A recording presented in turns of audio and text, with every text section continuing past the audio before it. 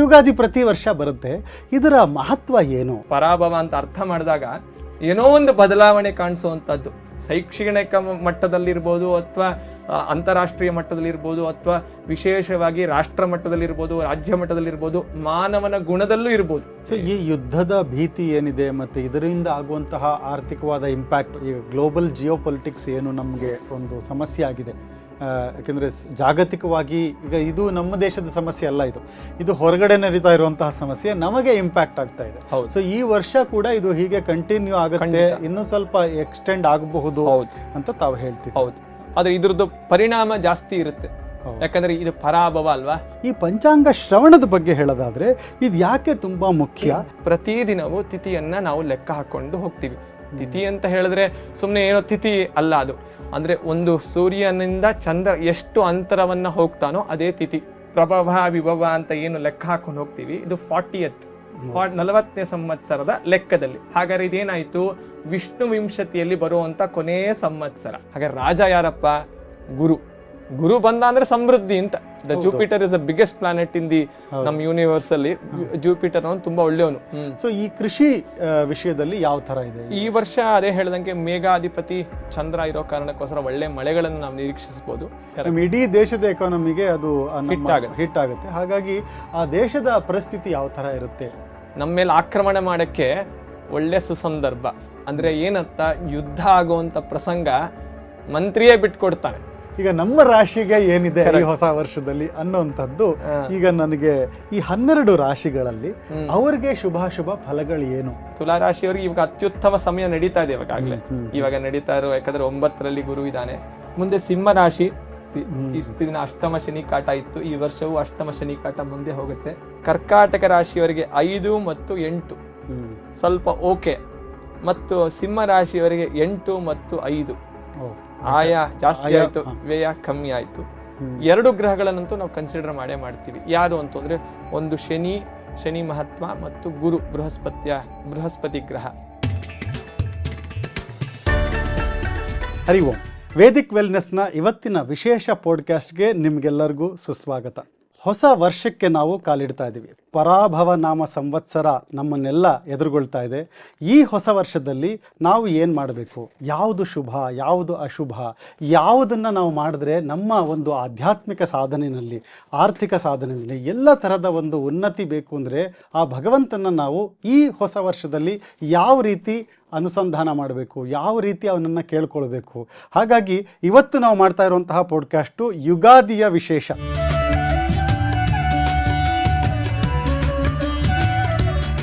ಹೊಸ ಸಂವತ್ಸರ ಬರ್ತಾ ಇದೆ. ನಮ್ಮ ವೇದಿಕ್ ವೆಲ್ನೆಸ್ನಲ್ಲಿ ಇದು ಮೊದಲನೇ ಯುಗಾದಿ. ಹಾಗಾಗಿ ಈ ಯುಗಾದಿ ಬಗ್ಗೆ ಎಲ್ಲ ವಿಷಯಗಳನ್ನ ತಿಳ್ಕೊಳ್ಳುವಂತಹ ಒಂದು ಪಾಡ್ಕಾಸ್ಟ್ ಇವತ್ತು ಮಾಡ್ತಾ ಇದ್ದೀವಿ. ಇದು ಬರೀ ಯುಗಾದಿ ಅಷ್ಟೇ ಅಲ್ಲ, ಇದು ಪಂಚಾಂಗ ಶ್ರವಣ ಅಂತ ನಾವು ಮಾಡ್ತೀವಿ. ಈ ವರ್ಷದ ರಾಶಿ ಫಲಗಳು ಏನೇನಿದೆ, ಯಾವ ರಾಶಿಯಲ್ಲಿ ಹುಟ್ಟಿದವರಿಗೆ ಯಾವ ಥರ ಫಲಗಳಿದೆ, ಈ ಎಲ್ಲ ವಿಷಯಗಳು, ಮತ್ತು ಯುಗಾದಿಯ ಮಹತ್ವ ಏನು, ಈ ಇಡೀ ವರ್ಷ ನಮಗೆ ಶುಭಮಯವಾಗಬೇಕಾದ್ರೆ, ನಮ್ಮ ಸಮಸ್ಯೆಗಳು ಕಡಿಮೆ ಆಗಬೇಕಾದ್ರೆ ನಾವು ಯಾವ ರೀತಿ ಜೀವನ ನಡೆಸಬೇಕು ಅನ್ನೋದನ್ನು ತಿಳಿಸ್ಕೊಡೋದಕ್ಕೆ ನಮಗೆ ವಿದ್ವಾಂಸರು ಜೊತೆಲಿದ್ದಾರೆ. ಇನ್ಫ್ಯಾಕ್ಟ್ ಸಾಮಾನ್ಯವಾಗಿ ನಾವೇನು ಮಾಡ್ತೀವಿ, ಪಂಚಾಂಗಗಳನ್ನು ಓದಿ ವಿದ್ವಾಂಸರು ಅದರಲ್ಲಿರುವಂತಹ ಫಲಗಳನ್ನು ಹೇಳ್ತಾರೆ. ಆದರೆ ಇವತ್ತು ನಮ್ಮ ಜೊತೆ ಇರುವಂತಹ ವಿದ್ವಾಂಸರು ಪಂಚಾಂಗನ ಓದಿ ಹೇಳೋವಂಥವರಲ್ಲ, ಪಂಚಾಂಗ ಕರ್ತೃಗಳು. ಅಂತಹ ಒಬ್ಬ ದೊಡ್ಡ ವಿದ್ವಾಂಸರು ನಮ್ಮ ಜೊತೆ ಇದ್ದಾರೆ. ಅವರು ವಿದ್ವಾಂಸರಾದ ಶ್ರೀಯುತ ವಿದ್ವಾನ್ ಅನಂತ ದೇಶಪಾಂಡೆ ಅವರು. ಅನಂತ ದೇಶಪಾಂಡೆ ಅವರೇ, ತಮಗೆ ಸುಸ್ವಾಗತ ಇವತ್ತಿನ ಪಾಡ್ಕಾಸ್ಟ್ಗೆ. ತಾವು ನಮ್ಮ ಚಾನಲ್ಗೆ ಈ ಪಾಡ್ಕಾಸ್ಟ್ಗೆ ಬಂದಿದ್ದು ನಮ್ಮ ಭಾಗ್ಯ ಅಂತ ಅಂದ್ಕೊಳ್ತೀವಿ. ಒಂದು ಹೊಸ ವರ್ಷ, ನಮಗೂ ಒಂದು ಹೊಸ ಯೋಗ ಶುರು ಆಗಿ ಹೋಗ್ಬಿಟ್ಟಿದೆ ಆಲ್ರೆಡಿ ತಮ್ಮಿಂದ ಅಂತ. ಆಗಲಿ. ಇವತ್ತು ಆಚಾರ್ಯ, ನನಗೆ ಬಹಳಷ್ಟು ಪ್ರಶ್ನೆಗಳನ್ನು ಹಾಕ್ಕೊಂಡು ಬಂದಿದ್ದೀನಿ ಈ ಒಂದು ಯುಗಾದಿಯ ಕುರಿತಾಗಿ. ಮೊದಲನೇದಾಗಿ ನಾನು ಬಹಳಷ್ಟು ಸೋಷಿಯಲ್ ಮೀಡಿಯಾದಲ್ಲಿ ಇದನ್ನು ರಿಸರ್ಚ್ ಮಾಡುವಾಗ ನೋಡ್ತಾ ಇದ್ದೆ. ಮೊದಲನೇ ಪ್ರಶ್ನೆ, ನಾನು ಯುಗಾದಿ ಬಗ್ಗೆ ಕೇಳೋಕ್ಕಿಂತ ಮುಂಚೆ ಒಂದು ಸಮಸ್ಯೆ ಇರೋದು ಈ ದಿನದ ನಿಗದಿ ಪಡಿಸೋದ್ರಲ್ಲಿ. ಯಾಕಂದರೆ ಬಹಳ ಜನ ಏನು ಹೇಳ್ತಾರೆ, ಕೇಳ್ತಾ ಇದ್ರೆ ಸೋಷಿಯಲ್ ಮೀಡಿಯಾದಲ್ಲಿ ಅವತ್ತು ಅಮಾವಾಸ್ಯೆ ಬೆಳಗ್ಗೆ 6 ಗಂಟೆವರೆಗೂ ಇದೆ, ಹಾಗಾಗಿ ಅವತ್ತೇ ಯುಗಾದಿ ಅಂತ ಹೇಗ್ ಮಾಡ್ತೀರಾ ನೀವು, ಅಮಾವಾಸ್ಯೆ ಬೆಳಗಿನ ಜಾವದಲ್ಲಿ ಇದೆಯಲ್ಲ ಅನ್ನೋದು ಒಂದು. ಹಾಗಾಗಿ ಈ ಒಂದು ಗೊಂದಲ ಏನು ಅಂತ, ಇದು ಶಾಸ್ತ್ರೀಯವಾಗಿ ನಾವು ಅವತ್ತೇ ಮಾಡ್ಬೇಕು, ಒಂದು ಮಾಡ್ತಿದೀವಿ, ಇದೆಲ್ಲ ಆಗ್ಬಿಟ್ಟಿದೆ, ಅವತ್ತೇ ಯುಗಾದಿ ಅಂತ ಎಲ್ಲರಿಗೂ ಗೊತ್ತು, ಆದ್ರೂ ಕೆಲವರಿಗೆ ಗೊಂದಲ ಇದೆ ಅವತ್ತು ಅಮಾವಾಸ್ಯೆ ಇದೆಯಲ್ಲ ಅಂತ. ಹಾಗಾಗಿ ಇದ್ರ ಬಗ್ಗೆ ತಾವು ಯಾವ ತರ ಸ್ಪಷ್ಟೀಕರಣ ಕೊಡ್ತೀರಾ? ಕರೆಕ್ಟ್ ಆಗ್ಲಿ. ಪ್ರಪ್ರಥಮವಾಗಿ ಎಲ್ಲರಿಗೂ ಯುಗಾದಿ ಹಬ್ಬದ ಶುಭಾಶಯಗಳು. ಪರಾಭವ ನವ ಸಂವತ್ಸರ ಎಲ್ಲರಿಗೂ ಸಮೃದ್ಧಿ ಕೊಡ್ಲಿ ಅಂತ ಎಲ್ಲ ವೀಕ್ಷಕರಿಗೂ ಅಭಿನಂದಿಸಿ, ತಮಗೂ ಅಭಿನಂದಿಸಿ ಈ ಚರ್ಚೆಯನ್ನು ಶುರು ಮಾಡೋಣ. ತಮ್ಮ ಪ್ರಶ್ನೆ ಉತ್ತಮವಾದಂಥ ಪ್ರಶ್ನೆ. ಇವತ್ತು ಸೋಷಿಯಲ್ ಮೀಡಿಯಲ್ಲಿ ಈ ಪ್ರಶ್ನೆಯನ್ನು ತುಂಬಾ ಜನ ಕೇಳ್ತಾ ಇದ್ದಾರೆ, ಹೆಂಗೆ ಅಮಾವಾಸ್ಯೆ ಇದೆ ಆದರೆ ಪಾಡ್ಯದ ಆಚರಣೆ ಮಾಡ್ತಾ ಇದೀವಲ್ಲ ಅಂತ. ಯಾಕೆಂದ್ರೆ ಪಾಡ್ಯ ಅಂತ ಹೇಳಿದಾಗ ಮುಖ್ಯವಾಗಿ ನಮಗೆ ಸೂರ್ಯೋದಯ ನಂತರದಲ್ಲಿ ಪಾಡ್ಯ ಇದೆ ಅವತ್ತು. ಅಂದ್ರೆ ಸೂರ್ಯೋದಯ ನಂತರದಲ್ಲಿ ಪಾಡ್ಯ ಬರಕ್ಕೆ 1 ಗಳಿಗೆ 36 ನಿಮಿಷ ಕಳೆದ ಮೇಲೆ ಪಾಡ್ಯ ಪ್ರಾರಂಭ ಆಗುತ್ತೆ. ಸೊ ಹಾಗಾದ್ರೆ ಮರುದಿನ ಸೂರ್ಯೋದಯಕ್ಕಿಂತ ಮುಂಚೆನೆ ಪಾಡ್ಯ ಮುಗ್ದೋಗ್ತಾ ಇದೆ. ಸೊ ಯಾವತ್ತು ಸೂರ್ಯೋದಯಕ್ಕೆ ಪಾಡ್ಯ ಇರುತ್ತೋ ಅವತ್ತಿನ ದಿನ ಹಬ್ಬದ ಆಚರಣೆ. ಯಾವುದು? ಚೈತ್ರ ಶುದ್ಧ ಪಾಡ್ಯ ದಿನ ಸೂರ್ಯೋದಯಕ್ಕೆ ಪಾಡ್ಯ ಇರಬೇಕು. ಆದ್ರೆ ಮರುದಿನ ಪಾಡ್ಯ ಇಲ್ಲ ಸೂರ್ಯೋದಯಕ್ಕೆ. ಹಾಗಾದ್ರೆ ಯಾವತ್ತು ಮಾಡಬೇಕು ಅಂತ ಶಾಸ್ತ್ರಕಾರ ಹೇಳ್ತಾರೆ, ಪರದಿನ. ಅಂದ್ರೆ ಪರದಿನ ಅಲ್ಲ, ಪೂರ್ವ ದಿನಮೇವ ಗ್ರಾಹ್ಯಂ, ಅಂದ್ರೆ ಪೂರ್ವ ದಿನನೇ ಮಾಡ್ಬೇಕಾಗತ್ತೆ. ಈ ದಿನದ್ವಯದಲ್ಲಿ ಬಂದಾಗ ಸಮಸ್ಯೆಗೆ ಪೂರ್ವ ದಿನ ಮಾಡೋದೇ ಉತ್ತಮವಾದಂಥದ್ದು. ಯಾವುದು ಪೂರ್ವ ದಿನ? ಅಮಾವಾಸ್ಯೆ ವಿದ್ಧವಾದಂಥ ಪಾಡ್ಯ. ಯಾಕಂದ್ರೆ ಪರದಿನದಲ್ಲಿ ಪಾಡ್ಯ ಇಲ್ಲ. ಯಾವಾಗ ಪಾಡ್ಯ ಇಲ್ವೋ, ಯಾವತ್ತು ಪಾಡ್ಯ ಇದೆಯೋ ಶುಕ್ಲ ಪಕ್ಷದ ಪಾಡ್ಯ ದಿನನೇ ಹಬ್ಬದ ಆಚರಣೆ ಮಾಡಬೇಕು. ಹಾಗಾದ್ರೆ ಒಟ್ಟು ತಾತ್ಪರ್ಯ ಏನಾಯಿತು? ಪಾಡ್ಯ ಇರೋ ದಿನ ಮಾಡುವಂತ ಸಂದರ್ಭ. ಈ ಸಲ 19ನೇ ತಾರೀಕು ಪಾಡ್ಯದ ಸ್ಪರ್ಶ ಉಂಟು. ಯಾವಾಗ? ಸೂರ್ಯೋದಯ ಆಗಿ 1 ಗಳಿಗೆ ನಂತರದಲ್ಲಿ ಪಾಡ್ಯ ಇರ್ತದೆ. ಸೊ ಹಾಗಾದ್ರೆ 19ನೇ ತಾರೀಕು ಆಚರಣೆ ಮಾಡೋದು ಸೂಕ್ತವಾದಂಥ ದಿನ ಅಂತ ಮೊದಲನೇದು ನಿಸ್ಸಂದೇಹವನ್ನ ಅಲ್ಲಿ ಬಿಡಿಸ್ಕೋಣ. ಹಾಗಾದ್ರೆ ಅದರೊಳಗೆ ಕೆಲವರೆಲ್ಲ ಮರುದಿನ ಮಾಡ್ತಾ ಇರುವಂತ ಒಂದು ಸಂಗತಿಗಳೆಲ್ಲ ನೋಡ್ತಾ ಇದೀವಿ. ಆದ್ರೆ ಅದು ಅಷ್ಟು ಮಹತ್ವ ಅಲ್ಲ. 19ನೇ ತಾರೀಕು ಮಾಡೋದೇ ಉತ್ತಮವಾದಂಥದ್ದು. ಎಲ್ಲಾ ಪಂಚಾಂಗಗಳು ಅದನ್ನೇ ಹೇಳ್ತಾ ಇದೆ. ಇನ್ನೊಂದು ಗೊಂದಲ ಇರೋದು ಅಂದ್ರೆ ಈ ಸ್ನಾನದ ಕುರಿತಾಗಿ, ಅಂದ್ರೆ ಯಾವಾಗ ಈ ಆಚರಣೆ ಶುರು ಮಾಡ್ಬೇಕು ನಾವು ಅನ್ನೋ ವಿಷಯದಲ್ಲಿ ತುಂಬಾ ಗೊಂದಲ ಇದೆ. ಕೆಲವರು ಮುಂಚೆನೆ ಸ್ನಾನ ಮಾಡಿರ್ತೀವಿ, ಯಾಕಂದ್ರೆ ನಮ್ದೆಲ್ಲ ಆನ್ಹಿಕಗಳು ಆಚಾರ ಶಾಸ್ತ್ರೀಯವಾಗಿ ಯಾರು ಆಚಾರಗಳನ್ನು ಮಾಡ್ಕೊಂಡು ಬಂದಿದ್ದಾರೆ ಸದಾಚಾರಿಗಳು, ಅವರು 4:15 ಎದ್ದು ಸ್ನಾನ ಸಂಧ್ಯಾದಿಗಳನ್ನೆಲ್ಲ ಮುಗಿಸಿ 6 ಗಂಟೆ ಹೊತ್ತಿಗೆ ಅವ್ರು ಆಲ್ರೆಡಿ ಸ್ನಾನ ಮಾಡಿರ್ತಾರೆ. ಹಾಗಾಗಿ ಇದು ಅಭ್ಯಂಗನ ಎಲ್ಲ ಮಾಡಬೇಕಾಗಿರೋದು, ಅಭ್ಯಂಜನ ಮಾಡಬೇಕಾಗಿರೋದ್ರಿಂದ ಇದು ಯಾವಾಗ ಸ್ನಾನ ಮಾಡಬೇಕು, ಹಬ್ಬ ಯಾವಾಗ ಶುರು ಮಾಡಬೇಕು ಅನ್ನೋದ್ರ ಬಗ್ಗೆ ಅದು ಸಾಮಾನ್ಯವಾಗಿ ನಿತ್ಯ ಮತ್ತು ನೈಮಿಕ್ತಿಕ ಅಂತ ಒಂದು 2 ವಿಭಾಗಗಳು ನಮ್ಮಲ್ಲಿದೆ. ಇದು ನೈಮಿಕ್ತಿಕ ಅಲ್ಲ, ಇದು ನಿತ್ಯವೇ. ಹಾಗಾದ್ರೆ ನಿತ್ಯ ಸ್ನಾನವನ್ನ ನಾವು ಅರುಣೋದಯ ಕಾಲದಲ್ಲಿ, ಅಂದ್ರೆ ಸೂರ್ಯೋದಯಕ್ಕಿಂತ 96 ನಿಮಿಷದ ಮುಂಚೆ ನಾವು ಸ್ನಾನಾದಿಗಳು ಮಾಡಿ ದೇವರಿಗೆ ನಿರ್ಮಾಲ್ಯಾದಿಗಳನ್ನ ಮಾಡಿರ್ತೀವಿ. ನಂತರ ಈ ಬರುವಂತ ಏನು ಪಾಡ್ಯ ಇದೆ, ಸೂರ್ಯೋದಯ ಆದ್ಮೇಲೆ ಮುಂಚೆ ಹೇಳದಂತೆ 1 ಗಳಿಗೆ ನಂತರ ಬರುತ್ತೆ. 1 ಗಳಿಗೆ ಅಂದ್ರೆ ಸಾಮಾನ್ಯವಾಗಿ 24 ನಿಮಿಷ, 1-1.5 ಗಳಿಗೆ ಇದೆ ಅಲ್ಲಿ. ಸೊ 7 ಗಂಟೆ ಆಸುಪಾಸು ಅಂತ ಇಟ್ಕೋಬಹುದು. ಸೊ ಅಲ್ಲಿ ಇವಾಗ ನಾವು ನೋಡಿದ್ರೆ 6 ಗಂಟೆ 6:15 6:31 ತನಕ ಸೂರ್ಯೋದಯ ಹೋಗ್ತಾ ಇದೆ. ಸೊ ಸೂರ್ಯೋದಯಕ್ಕಿಂತ ಮುಂಚೆ ಒಂದು ಸ್ನಾನ ಮಾಡಿ ದೇವರಿಗೆ ನಿರ್ಮಾಲ್ಯ ಮಾಡಿ ಬಂದು ನಂತರದಲ್ಲಿ ಈ ಹೆಣ್ಣು ಮಕ್ಕಳಿಂದ ನಾವು ಏನು ಶಾಸ್ತ್ರ ಕ್ರಮ ಇದೆ, ಅಭ್ಯಂಗಾದಿಗಳೆಲ್ಲ ಮಾಡ್ಕೊಂಡು ಎಣ್ಣೆ ಶಾಸ್ತ್ರ ಅಂತೆಲ್ಲ ಹೇಳ್ತೀವಲ್ಲ, ಅದನ್ನೆಲ್ಲ ಮಾಡಿಸ್ಕೊಂಡು 6:31 ಮೇಲೆ ಸಾಮಾನ್ಯವಾಗಿ ಮೈಸೂರು ಪ್ರಾಂತ್ಯದಲ್ಲಿ ಆ ಸಂದರ್ಭದಲ್ಲಿ ಇದನ್ನ ಮಾಡಿಕೊಂಡು ಶುದ್ಧವಾದಂತ ಮಂಗಳ ಸ್ನಾನವನ್ನ ಮಾಡೋದು ಅತಿ ಉತ್ತಮವಾದಂತ ಸಂದರ್ಭ ಅಂತ ಹೇಳ್ಬೋದು. ಸೊ ಒಟ್ಟು ಹಿಂಗೆ ಸೂರ್ಯೋದಯಕ್ಕಿಂತ ಮುಂಚೆ ಒಂದು ಸ್ನಾನ ಮಾಡಿರ್ಬೇಕು. ಸೂರ್ಯೋದಯ ಆದ್ಮೇಲೆ ಈ ಮಂಗಳ ಸ್ನಾನವನ್ನ ಮಾಡೋದು, ಈ ಅಭ್ಯಂಗ ಸ್ನಾನ ಮಾಡೋದು ಅತಿ ಉತ್ತಮವಾದಂತ ಆಚರಣೆ. ಅತ್ಯುತ್ತಮವಾಗಿ ತಿಳಿಸ್ಕೊಟ್ಟಿದ್ದಾರೆ. ಯಾಕೆಂದ್ರೆ ಅಷ್ಟು ಕ್ಲಿಯರ್ ಆಗಿ ಆ ಸ್ಪಷ್ಟತೆಯನ್ನ ಕೊಟ್ಟಿದ್ದೀರಾ. ಒಂದು ಈ ಅಮಾವಾಸ್ಯೆ ಟೈಮ್ ಇದ್ರು ನೀವು ತಲೆ ಕೆಡಿಸ್ಕೊಡ್ಬೇಡಿ, 6:31 ಆದ್ಮೇಲೆ ಅದು ಪೂರ್ವ ದಿನಾನೇ ನಾವು ಮಾಡಬೇಕಾಗಿರೋದು ಯುಗಾದಿ ಅಂತ ಹೇಳಿದ್ರಿ. ಅದೇ ತರ 6:31 ಆದ್ಮೇಲೆ ಈ ಪ್ರಾಂತ್ಯದಲ್ಲಿ ನೋಡ್ಕೊಂಡು ಸೂರ್ಯೋದಯ ಆದ್ಮೇಲೆ ಎಣ್ಣೆ ಶಾಸ್ತ್ರ ಮಾಡ್ಕೊಂಡು ಅಭ್ಯಂಜನ ಮಾಡ್ಕೊಂಡು ನಿಮ್ಮ ಹಬ್ಬದ ಆಚರಣೆಗಳನ್ನ ಕರ್ಮಾನುಷ್ಠಾನ ಅಂತಲೂ ಪೂಜಾದಿಗಳು ಮಾಡಿಕೊಂಡು ಒಳ್ಳೆ ಹಬ್ಬ ಅಡಿಗೆ ಮಾಡಿಕೊಂಡು ಪ್ರಸಾದಾದಿಗಳು ಸ್ವೀಕಾರ ಮಾಡಿ ಪಂಚಾಂಗ ಶ್ರವಣ ಮಾಡೋದು. ಈಗ ನಾವು ನನ್ನ ಮುಖ್ಯ ಪ್ರಶ್ನೆಗೆ ಬರ್ತೀನಿ. ಯಾಕಂದ್ರೆ ಮೊದಲು ಗೊಂದಲಗಳು ಹೊಟ್ಟೋದ್ರೆ ಆಮೇಲೆ ನಮಗೆ ಆ ಸ್ಪಷ್ಟತೆ ಇದ್ದಾಗ ನಾವು ಮುಂದಿನ ಪ್ರಶ್ನೆಗಳು ನನಗೇನಿದೆ ಅಂದ್ರೆ, ಈ ಯುಗಾದಿ ಪ್ರತಿ ವರ್ಷ ಬರುತ್ತೆ. ಈ ಹಾಡೇ ಇದೆ ನಮಗೆ ಚಲನಚಿತ್ರದ ಯುಗ ಯುಗಾದಿ ಕಳೆದರು ಯುಗಾದಿ ಮರಳಿ ಬರುತ್ತಿದೆ ಅಂತೇಳಿ ನಾವು ಅದನ್ನ ಯಾವಾಗ್ಲೂ ಕೇಳ್ತೀವಿ. ಯುಗಾದಿ ಹಬ್ಬದಲ್ಲೇ ಜಾಸ್ತಿ ಅದು ರಿಪೀಟ್ ಆಗುತ್ತೆ. ಈ ಯುಗಾದಿ ಪ್ರತಿ ವರ್ಷ ಬರುತ್ತೆ. ಇದರ ಮಹತ್ವ ಏನು ಈ ಯುಗಾದಿ ನಮ್ಮ ಜೀವನದಲ್ಲಿ? ಯಾಕೆಂದ್ರೆ ಎಷ್ಟೋ ಯುಗಾದಿಗಳನ್ನು ನಾವು ನೋಡ್ಬಿಟ್ಟಿದ್ದೀವಿ, ಇನ್ನೂ ಬರ್ತಾನೆ ಇರುತ್ತೆ ಮುಂದೆ. ಆದರೆ ನಾವು ಇದನ್ನ ಅರ್ಥನೇ ಮಾಡ್ಕೊಂಡಿಲ್ಲ. ಈ ಯುಗಾದಿದ ವಿಶಿಷ್ಟತೆ ಏನು? ಅಂದರೆ ಇವಾಗ ನಮಗೆ ಸನಾತನ ಧರ್ಮದಲ್ಲಿ ಪ್ರತಿಯೊಬ್ಬರಿಗೂ ತುಂಬ ಇಂಟ್ರೆಸ್ಟ್ ಬರ್ತಾ ಇದೆ. ಈ ವಿಷಯಗಳು, ಇದು ಮಾಡೋ ಆಚರಣೆಗಳು ಬರೀ ಯಾಂತ್ರಿಕವಾಗಿ ಮಾಡದೆ ಅದರ ಹಿಂದೆ ಇರುವಂತಹ ತತ್ವ, ಅದರ ಅನುಸಂಧಾನನ ತಿಳ್ಕೊಳ್ಬೇಕು ಅನ್ನೋದು ಸಾಮಾನ್ಯವಾಗಿ ಎಲ್ಲ ವೀಕ್ಷಕರಿಗಿರುವಂತಹ ಒಂದು ಕುತೂಹಲ, ಮತ್ತು ತಿಳ್ಕೊಳ್ಳೇಬೇಕು ಅಂತ ಬಹಳ ಜನ ಕಾಯ್ತಿರ್ತಾರೆ. ಹಾಗಾಗಿ ಈ ಯುಗಾದಿ ಬಗ್ಗೆ ಇದರ ಮಹತ್ವ ಏನು ಅಂತ ತಾವು ತಿಳಿಸೋದಾದ್ರೆ? ಮುಖ್ಯವಾಗಿ ಯುಗಾದಿ ಅನ್ನೋದು 2 ಶಬ್ದ ಇದೆ ಅದರೊಳಗೆ, ಯುಗ ಆದಿ ಅಂತ. ಯುಗ ಅಂತಂದ್ರೆ ಕಾಲ ಅಂತ ಇಟ್ಕೋಬಹುದು, ಆದಿ ಪ್ರಾರಂಭ ಆಗೋದು ಅಂತ. ಇಲ್ಲಿ ಪುರಾಣಗಳಲ್ಲಿ ಸಾಕಷ್ಟು ವಿವರಣೆ ನಾವು ನೋಡಿದಾಗ ಏನಂತ ಹೇಳ್ತಾರೆ ಅಂದ್ರೆ, ಬ್ರಹ್ಮದೇವರು ಜಗತ್ತನ್ನ ಸೃಷ್ಟಿ ಮಾಡಿದ್ದಿನ ಅಂತ. ಹಾಗಾದ್ರೆ ಕಲಿಯುಗ ಆರಂಭ ಆಗಿದ್ದಿನ ಅಲ್ಲ, ಬ್ರಹ್ಮದೇವರು ಸೃಷ್ಟಿ ಮಾಡಿದ್ದಿನ. ಅದು ಚೈತ್ರ ಶುದ್ಧ ಪಾಡ್ಯ ಅಂತ ನಾವು ಗಣನೆ ಮಾಡ್ಬೋದು. ಈ ಚೈತ್ರ ಶುದ್ಧ ಪಾಡ್ಯ ದಿನ ಯುಗಾದಿ ಅಂತ ನಾವೊಂದು ಸಾಮಾನ್ಯವಾದಂತ ವಿಚಾರ. ಯಾವ ಕಾಲ, ಹೊಸ ಕಾಲ ಅಂದ್ರೆ ನೋಡಿ, 12 ಮಾಸಗಳು ಉಂಟು ನಮ್ಮಲ್ಲಿ, ಗೊತ್ತಲ್ಲ, ಚೈತ್ರ ಆದಿ 12 ಮಾಸಗಳು. ಅಲ್ಲಿ 2 ಮಾಸಕ್ಕೆ ಸೇರಿ ಒಂದು ಋತು ಆಗತ್ತೆ, 6 ಋತುಗಳು. ಅಂದ್ರೆ ಋತು ಬದಲಾವಣೆ ಆಗುವಂತದ್ದು. ಆ ಸಂದರ್ಭವೇ ವಸಂತ ಋತು ಆದಿ ಪ್ರಥಮವಾಗಿ ಬರುತ್ತೆ. ಅದೊಂದು ಯುಗಾದಿ. ಅಂದ್ರೆ ವಸಂತ ಋತು ಪ್ರಾರಂಭ ಆಗೋದು, ಅಲ್ಲಿ ಹೊಸ ಋತುಗಳು, ಚಿಗುರು ಎಲ್ಲ ನಮ್ಗೆ ಕಾಣಿಸುತ್ತೆ. ಮರಗಳಲ್ಲಿ ಚಿಗುರು ಕಾಣಿಸುತ್ತಲ್ಲ, ಆ ಚಿಗುರು ಯಾವಾಗ ಮೂಡುತ್ತೋ ಅದನ್ನ ಏನಂತ ಕರಿತೀವಿ ನಾವು ಅಂದ್ರೆ ವಸಂತ ಋತುವಿನ ಆರಂಭ. ಆ ಮೊದಲನೇ ಋತು ಆರಂಭ ಆಗೋದು ಯುಗಾದಿ ಅಂತ ನಾವು ಕರಿಬಹುದು. ಅಂದ್ರೆ ನಮ್ಮ ನೇಚರಲ್ಲೂ ಒಂದು ಬದಲಾವಣೆ ಕಾಣಿಸುತ್ತೆ. ಮತ್ತೊಂದು ಯುಗ, ಬ್ರಹ್ಮದೇವರು ಸೃಷ್ಟಿ ಮಾಡಿದ್ದಿನ, ಅದು ಈ ಫಾಲ್ಗುಣ ಶುದ್ಧ ಅಮಾವಾಸ್ಯೆ ಕಳೆದು ಪಾಡ್ಯ ಬರುವಂತ ಹೊಸ ಪಕ್ಷ ಏನಿದೆ ಅದನ್ನ ಯುಗಾದಿ ಅಂತ ಕಳೆಯುವಂತ ಒಂದು ಏನಂತಾರೆ, ಸನಾತನದ ಒಂದು ಶಿಷ್ಟಾಚಾರದ ಪರಂಪರೆಯಲ್ಲಿ ಬಂದಿರುವಂತ ವಿಚಾರ.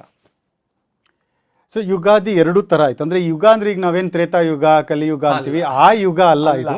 ಯುಗ ಅಂದ್ರೆ ಒಂದು ಸಮಯ ಅಂತ, ಕಾಲದ ಒಂದು ನಿಯಮ. ಆ ಕಾಲದಿಂದ ಮುಂದೆ ಹೊಸ ಕಾಲ ಹುಟ್ಟುವಂತದ್ದು, ಋತು ಹುಟ್ಟುವಂತದ್ದು, ಮಾಸ ಹುಟ್ಟುವಂತ ಒಂದು ಏನಿದೆ ಅದನ್ನ ಯುಗಾದಿ ಆರಂಭ ದಿನ ಅಂತ ಹೇಳ್ಬೋದು. ಈ ಯುಗಾದಿ ದಿನ ಪ್ರತಿ ಒಂದು ಯುಗಾದಿಗೂ ಒಂದು ಹೊಸ ಸಂವತ್ಸರ ಬರುತ್ತೆ. ಸೊ ಈ ಒಂದು 60 ಸಂವತ್ಸರಗಳು ಏನು ರೊಟೇಷನ್ ಆಗ್ತಾ ಇರುತ್ತೆ, ಇದರ ಒಂದು ಪ್ರಾಶಸ್ತ್ಯ ಏನು? ಯಾಕಂದ್ರೆ ಇವಾಗ ನಮ್ಗೆ ಹೊಸ ವರ್ಷ ಅಂತಂದ್ರೆ, ಈಗ ನಾವು ಇಂಗ್ಲಿಷ್ ಅಲ್ಲಿ ಫೈನಾನ್ಷಿಯಲ್ ಇಯರ್ ಇದೆ, ಕ್ಯಾಲೆಂಡರ್ ಇಯರ್ ಇದೆ. ಕ್ಯಾಲೆಂಡರ್ ಇಯರ್ಗೆ ಆಲ್ರೆಡಿ ಜಾನ್ ಫೆಬ್ ಮಾರ್ಚ್ ಶುರು ಆಗ್ಬಿಟ್ಟಿದೆ. ನಮಗೆ ಈ ಹಿಂದೂ ಕ್ಯಾಲೆಂಡರ್, ನಾವೇನು ನಮ್ಮ ಸನಾತನ ಧರ್ಮದ ಕ್ಯಾಲೆಂಡರ್, ಅದಕ್ಕೆ ನಾವು ಸಂವತ್ಸರ ಅಂತ ವರ್ಷಕ್ಕೆ ಹೇಳ್ತೀವಿ. ಇದರ ಬಗ್ಗೆ ತಾವು ತಿಳಿಸೋದಾದ್ರೆ? ಈ ನಮ್ಮ ಪುರಾಣಗಳೆಲ್ಲ ಈ ಸಂವತ್ಸರಗಳಿಗೆ 60 ಸಂವತ್ಸರಗಳನ್ನ ಹೆಸರು ಹೇಳ್ತಾರೆ. ಅದನ್ನ 3 ವಿಭಾಗವಾಗಿ ಮಾಡಿಕೊಟ್ಟಿದ್ದಾರೆ. ಒಂದು ಸಾಮಾನ್ಯವಾಗಿ 20-20 ಒಂದು ಗ್ರೂಪ್ ಅಥವಾ ಒಂದು ಪುಚ್ಚ, 60 ಅಲ್ವಾ, 3 ವಿಭಾಗ. ಮೊದಲನೇ ವಿಭಾಗಕ್ಕೆ ಅದನ್ನ ಬ್ರಹ್ಮ ವಿಂಶತಿ ಅಂತ ಕರೀತಾರೆ. 2ನೇ ವಿಭಾಗಕ್ಕೆ ಅದನ್ನ ವಿಷ್ಣು ವಿಂಶತಿ ಅಂತ ಕರೀತಾರೆ. ವಿಂಶತಿ ಅಂದ್ರೆ 20 ಅಂತ ಅರ್ಥ, ಅಂದ್ರೆ ವಿಷ್ಣು ವಿಂಶತಿ ಅಂತ ಕರೀತಾರೆ. 3ನೇದಕ್ಕೆ ರುದ್ರ ವಿಂಶತಿ ಅಂತ ಕರೀತಾರೆ. ಸೊ 3 ವಿಭಾಗಗಳಿದೆ ಅಲ್ಲಿ. ಇದು ಮೊದಲನೇ ವಿಭಾಗ 1ರಿಂದ 20 ತನಕ, 21ರಿಂದ 40 ತನಕ, 41ರಿಂದ 60 ತನಕ. ನಾವಿವತ್ತು ಏನು ಪರಾಭವ ನಾಮ ಸಂವತ್ಸರ ಬರ್ತಾ ಇದೆ, ಅದು 40ನೇ ಸಂವತ್ಸರ. ಪ್ರಭವ ವಿಭವ ಅಂತ ಏನು ಲೆಕ್ಕ ಹಾಕೊಂಡು ಹೋಗ್ತೀವಿ, ಇದು 40ನೇ ಸಂವತ್ಸರದ ಲೆಕ್ಕದಲ್ಲಿ. ಹಾಗಾದ್ರೆ ಇದೇನಾಯ್ತು, ವಿಷ್ಣು ವಿಂಶತಿಯಲ್ಲಿ ಬರುವಂತ ಕೊನೆಯ ಸಂವತ್ಸರ. ಸೊ ಇನ್ನ ನೆಕ್ಸ್ಟ್ ಬರುವಂತದ್ದು ರುದ್ರ ವಿಂಶತಿ ಪ್ರಾರಂಭ ಆಗತ್ತೆ ಮುಂದಿನ ಸಂವತ್ಸರ. ಈ ವಿಂಶತಿಯಲ್ಲಿ, ವಿಂಶತಿ ಅಂದ್ರೆ 20, ಇದನ್ನ ಇನ್ನೊಂದು ರೀತಿಯೊಳಗೂ ನಾವು ಅರ್ಥ ಮಾಡ್ಕೋಬಹುದು. ಈ ವಿಷ್ಣು ಸಂಬಂಧಪಟ್ಟಿರುವಂತ ಆಗಿರೋ ಕಾರಣಕ್ಕೋಸ್ಕರ ಭಗವಂತನ ವಿಶೇಷವಾದಂತ ಸಾನ್ನಿಧ್ಯ. ಅವನೇನು ನಮ್ಗೆ ಗೊತ್ತು, ಬ್ರಹ್ಮದೇವರು ಸೃಷ್ಟಿ ಮಾಡ್ತಾರೆ, ಪಾಲನ ವಿಷ್ಣು, ಲಯಕರ್ತ ರುದ್ರ. ಹಾಗಾದ್ರೆ ಇಲ್ಲಿ ಏನಾಗ್ಬೋದು ಅಂದ್ರೆ, ಅದನ್ನ ಮುಗಿತಾ ಬರ್ತಾ ಇದೀವಿ, ಇನ್ನು ಮುಂದೆ ಬರುವಂತದ್ದು ಸ್ವಲ್ಪ ಗಟ್ಟಿನೇ ಇದೆ ಅಂತ. ಏನು, ಲಯಕರ್ತ ಅಲ್ಲ, ಸಂಹಾರಕರ್ತನೇ ಇದ್ದಾನೆ. ಸೊ ಹಾಗಾದ್ರೆ ಮುಂದೆ ಬರುವಂತ ಸಂವತ್ಸರಗಳೆಲ್ಲ ಅದು ಸ್ವಲ್ಪ ತೊಂದರೆ ಇರುವಂತ ಸಂವತ್ಸರಗಳು ಅಂತ ಹೇಳಿದ್ರೆ ತಪ್ಪಾಗದೆ ಇರ್ಬೋದು. ಸೊ ಅದಕ್ಕೆ ರುದ್ರಕ್ಕೆ ನಾವು ಕಾಲಿಡ್ತಾ ಇದೀವಿ. ಸೊ ಹಾಗಾದ್ರೆ ಒಂದೊಂದು ಸಂವತ್ಸರದಲ್ಲೂ ಆ ಹೆಸರೇ ನಮ್ಗೆ ಹೇಳುವಂತ ಒಂದು ವಿಷಯ ಇದೆ. ಪ್ರಭವ ವಿಭವ ಅಂತ ಏನು ಹೆಸರು ಕೊಟ್ಟಿದ್ದಾರೆ, ಅದರೊಳಗೂ ಅದಕ್ಕೆ ಅರ್ಥಬದ್ಧವಾದಂತ ವಿಚಾರಗಳಿದೆ. ಇದು ಪರಾಭವ ಅಂದ್ರೆ ಏನು ಅಂತ ಅಂದ್ರೆ ಡಿಫೀಟ್ ಅಂತ ಹೇಳುವಂತ ಒಂದು ಪದವೂ ಇದೆ. ಅಂದ್ರೆ ಬದಲಾವಣೆ ಆಗುವಂತ ಒಂದು ಸಂದರ್ಭ, ಬದಲಾವಣೆ ಆಗ್ತೀವಿ. ಪರಾಭವ ಅಂತ ಅರ್ಥ ಮಾಡಿದಾಗ ಏನೋ ಒಂದು ಬದಲಾವಣೆ ಕಾಣಿಸುವಂತದ್ದು, ಶೈಕ್ಷಣಿಕ ಮಟ್ಟದಲ್ಲಿರ್ಬೋದು, ಅಥವಾ ಅಂತಾರಾಷ್ಟ್ರೀಯ ಮಟ್ಟದಲ್ಲಿರ್ಬೋದು, ಅಥವಾ ವಿಶೇಷವಾಗಿ ರಾಷ್ಟ್ರ ಮಟ್ಟದಲ್ಲಿರ್ಬೋದು, ರಾಜ್ಯ ಮಟ್ಟದಲ್ಲಿರ್ಬೋದು, ಮಾನವನ ಗುಣದಲ್ಲೂ ಇರ್ಬೋದು. ಸೊ ಎಲ್ಲಾದ್ರಲ್ಲೂ ಒಂದು ಬದಲಾವಣೆ. ಯಾಕಂದ್ರೆ ನೋಡಿ, ಇಲ್ಲಿ ವಿಂಶತಿಗಳಲ್ಲಿ ಇದ್ದಾಗ ವಿಷ್ಣು ವಿಂಶತಿ ಮುಗಿತಾ ಬಂತು, ಇನ್ನು ರುದ್ರ ವಿಂಶತಿಗೆ ನಾವು ಕಾಲಿಡ್ತೀವಿ ಮುಂದಿನ ಸಂವತ್ಸರ. ಅದೇ ಅರ್ಥ ಆಗತ್ತೆ. ಸೊ ಏನೋ ಒಂದು ಬದಲಾವಣೆ ಆಗುವಂತ, ಇದು ಹಿಂದೆ ಕಾಲಘಟ್ಟದಲ್ಲಿ ನೋಡಿದಾಗ first world ವಾರು, second world war ಎಲ್ಲ ಆದಾಗ ಈ ವಿಂಶತಿಗಳು ಬದಲಾವಣೆ ಆಗಿದೆ.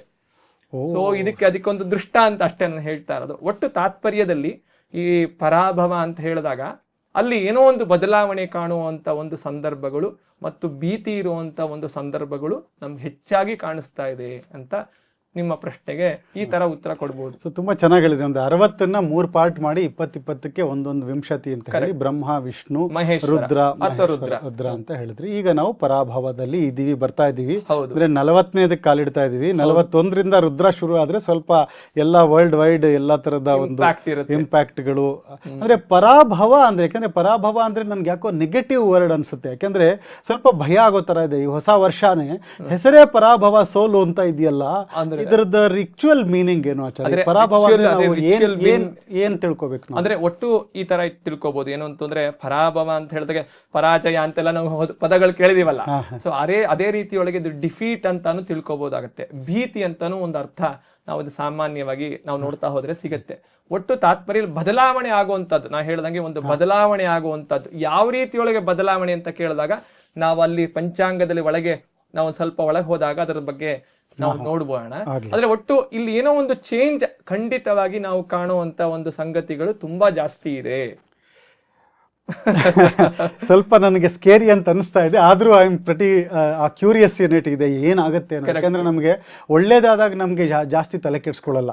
ಈ ತರ ನೀವು ಆಲ್ರೆಡಿ ಪರಾಭವ ಅಂತ ಹೇಳಿದಾಗ ನಮ್ಗಿನ್ನು ಅದರಲ್ಲಿ ಏನು, ಯಾಕಂದ್ರೆ ಹುಷಾರಾಗಿರ್ಬೇಕಲ್ಲ ನಾವು.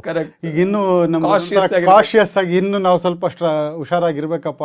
ಏನೋ ನಾನ್ ನಂಬಲ್ಲ, ಇದೆಲ್ಲ ಜ್ಯೋತಿಷ್ಯ ಅನ್ನೋ ತರ ಇಲ್ಲ. ಯಾಕಂದ್ರೆ ಈಗ ಪರಾಭವ ಅಂದಾಗ ಲಾಸ್ಟ್ ವಿಶ್ವಾವಸು ಅಂದಾಗ ಒಂಥರ ಪಾಸಿಟಿವ್ ಆಗಿತ್ತು. ಅದೊಂಥರ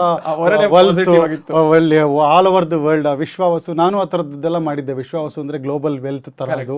ನೀವು ಅದನ್ನ ವೆಲ್ತ್ ವೃದ್ಧಿ ಮಾಡ್ಕೊಳ್ಳಿ, ನಿಮ್ಮ ಸಂಪತ್ತನ್ನ ಜಾಸ್ತಿ ಮಾಡ್ಕೊಳ್ಳಿ ಅನ್ನೋ ಥರದ್ದು ಒಂದು ಅರ್ಥ ಕೊಟ್ಟಿದ್ವಿ ಲಾಸ್ಟ್ ಟೈಮ್ ಯುಗಾದಿಲ್ ಮಾತಾಡಿದಾಗ. ಅಲ್ಲಿ ಈಗ ಅದು ಪರಾಭವ ಅನ್ನೋ ಹೆಸರಿರೋದ್ರಿಂದ ಈ ಕ್ಯೂರಿಯಾಸಿಟಿ ಜಾಸ್ತಿ ಇದೆ ನಮ್ಗೆ. ಇವಾಗ ಮುಂದೆ ನೀವೇನು ಹೇಳ್ತೀರಾ ಇದ್ರ ಬಗ್ಗೆ ಅಂತ. ಈ ಯುಗಾದಿ ದಿನ ಪಂಚಾಂಗ ಶ್ರವಣದ ಬಗ್ಗೆ ತಾವು ಹೇಳಿದ್ರಿ. ಅದರಲ್ಲಿ ನಾವೀಗ ಅದರ ಬಗ್ಗೆನೇ ಕೇಳ್ತೀವಿ. ಈ ಪಂಚಾಂಗ ಶ್ರವಣದ ಬಗ್ಗೆ ಹೇಳೋದಾದ್ರೆ ಇದು ಯಾಕೆ ತುಂಬ ಮುಖ್ಯ? ಇದು ಯಾಕೆ ಹಿರಿಯರು ಈ ಒಂದು ಅನುಚಾನವಾಗಿ ಈ ಒಂದು ಪರಂಪರೆ ಬಂದಿದೆ, ಪಂಚಾಂಗ ಶ್ರವಣ ಮಾಡಬೇಕು ನೀವು? ಯಾಕೆಂದರೆ ಪ್ರತಿ ವರ್ಷ ಅದನ್ನು ಕೇಳಬೇಕು, ಪ್ರತಿ ದಿನ ಕೂಡ ತಿಳ್ಕೊಬೇಕು ನಾವು ಅಂತಿದೆ. ನಾವು ತಿಳ್ಕೊಳ್ದೇ ಇದ್ರು ಅಟ್ಲೀಸ್ಟ್ ವರ್ಷಕ್ಕೊಂದ್ಸರಿನಾದರೂ ಈ ಒಂದು ಪಂಚಾಂಗ ಶ್ರವಣ ಯುಗಾದಿ ದಿವಸ ಮಾಡಬೇಕು ಅಂತ ಹೇಳಿ ಅದು ಎಲ್ಲ ಕಡೆ ಹಿರಿಯರು ಗುರುಗಳು ಯಾರ ಮನೇಲಿ ಇರ್ತಾರೆ. ಈಗ ಯೂಟ್ಯೂಬಲ್ಲಿ ವಿಡಿಯೋಗಳು ನೋಡ್ತೀವಿ, ಆದರೆ ಹಿಂದೆ ಮನೆಯಲ್ಲೇ ಏನೂ ಗೊತ್ತಿಲ್ಲದೆ ಇದ್ರು ಯಾರೋ ಹಿರಿಯರಿದ್ದವರು ಪಂಚಾಂಗ ಓದ್ಬಿಟ್ಟು ಅಲ್ಲಿ ಏನು ಪ್ರಿಂಟ್ ಮಾಡಿದ್ರು ಅದನ್ನೇ ಪಂಚಾಂಗ ಶ್ರವಣ ಅಂತ ಹೇಳೋರು. ಇದರ ಮಹತ್ವ ಏನು ಅಂತ? ಒಟ್ಟು ಹೀಗೆ ಒಂದು ವಿಚಾರ ಅಂದ್ರೆ ಈ ಪಂಚಾಂಗ ಅನ್ನೋ ಗುಣ ಅದರೊಳಗೆ ತುಂಬಾ ಶಾಸ್ತ್ರೀಯವಾದಂಥ ವಿಚಾರಗಳಿರುತ್ತೆ. ಅದು ಒಂದು ಪಂಚಾಂಗ ಅಂತಂದ್ರೆ 2 ನಾಣ್ಯದ ಮುಖಗಳಿದ್ದಂಗೆ. ಒಂದು ಗಣಿತ ಭಾಗದ ತಿಥಿ, ನಕ್ಷತ್ರ, ವಾರ ಅದನ್ನೆಲ್ಲ ಕೊಡುತ್ತೆ, ಅದೇ ಪಂಚಗುಣಗಳು.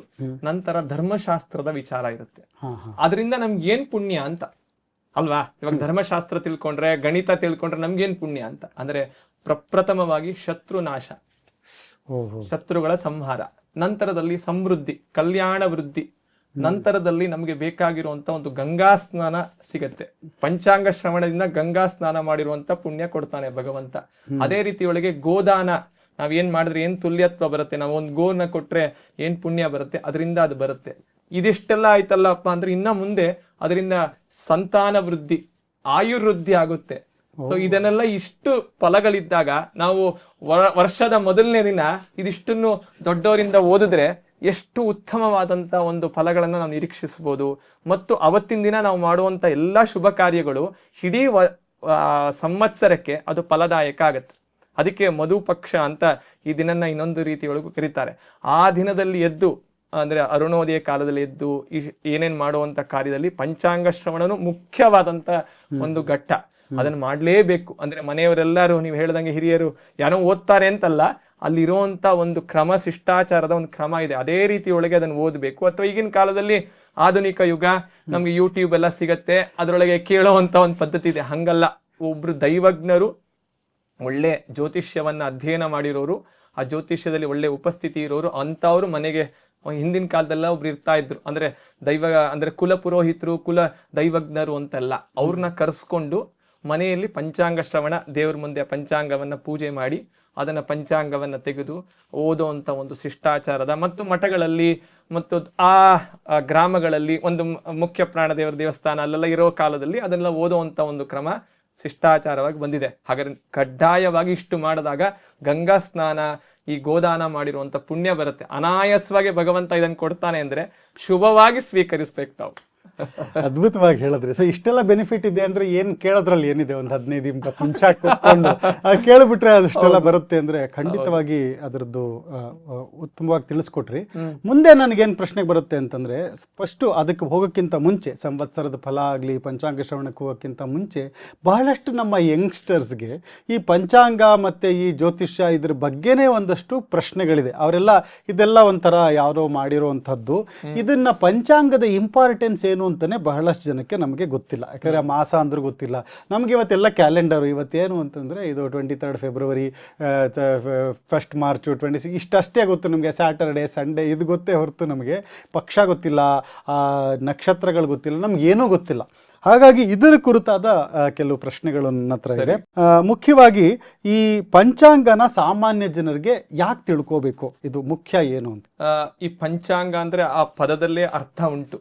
5 ಅಂತ 5 ಇದೆ. ಆದ್ರೆ 5 ಒಂದೇ ಅಲ್ಲ, ನಾನು ಹೇಳ್ದಂಗೆ ಅದರೊಳಗೆ ಸಾಕಷ್ಟು ವಿಚಾರಗಳು ಅದರೊಳಗೆ ನಮ್ಗೆ ಕ್ರೋಢೀಕರಿಸಿ ಸಮ್ಮರೈಸ್ ಮಾಡಿ ಒಂದು ಚಿಕ್ಕ ಬುಕ್ ಆಗಿ ಪ್ರಿಂಟ್ ಮಾಡಿ ಕೊಟ್ಟಿರ್ತಾರೆ. ಆದ್ರೆ ಅದ್ರೊಳಗೆ ಕಾಣಿಸೋದೆಲ್ಲ ಬರೀ ಇದನ್ನ ನಾವು ನೋಡಿದ್ರೆ ಇಲ್ಲಿ ವ್ಯಾಸರಾಜ ಮಠದ ಇಲ್ಲೊಂದು ಪಂಚಾಂಗ ಇಲ್ಲಿದೆ. ಇದ್ರದ್ದು ನಾವು ನೋಡಿದ್ರೆ ಏನಪ್ಪಾ ಇದು ಬರೀ ಒಂದು ಇಷ್ಟು ವಾರ, ನಕ್ಷತ್ರ, ತಿಥಿ ಅಂತಲ್ಲ, ಅದರಲ್ಲಿ ತುಂಬಾ ಮಹತ್ವವಾದಂತ ವಿಚಾರಗಳನ್ನ ನಾವು ನೋಡ್ಬೋದು. ಅಂದ್ರೆ ಇದ್ರೊಳಗೆ ಸಾಮಾನ್ಯವಾಗಿ ನಾವು ತಿಳ್ಕೊಳಕ್ ಹೋದ್ರೆ 3 ವಿಭಾಗವಾಗಿ ಅದು ನಿಂತಿರುತ್ತೆ.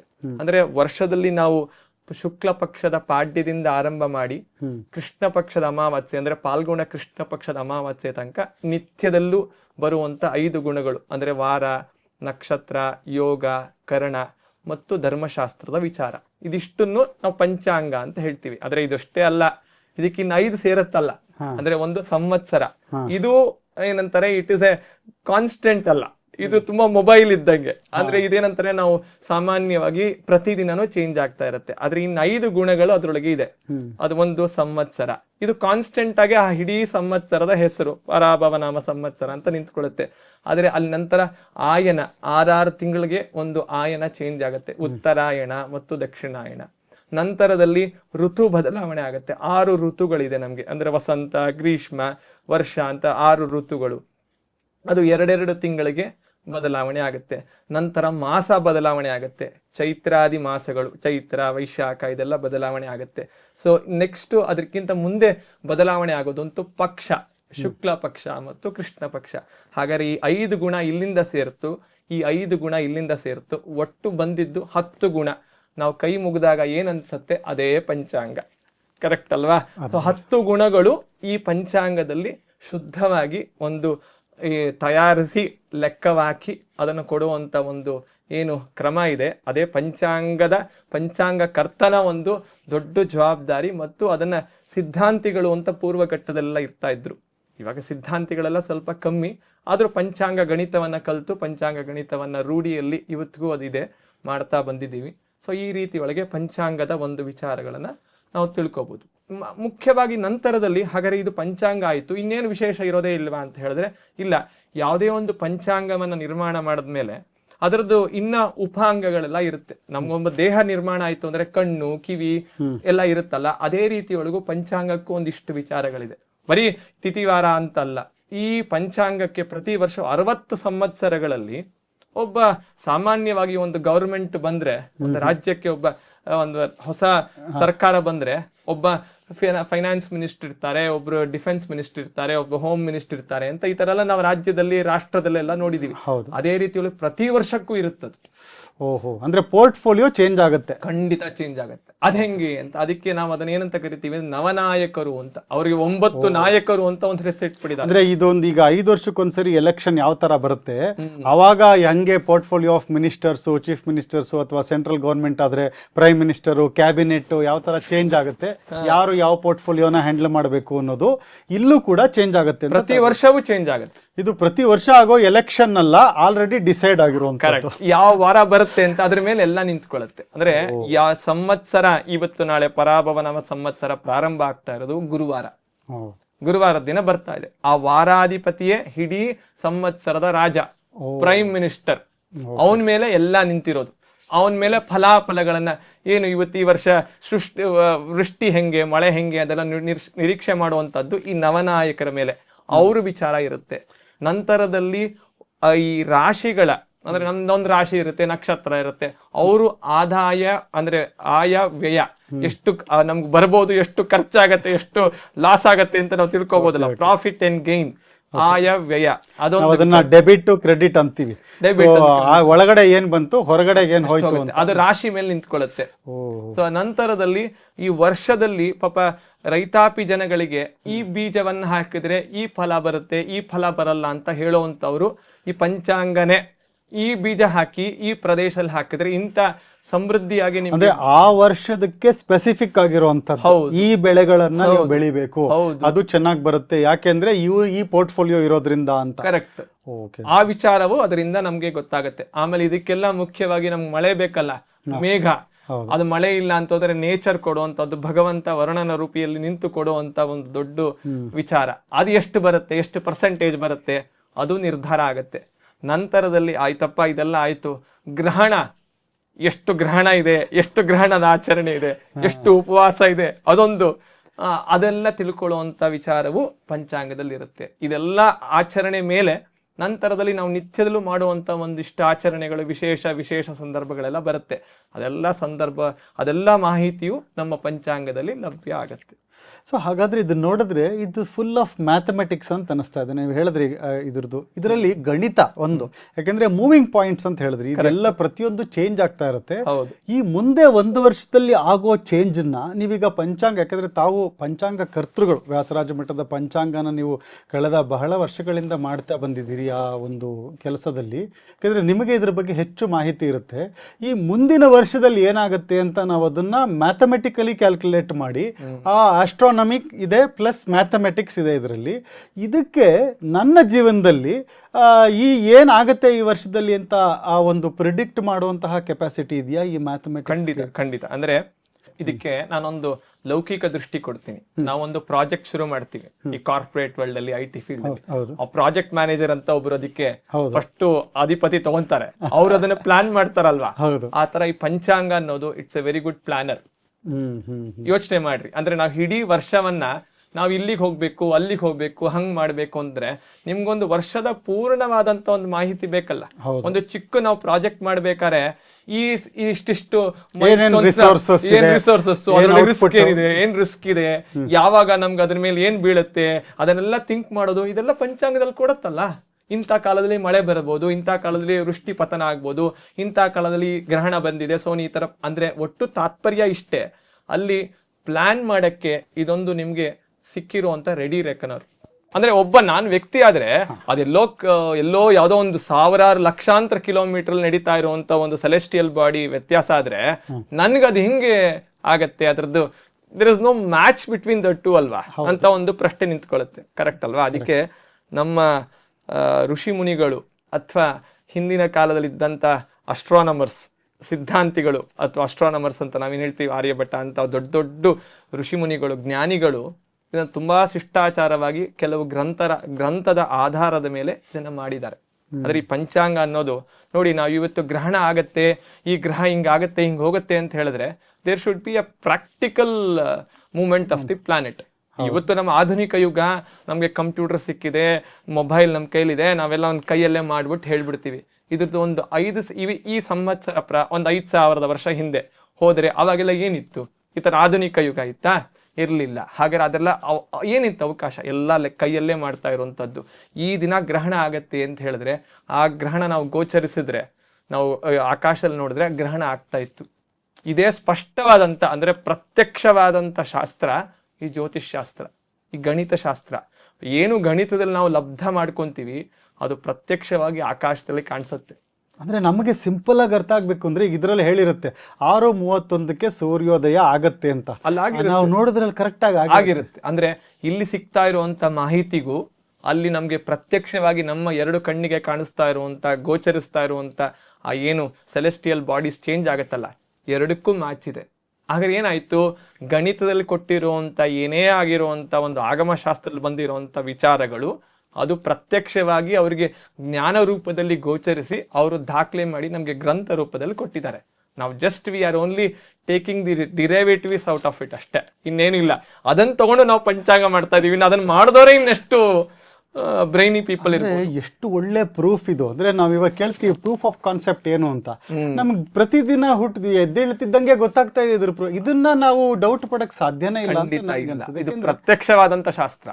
ಇದು ಯಾವುದೋ ಏನೋ ಇಲ್ಲ ಅಂತ ಯೋಚನೆ ಮಾಡೋದಲ್ಲ. ಪ್ರತ್ಯಕ್ಷವಾಗಿ ಇನ್ನೊಂದು 150-100 ವರ್ಷದ ಹಿಂದೆ ಹೋದ್ರೆ ನಾವು ನಾಸಾ ಅಂತ ಒಂದು ವಿಚಾರ ಇರ್ಲಿಲ್ಲ. ಹೌದು, ಇವಾಗಿದ್ದಾರೆ, ಅವ್ರು ಹೇಳ್ತಾರೆ ಇಂಥ ಸಂದರ್ಭಕ್ಕೆ ಇಂಥ ಪ್ಲಾನೆಟ್ ಕಂಬಸ್ಟ್ ಆಗತ್ತೆ ಅಂತ. ನಾವು 1000 ವರ್ಷದ ಹಿಂದೆನೆ ಹೇಳಿದೀವಿ ಇದನ್ನ. ಅಂದ್ರೆ ನಮ್ಮ ಶಾಸ್ತ್ರದಲ್ಲಿ ಪ್ರಪಂಚದಲ್ಲಿ ಇದು ಸಾಮಾನ್ಯವಾಗಿ ಈ ವಿಚಾರಗಳೆಲ್ಲ ಇದೆ. ಸೊ ಆ ರೀತಿ ಅದನ್ನು ನಾವು ನಮ್ಮ ಆಧುನಿಕ ಯುಗದಲ್ಲಿ ಅದನ್ನು ಉಪಯೋಗಿಸ್ಕೊಂಡೆ ಅವರು ನಮ್ಮ ಮಾಹಿತಿಯನ್ನೇ ತಗೊಂಡು ಅವರು ಇವತ್ತು ಅದನ್ನ ಬೇರೆ ರೀತಿಗಳಿಗೆ ಹೇಳಿ, ಈ ತರ ನಾಸಾ ಅವ್ರು ಕೊಡ್ತಾ ಇದ್ದಾರೆ ಅಂತ, ಎಫೆಮರೀಸ್ ಅಂತ ಅದಕ್ಕೆಲ್ಲ ಒಂದು ಹೊಸ ಪದ ಇಟ್ಟು, ಅದೆಲ್ಲ ನಮ್ಮಲ್ಲಿ ಸೂರ್ಯ ಸಿದ್ಧಾಂತದಲ್ಲಿ ಸ್ಪಷ್ಟವಾದಂತ ಒಂದು ಪ್ರಮಾಣಗಳು, ಲಬ್ಧವಾದಂತ ಪ್ರಮಾಣಗಳಿದೆ. ಸೊ ಅಂದ್ರೆ ಇದರ ಮೇಲೆ ನನಗೆ ಶುಭ ಅಶುಭ ಕಾಲ ಯಾವುದು ಇದನ್ನೆಲ್ಲ ನಿರ್ಣಯಿಸಬಹುದು. ಈ ಒಂದು ವರ್ಷದ ಒಂದು ಕ್ಯಾಲ್ಕುಲೇಷನ್ ಇಟ್ಕೊಂಡು ನನ್ನ ಒಂದು ಟೈಮ್ ಸ್ಟ್ಯಾಂಪ್ ಅಂತ ಏನ್ ಹೇಳ್ತೀವಿ, ಆ ಟೈಮಲ್ಲಿ ನಾವು ಹುಟ್ಟಿದ ಟೈಮ್ ಇಂದ ನನ್ನ ಏನು ಪ್ಲಾನೆಟರಿ ಪೊಸಿಷನ್ಸ್ ಇತ್ತು ಆ ಜಾತಕ, ಅಂದ್ರೆ it is a time stamp ಅಂತ ಇಟ್ಕೊಂಡ್ರೆ ಆ ಟೈಮ್ ಸ್ಟ್ಯಾಂಪ್ ಇಂದ ಮೂಮೆಂಟ್ಸ್ ಏನಾಗಿದೆ, ಈಗ ನನ್ನ 40 ವರ್ಷ ಆಯ್ತು, 20 ವರ್ಷ ಆಯ್ತು, 50 ವರ್ಷ ಆಯ್ತು ಅಂದ್ರೆ ಆ ಟೈಮ್ ಸ್ಟ್ಯಾಂಪ್ ಮೂವ್ ಆಗ್ತಾ ಇದೆ ನಾವು. ಸೊ ಹಾಗಾಗಿ ಆ ರಿಲೇಶನ್ಶಿಪ್ ಅಲ್ಲಿ ನನ್ನ ಶುಭಾಶುಭ ಕರ್ಮಗಳನ್ನ ನಾವು ನಿರ್ಧಾರ ಮಾಡ್ಬೋದು. ಅದ್ರದ್ದು ಅದು ಎಲ್ಲಾ ಕಡೆನೂ ಇಂಪ್ಯಾಕ್ಟ್. ನೀವು ಇವಾಗ ವ್ಯಕ್ತಿಗತವಾಗಿ ನಿಮ್ಗೆ ಒಂದು ಸಮಾಜ ಅಂತ ಸಮಾಜಕ್ಕೆ, ಒಂದು ರಾಜ್ಯ ಅಂತ ರಾಜ್ಯಕ್ಕೆ, ಒಂದು ರಾಷ್ಟ್ರ ಅಂತ ರಾಷ್ಟ್ರಕ್ಕೆ, ವಿಶ್ವಕ್ಕೆ. ಸೊ ಇದು ನಿಮ್ಗೊಬ್ರಿಗೆ ವ್ಯಕ್ತಿಗತವಾಗಿ ಅಲ್ಲ, ಎಲ್ಲದಕ್ಕೂ ಅದು ಸಂಬಂಧಪಟ್ಟಿರುವಂತ ಒಂದು ವಿಚಾರ. ಯಾಕೆ, ಕಾಲನಾಮಕನಾದಂತ ಭಗವಂತ ಎಲ್ಲಾ ಕಡೆನೂ ಇದ್ದಾನೆ. ಕಾಲ ಅಂದ್ರೆ ಯಾರು? ಅವನು ಭಗವಂತನೇ ಆ ಕಾಲವನ್ನ ನಡೆಸ್ತಾನೆ. ಸೊ ಆ ಕಾಲವನ್ನ ನಡೆಸ್ಬೇಕಾದ್ರೆ ಅವನು ಒಂದು ತೃಣದಲ್ಲೂ ಇದ್ದಾನೆ, ಎಲ್ಲಾ ಕಡೆನೂ, ಅಂದ್ರೆ ಜಡ ಎಲ್ಲಾ ತರಲ್ಲೂ ಭಗವಂತನ ಸಾನ್ನಿಧ್ಯ ಇದೆ ಅಂದ್ಮೇಲೆ ನಮ್ಗೇನಾಗುತ್ತೋ ನಾವಿರುವಂತ ಪರಿಸರಕ್ಕೂ ಅದು ಆಗ್ಬೇಕಲ್ವಾ? ಖಂಡಿತವಾಗಿ ಪರಿಸರಕ್ಕೂ ಆಗ್ಬೇಕು. ಹಾಗಾದ್ರೆ ನಮ್ಗೆ ಏನ್ ಇಂಪ್ಯಾಕ್ಟ್ ಇದೆಯೋ ಪರಿಸರಕ್ಕೂ ಅದು ಇಂಪ್ಯಾಕ್ಟ್ ಇದೆ, ರಾಷ್ಟ್ರಕ್ಕೂ ಇರ್ಬೋದು, ರಾಜ್ಯಕ್ಕೂ ಇರ್ಬೋದು. ಅದನ್ನೆಲ್ಲ ನಾವು ನೋಡುವಂತ ವಿಚಾರವೇ ಈ ಗಣಿತ ಭಾಗದಿಂದ ಬಂದಿರುವಂತ ಪಂಚಾಂಗ. ಈ ಒಂದು ಪಂಚಾಂಗದ ಬಗ್ಗೆ ನಾವು ಬೇಸಿಕ್ಸ್ ಮಾತಾಡ್ತಾ ಇದ್ವಿ. ಹಾಗಾಗಿ ತಾವು ಪಂಚಾಂಗ ಕರ್ತೃಗಳಾದ್ರಿಂದ ಇದು ಎಷ್ಟು ಕಾಂಪ್ಲಿಕೇಟೆಡ್ ಅಂತ ಒಂದು ಪಂಚಾಂಗನ ಮಾಡಬೇಕು ಅಂದ್ರೆ, ಯಾಕೆಂದ್ರೆ ಅದು ದೊಡ್ಡ ಜವಾಬ್ದಾರಿ. ನಾಳೆ ಯಾರು ಬೇಕಾದ್ರೂ ಅದರಲ್ಲಿ ತಪ್ಪನ್ನ ತೋರಿಸಬಹುದು, ಅದರಲ್ಲಿ ವಿವಾದಗಳು ಬರಬಹುದು. ಯಾಕಂದ್ರೆ ಬಹಳಷ್ಟು ನೋಡಿದ್ದೀವಿ ನಾವು ತುಂಬಾ ಈ ಪಂಚಾಂಗದ ವಿಷಯದಲ್ಲಿ ಇರುವಂತಹ ವಿವಾದಗಳು. ಅಂದ್ರೆ ಈ ಕ್ಯಾಲ್ಕುಲೇಷನ್ಸ್ಗೂ ಅವ್ರ ಕ್ಯಾಲ್ಕುಲೇಷನ್ಸ್ಗೂ ಇನ್ನೊಬ್ಬರ ಕ್ಯಾಲ್ಕುಲೇಷನ್ಸ್ಗೂ ತುಂಬಾ ಕಷ್ಟದ ಕೆಲಸ ಈ ಪಂಚಾಂಗ ಮಾಡುವಂತ. ಅದ್ರ ಬಗ್ಗೆ ಒಂದು ಕ್ವಿಕ್ ಆಗಿ ಹೇಳಕ್ಕೆ, ತಾವೇ ಇರೋದ್ರಿಂದ ನನ್ನ ಎದುರಿಗೆ ಎಷ್ಟು ಜವಾಬ್ದಾರಿಯುತವಾದ ಕೆಲಸ, ಏನು ಮಾಡ್ಬೇಕಾಗುತ್ತೆ ಇದರಲ್ಲಿ, ಎಷ್ಟು ಅದರಿಂದ ಇರುವಂತ ಅಂತ. ಅಂದ್ರೆ ಬೇಸಿಕ್ ಆಗಿ ಈ ತರ ನಾವು ಒಂದು ಪಂಚಾಂಗದ ಒಂದು ಕ್ಯಾಲ್ಕುಲೇಷನ್ ಮಾಡಕ್ ಹೊರಡ್ತೀವಿ. ಇದನ್ನ ನಾವು ಶುಕ್ಲ ಪಕ್ಷದ ಪಾಡ್ಯ, ಅಂದ್ರೆ ಏನು ಚೈತ್ರ ಶುದ್ಧ ಪಾಡ್ಯ ದಿನ ನಾವು ಪ್ರಾರಂಭ ಮಾಡೋದು. ಇದಕ್ಕೆ ಮುಖ್ಯವಾದಂತದ್ದು ನಮ್ಗೊಂದು ಗಣಿತ ಭಾಗದ ಒಂದು ಫೋಕಲ್ ಪಾಯಿಂಟ್ ಬೇಕು. ಅದು ಇವತ್ತಿನ ಕಾಲಘಟ್ಟದಲ್ಲಿ ತುಂಬಾ ಸಿದ್ಧಾಂತಗಳೆಲ್ಲ ಇದೆ, ಆದ್ರೆ ನಾವು ಇವತ್ತು ಪ್ರಚಲಿತದಲ್ಲಿ ಇರುವಂತದ್ದು ಸೂರ್ಯ ಸಿದ್ಧಾಂತ ಅಂತ.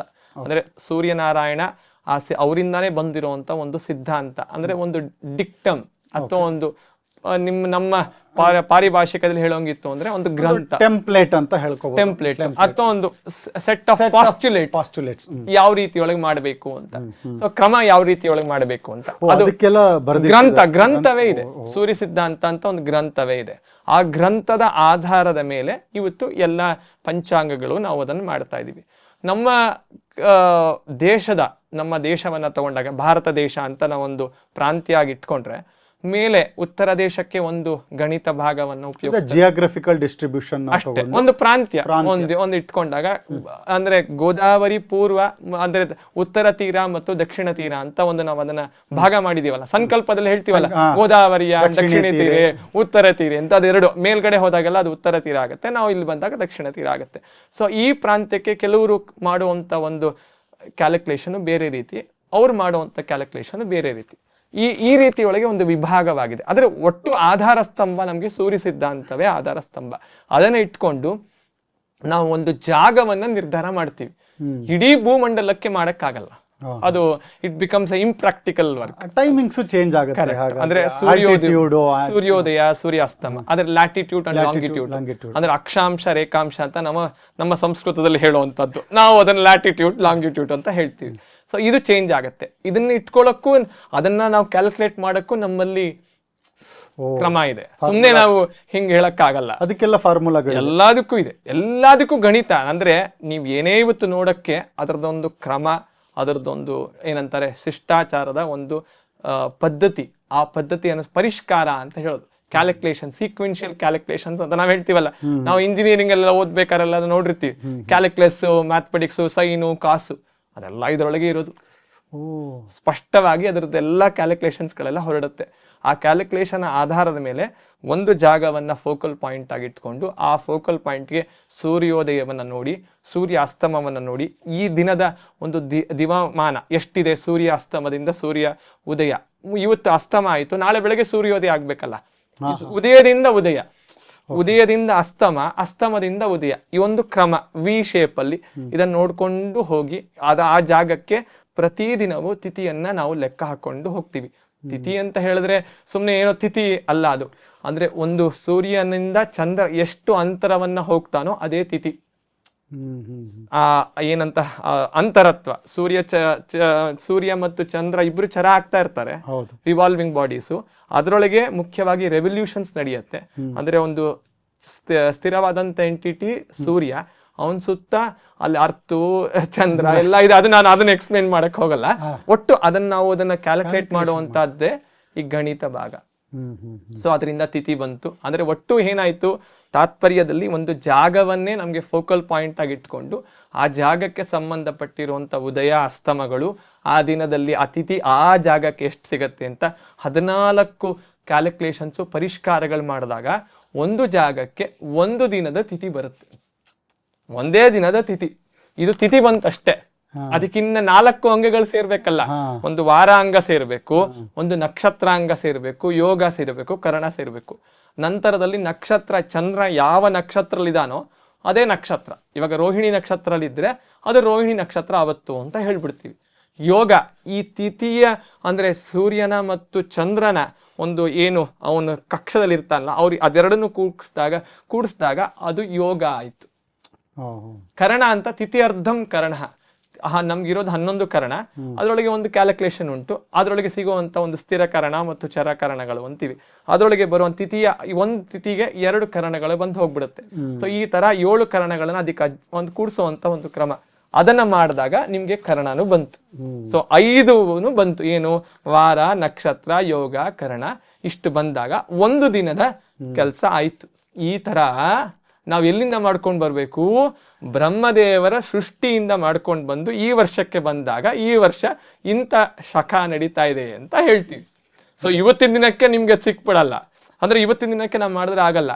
ಸೊ ಬ್ರಹ್ಮದೇವರು ಯಾವತ್ತು ಸೃಷ್ಟಿ ಮಾಡಿದ್ರು ಆದ್ರಿಂದ ಮಾಡ್ಕೊಂಡು ಬಂದಿರ್ತೀವಿ. ಅದಕ್ಕೆ ಅಹರಗಣ ಅಂತ ಕಳೆಯುವಂತ ಒಂದು ಕ್ರಮ, ಅಲ್ಲಿಂದ ಮಾಡ್ಕೊಂಡ್ಬಂದು ಈ ದಿನ ಎಷ್ಟು ಹೋಗಿದೆ ಕಲಿಯುಗದಲ್ಲಿ 4,32,000 ವರ್ಷಗಳು ಅಂತೆಲ್ಲ ನಮ್ಗೆ ಪುರಾಣಗಳೆಲ್ಲ ತುಂಬಾ ಕೇಳಿದೀವಲ್ಲ. ಹೌದು, ಅಷ್ಟು ಗತ ಆಗಿದೆ ಅಂತ ನೋಡ್ಕೊಂಡು ಅಲ್ಲಿಂದ ನಾವು ಸ್ಟಾರ್ಟ್ ಮಾಡಿಕೊಂಡು ಈ ದಿನಕ್ಕೆ ಬಂದಾಗ ಈ ಹೊಸ ಸಂವತ್ಸರ ಇಂಥ ಅಹರಗಣದಲ್ಲಿ ಪ್ರಾರಂಭ ಆಗ್ತಾ ಇದೆ. 5,127 ವರ್ಷ ಈ ವರ್ಷ ಗತ ಆಗಿದೆ. ಇಷ್ಟ ಆದಾಗ ನಮ್ಗೆ ಅಲ್ಲಿಂದ ನಿಮ್ಮ ಪಂಚಾಂಗ ಪ್ರಾರಂಭ. ಇದು ಒಂದ್ ದಿನಕ್ಕಾಯ್ತು. ಇನ್ನು 364 ದಿನಕ್ಕೆ ಮಾಡ್ಬೇಕು. ಇದು ಮಾಡಿದ್ರೆ ಒಂದು ಸಂವತ್ಸರ ಮುಗಿಯುತ್ತೆ. ಇದು ಬರೀ ಗಣಿತ ಆಯ್ತು. ನಂತರದಲ್ಲಿ ಧರ್ಮಶಾಸ್ತ್ರ ಹಾಕ್ಬೇಕು. ಅದಕ್ಕೆ ಧರ್ಮಶಾಸ್ತ್ರ ಗ್ರಂಥಗಳನ್ನ ಆಧಾರವಾಗಿ ಇಟ್ಕೊಂಡು ಧರ್ಮಸಿಂಧು, ನಿರ್ಣಯ ಸಿಂಧು ಈ ತರದ್ದೆಲ್ಲ ನಮ್ಮ ವೈಷ್ಣವರಲ್ಲಿ ಸ್ಮೃತಿ ಮುಕ್ತಾವಳಿ ಕೆಲವೆಲ್ಲ ಗ್ರಂಥಗಳೆಲ್ಲ ಇದೆ. ಅದನ್ನೆಲ್ಲ ಇಟ್ಕೊಂಡು ಪ್ರತಿದಿನವನ್ನು ಧರ್ಮಶಾಸ್ತ್ರವನ್ನ ಹಾಕೊಂಡು ಹೋಗಿ 365 ದಿನ ತನಕ ಹಾಕೊಂಡು ಹೋಗುವಂತ ಒಂದು ಏನ್ ಕ್ರಮ ಇದೆ ಅದು ಪಂಚಾಂಗ ಆಯ್ತು. ಸೊ ಇಷ್ಟು ಕೆಲಸ, ಇಷ್ಟು ಜವಾಬ್ದಾರಿ ಅದಕ್ಕಿರುತ್ತೆ. ಇದಾದ್ಮೇಲೆ ಇನ್ನ ನಮ್ಮ ವೈಷ್ಣವ ಮಠಗಳಲ್ಲಿ ದಿನತ್ರಯ, ದಶಮಿ, ಏಕಾದಶಿ, ದ್ವಾದಶಿ ಅದೊಂದು ವಿಚಾರವನ್ನು ಲೆಕ್ಕ ಹಾಕಿ ಅದನ್ನೇ ಬೇರೆ ರೀತಿಯೊಳಗೆ ಲೆಕ್ಕ ಹಾಕುವಂತ ಕ್ರಮ. ಅವ್ರವ್ರ ಮಠಕ್ಕೆ ಸಂಬಂಧಪಟ್ಟಿರುವಂತ ಅವ್ರವ್ರ ಜ್ಞಾನಿಗಳು ಬಂದು ಕೊಟ್ಟಿರುವಂತ ವಿಚಾರವನ್ನು ಲೆಕ್ಕ ಹಾಕಿ ಅದನ್ನ ಮುಖ್ಯವಾಗಿ ಮಾಡಿಕೊಟ್ರೆ ಒಂದು ಪಂಚಾಂಗದ ಪೂರ್ಣವಾದಂತ ಒಂದು ಏನಂತಾರೆ ಇನ್ಫಾರ್ಮೇಶನ್ ಅದರೊಳಗೆ ಬಂತು. ನಂತರ ಅದರದ್ದು ಪರಿಷ್ಕಾರಗಳು ಎಲ್ಲ ನಡೆಯುವಂಥದ್ದು. ಅಂದ್ರೆ ಇದೊಂದು 4-5 ತಿಂಗಳು ಇದಕ್ಕೆ ಬೇಕಾದ 1 ವರ್ಷದ ಒಂದು ಅವಧಿ. ನಾವು ಶುರು ಮಾಡುವಂತದ್ದು ಪಾಡ್ಯ ದಿನ. ಯಾವ ಪಾಡ್ಯ? ಈ ಚೈತ್ರ ಶುದ್ಧ ಪಾಡ್ಯ. ನಾವು ಅದಕ್ಕೆ ಮುಹೂರ್ತ ನೋಡ್ತೀವಿ, ಯಾಕಂದ್ರೆ ನಮ್ ಕೆಲಸವು ನಿರ್ವಿಘ್ನವಾಗಿ ಆಗ್ಬೇಕಲ್ಲ.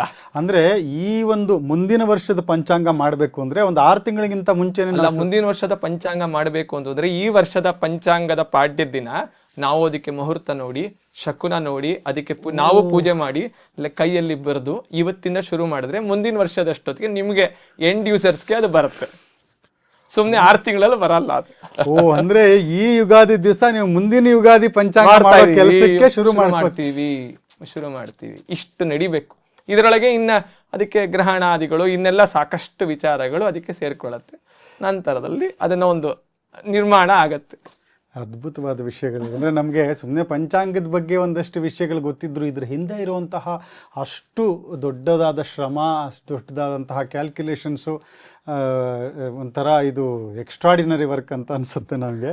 ಆಧುನಿಕ ಯುಗ ಇವಾಗ ಕೆಲವೆಲ್ಲ ಅದರೊಳಗೆ ನಾವು ಯೂಸ್ ಮಾಡಬಹುದು, ಟೂಲ್ಸ್ಗಳನ್ನು ಯೂಸ್ ಮಾಡುವಂಥದ್ದು. ಈ ವ್ಯಾಸರಾಜ ಮಠದ ಪಂಚಾಂಗಕ್ಕೆ ಏನಾದರೂ ವಿಶೇಷವಾದ ರಚನೆಗೆ ಏನಾದರೂ ವಿಶೇಷತೆ ಇದೆಯಾ ಅಂತ? ಆ ಥರ ಈ ಸಾಮಾನ್ಯವಾಗಿ ಈ ಪಂಚಾಂಗ ಆದ್ಮೇಲೆ ನಾವೊಂದು ಕ್ರಮದಲ್ಲಿ ಸ್ವಾಮಿಗಳು ಇದನ್ನ ನಂಗೆ ಜವಾಬ್ದಾರಿ ಕೊಟ್ಟು ಮಾಡ್ತಾ ಇದ್ದೀನಿ ನಾನು.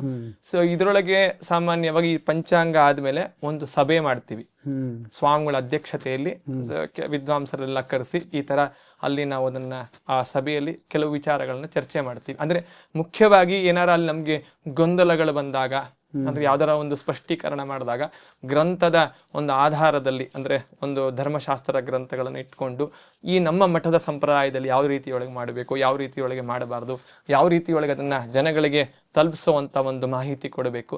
ಏನೋ ಒಂದು ಗೊಂದಲ ಇರ್ಬೋದು, ದೇಶ ಬೇರೆ ಇರ್ಬೋದು, ದೇಶ ಪ್ರಾಂತ್ಯ ಬೇರೆ ಇರ್ಬೋದು, ಅದಕ್ಕೆಲ್ಲ ನಾವು ಕೊಡುವಂತ ವಿಚಾರಗಳಿರುತ್ತೆ. ಯಾಕಂದ್ರೆ everything it depends on the place. ಹೌದು ಹೌದು. ಅಂದ್ರೆ ನೀವು ಬೆಂಗಳೂರಲ್ಲಿ ಇದ್ದವರು ಸಡನ್ ಆಗಿ ಅವತ್ತಿನ ದಿವಸ ಎಲ್ಲೋ ಹೈದರಾಬಾದ್ ಅಲ್ಲಿ ಇದಾರೆ, ಡೆಲ್ಲಿಲಿ ಇದಾರೆ ಅಂದ್ರೆ ಮತ್ತೆ ಅವರ ಸಮಸ್ಯೆನೇ ಬೇರೆ ಆಗುತ್ತದೆ. ಏಕಾದಶಿನ, ದಶಮಿನ, ಅದೆಲ್ಲ ಅಂದ್ರೆ ಆ ಜಾಗಕ್ಕೆ ಮುಖ್ಯವಾದಂತ ಗುಣವನ್ನ ಹೊಂದತ್ತಲ್ಲಿ. ಸೊ ಜಾಗಕ್ಕೆ ಗುಣವಾದಂತ ಮುಖ್ಯವಾದಂತ ಹೊಂದತ್ತೆ ಅಂದ್ಮೇಲೆ ಸೊ ನಾವು ಅದಕ್ಕೆ ಮುಖ್ಯವಾದಂತ ಅಂಶವನ್ನು ಕೊಡಬೇಕಾಗತ್ತೆ. ಸೊ ಕೊಡುವಂತ ರೀತಿಯೊಳಗೆ ಇಲ್ಲಿ ಆ ಸಭೆಯಲ್ಲಿ ಚರ್ಚೆ ಮಾಡ್ತೀವಿ. ಏನೇನು ಏನಾರ ಸಮಸ್ಯೆಗಳಿದ್ದಾಗ ಸ್ವಾಮಿಗಳ ಅಧ್ಯಕ್ಷತೆಯಲ್ಲಿ ಚರ್ಚೆ ಮಾಡಿ ನಂತರ ಅದಕ್ಕೊಂಚೂರು ಪರಿಷ್ಕಾರವನ್ನ ಮಾಡಿ ಒಟ್ಟು ತಯಾರಿಸಿ ಅದನ್ನ ಪ್ರಿಂಟಿಗೆ ಕೊಟ್ಟು ಮುಂದೆ ಎಲ್ಲ ಶ್ರೋತೃವರ್ಗಕ್ಕೆ ಅದು ಸಿಗುವಂಥದ್ದು. ವಿಶೇಷವಾದಂಥದ್ದು ಏನು ಅಂತಂದ್ರೆ ನಮ್ಮ ಮಠದಲ್ಲಿ ಇರುವಂಥ ದಿನತ್ರಯಕ್ಕೆ ವಿಷಯವನ್ನ ಅಲ್ಲಿ ಮುಖ್ಯವಾಗಿ ಚರ್ಚೆ ಆಗುತ್ತೆ. ಏಕಾದಶಿಗೆ ಮುಖ್ಯವಾದಂಥ ಒಂದು ಘಟ್ಟ ವೈಷ್ಣವರಲ್ಲಿ, ಅದು ಮಾಧ್ವರಲ್ಲಿ. ಸೊ ಅದರ ಚರ್ಚೆಯಲ್ಲಿ ಶುದ್ಧವಾಗಿ ನಡೆಯುತ್ತೆ.